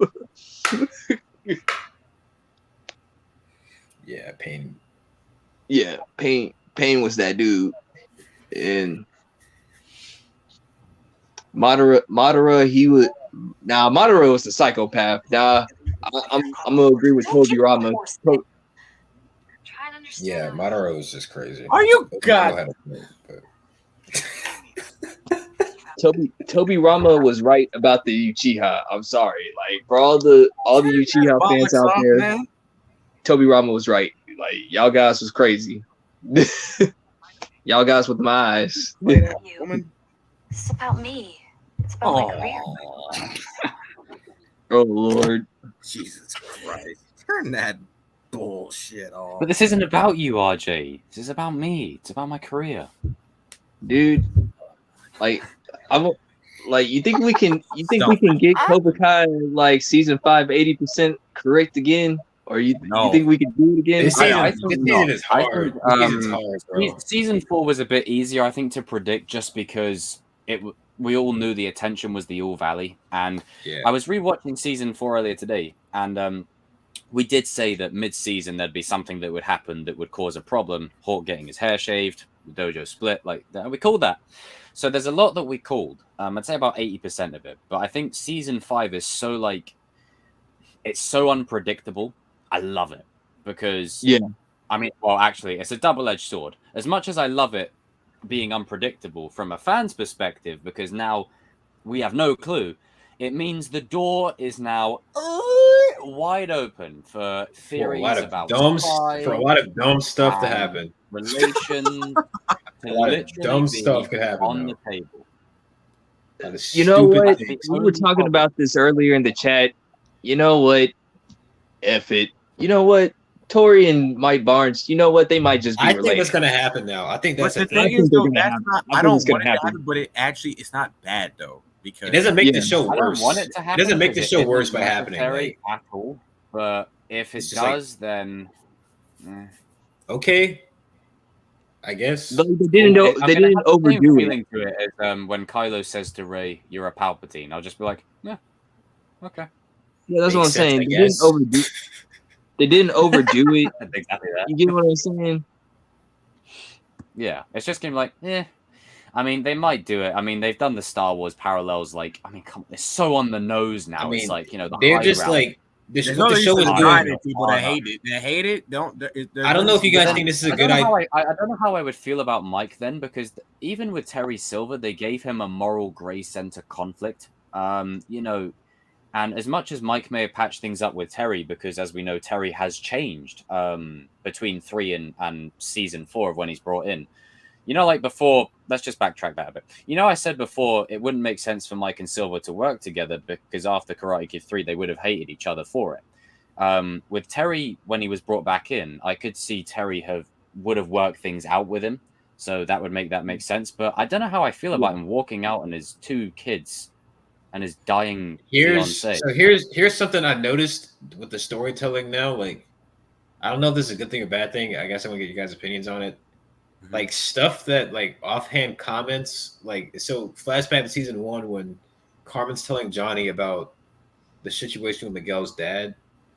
Like no one thought that would amount to anything. Like we thought it was just gonna be like, oh, it's just they have to explain what Miguel's dad is like this one time. It's not gonna come up again. Mm-hmm. Flashback to where we are now. It's like it's a big plot point now. So that kind of showed that the creators don't do things for no reason. So yeah, the mention of Tori's dad, like by her aunt or whatever, like I don't think that was for no reason anymore. Because when she says why would you come out and say like your dad? Yeah, I mean, the best example that I can link that to, but just to piggyback off of that, the best example I can link it to is in season 2 when KREESE says, "Why is he over there? You should be training that boy. He should be at Cobra Kai with us." What happens in season More 3? Robbie pissed than joins Johnny. Cobra Kai. Better make sure LaRusso doesn't sink his mitts into Miguel. What happens? Sinks his mitts into Miguel. Like there's all these things that have been, planted. So it is possible. But that is a good comment. And then it's like, if it's not Mike Barnes, that's her dad. Like they drew attention to it. So is it Dutch? Is it someone else? Like it has. I feel like it's important because the creators. I think it's gonna be Mike Barnes. Like I think so too. Because like they got the same. Sense that the high tempered nature runs in the family. But I tell you what, man, the fathers in this show fucking suck. They suck. Mike Barnes walks out with Beyonce, who's dying, and his 2 kids. Daniel's basically neglected Anthony all of his life, and basically, treated Sam like irresponsible. Johnny's dad sucks. Johnny sucks. You've got Johnny that walks out Sid and his sucks. son, and then Sid sucks. Like, is there any father in this show? Daniel's dad was good. Daniel's dad just died. So I was just gonna say this. Like Anthony and Sam's relationship is like Cheryl Miller and Reggie Miller's relationship. Like Cheryl Miller's just much better player than Reggie Miller, and like the 2 parents care about her more than the son. Both of them are Hall of Fame basketball players, but Cheryl Miller was care more about one than the other. Even the family member brings that up. So why do you care more about your daughter than your son? That was funny. I know people don't really like that scene, but like that was funny to me because that's Ralph's actual daughter too. To make it even funnier. It's just like, you like Sam more than you like Anthony. That's not true. It is true. Like they grab the pad in frustration. Because even Daniel, when he says, like, listen, I understand Daniel was frustrated and Anthony was talking shit about Miyagi. Like he wasn't talking shit, but he was like disrespecting him. Like, that's your grandfather. And just go play. Go back Daniel to was your like, video just games. go back to your video games. Like, that was kind of messed up. Like, that's like awful. both of them were just awful parenting. Like that's terrible. It's like it basically tells Anthony. It's like what I said in the mental health thing, where when you keep telling someone something, they eventually start to believe it. Yeah. Words are powerful, man. Anthony was probably like a large kid eating all the time, ordering stuff because that's all he probably felt like. It's when, as much as we all love Sam, and Sam is the what? GOAT. There you go. When you grow up in a situation where there's a golden child and you're always left as a lackey, he's got all the Miyagi legacy and you've got nothing, and all you hear about is Miyagi this, Miyagi that. I kind of understand his perspective. Yeah. I understand his perspective on that. It's just the bullying BS. Like the bullying BS. I mean, but they have given him conflict. So they he was put that there. He never wanted to do it. Like he was like peer pressured Still needs or an whatever. ass whipping though. Yeah, he deserves it. He deserved that from Kenny. I like where his character's gonna go, but he still needs an ass whipping. Yeah, like it's like think about this. Like you get born into a family of winners. Like your dad is a 2-time champ. Your mom is like a trophy wife, and she's beautiful, and then you got your sister that's beautiful, and she can kick ass. Like, come on, man. He's literally Kylo Ren, isn't he? He's Kylo Ren. Yeah, basically. Born into like a rich legacy family, and he's just like, what about me? It's like you got the crappy genes. Like you're the fat kid. Like I mean, he's got something's working for him. He lost a lot of weight. I don't know what he did at camp, but I mean, we said this before the season dropped. If Johnny and him were to have a scene together, and they did, that was hilarious. Who the hell are you? What did you supposed to Whopper Jr.? And Johnny says under his breath, "Still a piece of crap." Still a piece. What did you supposed to Whopper Juniors? Whopper Juniors. It's kind of gross for. I was dying, man. It's just this is Reggie Miller versus Cheryl Miller. Like if you guys know basketball, you know what I'm talking about. Like Johnny doesn't even know his name. He just said, "Are you the son?" It's like about you. It's like it's said that you're dark. Like both of them are Hall of Fame basketball players, but like if you talk about who's the better basketball player, people will say Cheryl Miller. Like anybody that knows, it's just like Michael Jordan's son. People like Michael Jordan has sons. Yeah, he does. Yeah, they're not good. It's like they don't even pick up basketball anymore. They're just like, man, I ain't gonna even tell you what my last name is. My name is George. My name is George Jefferson.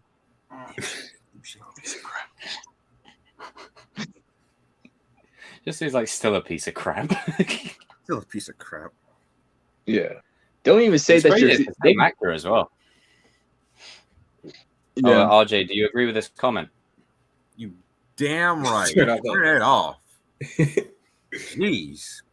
But another, I don't know about you guys, but another aspect of the you. show I like this season was the so obviously when Daniel yells quiet at Anthony and Johnny in the fight with Silver, it's really brief, but he uses the Miyagi-Do blocks for like a few seconds before he gets put on his ass again.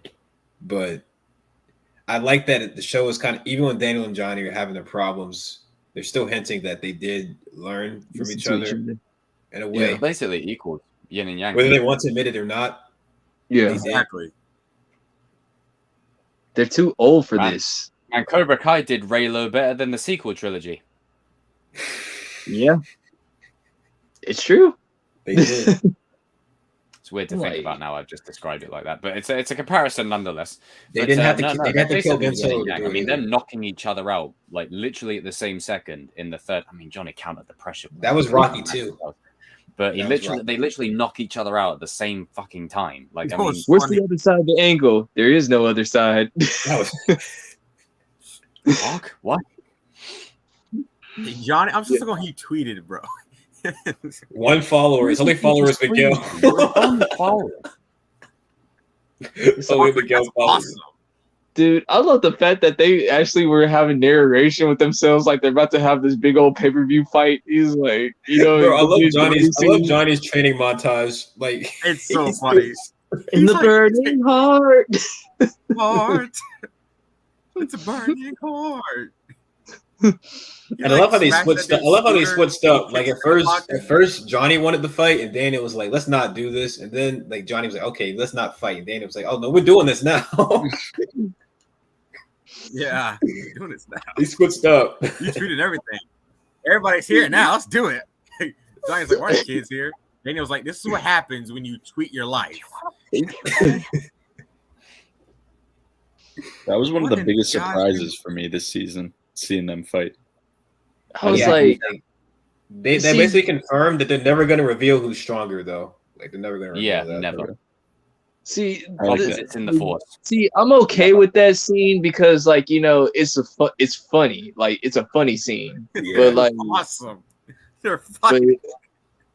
But like, there's just some scenes, like I said, there was just like we didn't need that. But this was funny. I liked the Sensei fight. Yeah, the only bad thing about it is they're fighting with a bunch of kids and Hawk's getting jumped in the I've got a video coming in the week about that Hawk scene, and I class it as a missed opportunity. Like, I know they cut away to leave it ambiguous and stuff, but I really think they could have done more with that. I really think they could have really made they should make an uncut version. Maybe not necessarily see him get it cut off. But Joe did say in Shamoon's stream that, you know, there was a part of that scene where Robbie hands the shears to Kyler and Kyler cuts it off. Yeah. Why did they keep it in there? But not even that. I wanted to see Hawk take more of them on. Like, I wanted to see it be an all-out fucking war. Tori and Robbie didn't even have to fight. They just stood there. Man, Tori was pissing me off in that. But I was like, man, what are you doing here looking like a punk rocker? You're doing nothing. Stand to the side. Go over there. They should have kept that scene in. There's Netflix. No excuses. Keep that shit. Keep that shit in. I think they should have I think they should have like an uncut version on the DVDs. If you ain't gonna put it on your main screen, just have an uncut version. The one thing about this season is you can tell a lot of scenes. You can tell where they like cut. Yeah, a lot of scenes. He smashes a scooter. Like, what the hell, man? That's so unnecessary. It's technically a crime. Don't do that, kids. You'll get in trouble. the dude behind Johnny's like, what the hell? It's just the way he runs up behind him and then he just grabs him. Then I love like Daniel, and you have the Miyagi music in the back, and he's saying like, "I'm sorry, Mr. Miyagi, like forgive me." Like I'm like, "Sorry, Mr. Miyagi, I got to drop this dude off." Oh, you know what's funny is when Johnny, he's like, he does the Miyagi-Do training, he smacks the board. You know, it was funny when Miguel's walking to his apartment. He's like, and Johnny's like doing this. He's like, "What the hell are you doing now?" Johnny's like this. Elbow, point. It's like, what? Bro, you know what the joke is? His counter, like the beginning of it, literally the same thing Chosen did. It's the same. He just wait for him to throw it. Yeah, yeah. Oh, King, look at the title. Look at the title of this video here. Look at the title of this video. If it'll zoom in, John Kreese cares about Johnny Lawrence. Oh, there it is. Yeah. No, but like guess you're episode right, though. 5 was probably my favorite, other than like the finale. Yeah, it was so funny. It was so funny, bro. Yeah. I liked it. Episode 1, episode 5, and then 9 and 9 and 10 are like. I consider that to be like one episode. Like they're 2 episodes, but they're like one episode, really. Elbow, point. The ending to episode 9. The ending to episode 9 almost gave me a heart attack though with Miguel. I was like, oh my god, what happened? I forget. I mean, like watching. If that was the season ending right there, and that music from like when Miguel happened, like I was like, man, I would have been throwing hands. Because episode 8, I didn't care for episode 8. Didn't care about 7. Yeah, me neither. Wait, which one was 7 again? Was that? That was on Minefield. Oh yeah.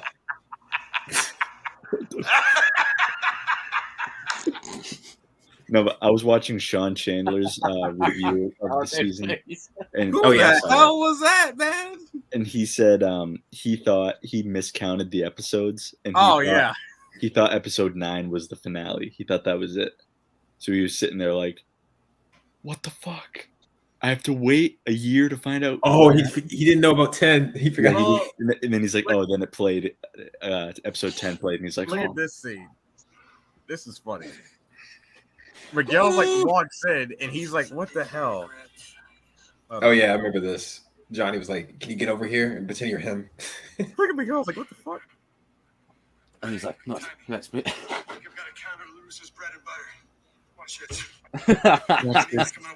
You know what?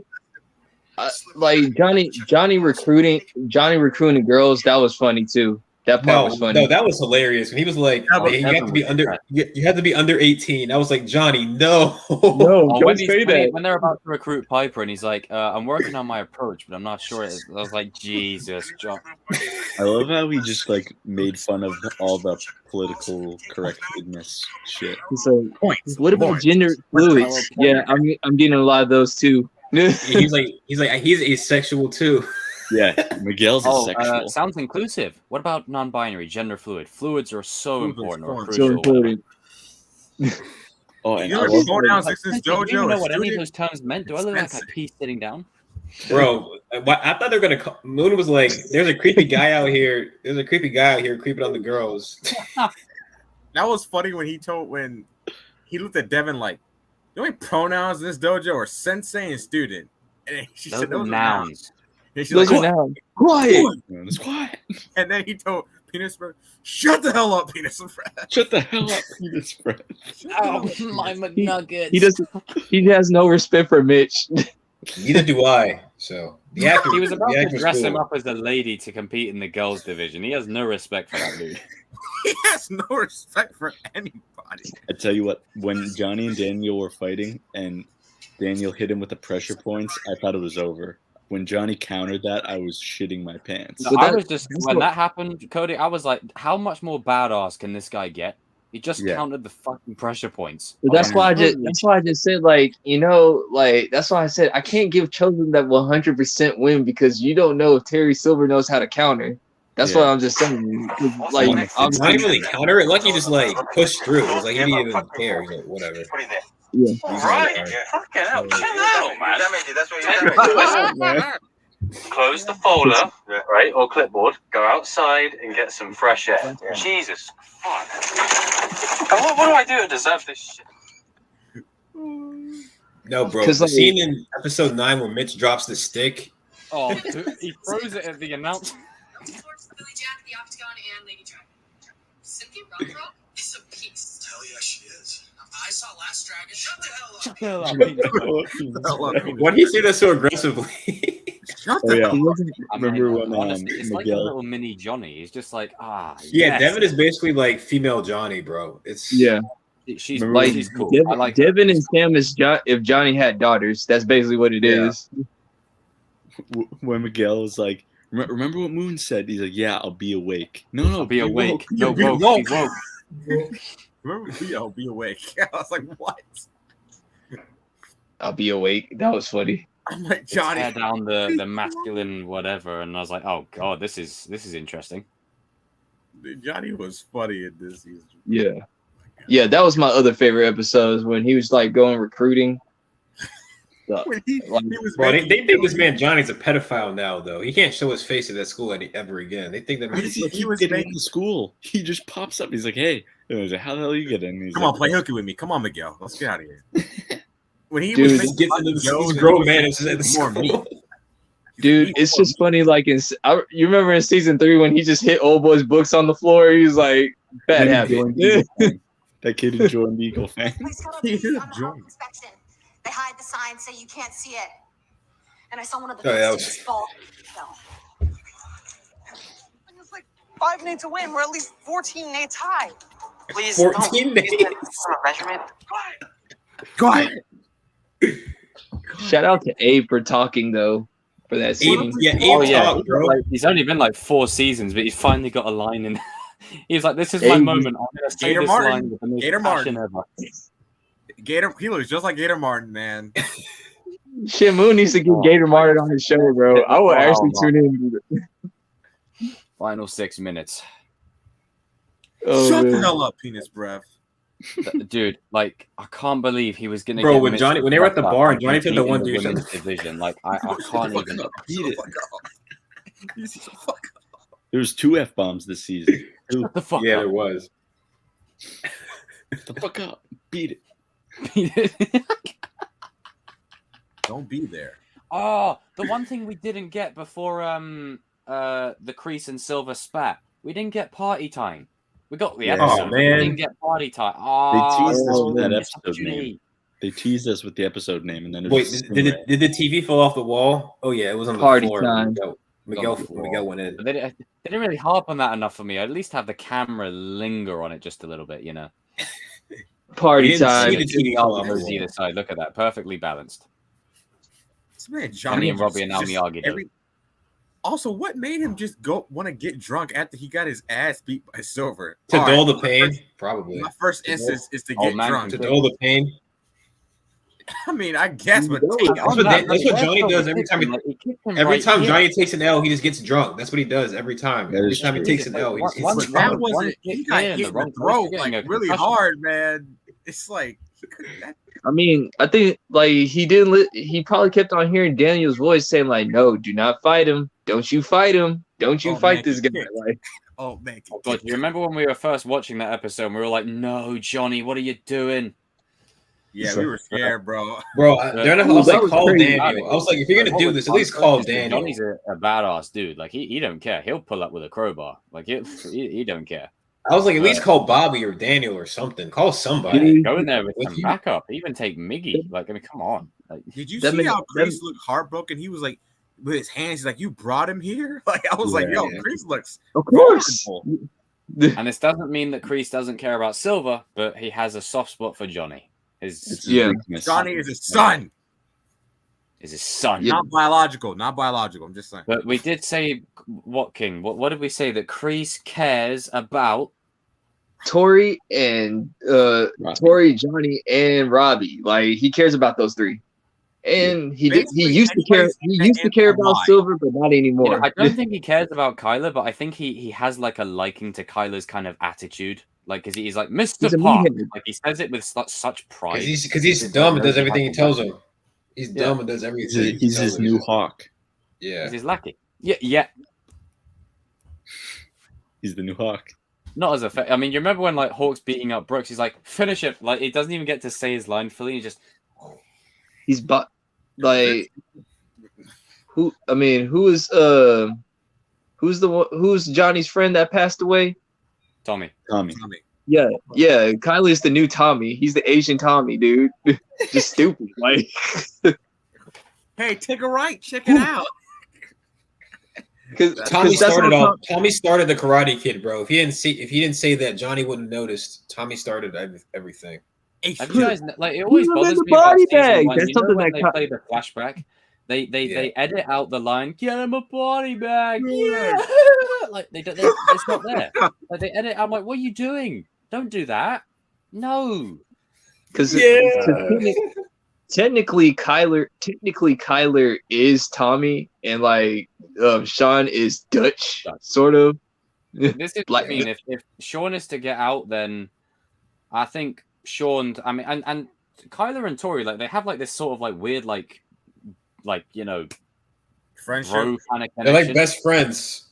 Yeah. She's like, you want to go look at shoes? That really pisses me off. It's Nike. It's not Nikes. It's just Nike.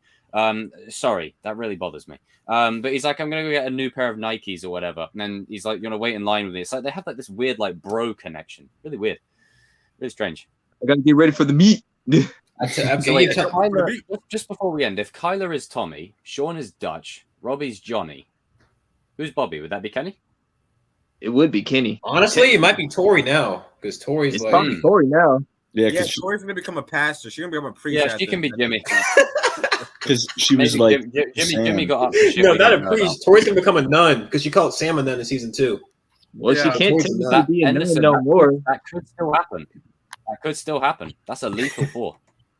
because Tori. Because I remember also one of the was videos like, I did "Sam, are before you okay?" season 4 When dropped. she, Sean was to come in. Those beat her 4 up. together. Sam was like, "What?" Yeah, Sam was like, "Why are you talking to me?"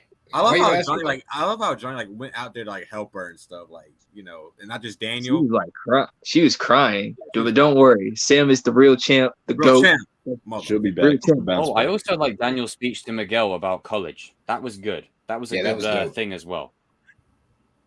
I love But, you Daniel. know, and he's like, I Miguel never even interaction. went to college. I blew it all on a trip to Okinawa to be with Miyagi. Then I blew it all in a bonsai tree store. Don't even ask. But then, you know, it basically that's a good life lesson for younger generations as well. Is that as great as college is, it isn't the be all end all. Yeah. Always It's a moving in a scam. circle. Yeah, it is. I know. But that's a it's whole scam. nother stream. Oh, we could. That's a Ooh, whole Sensei. That's a good idea. I'll think about yes. that. I'll think about that. But we have approached the 4-hour mark. Yeah. It's 5 a.m. here in the UK. I'm going to go and get some, breakfast time, actually. Breakfast time. No courtesy laugh.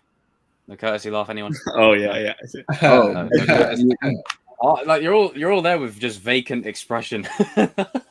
Okay, so it's been 4 hours of great discussion. We got some rants out of our system. You know, we're agreeing with you. We got some rants. I think the longest part of this stream was the DC part.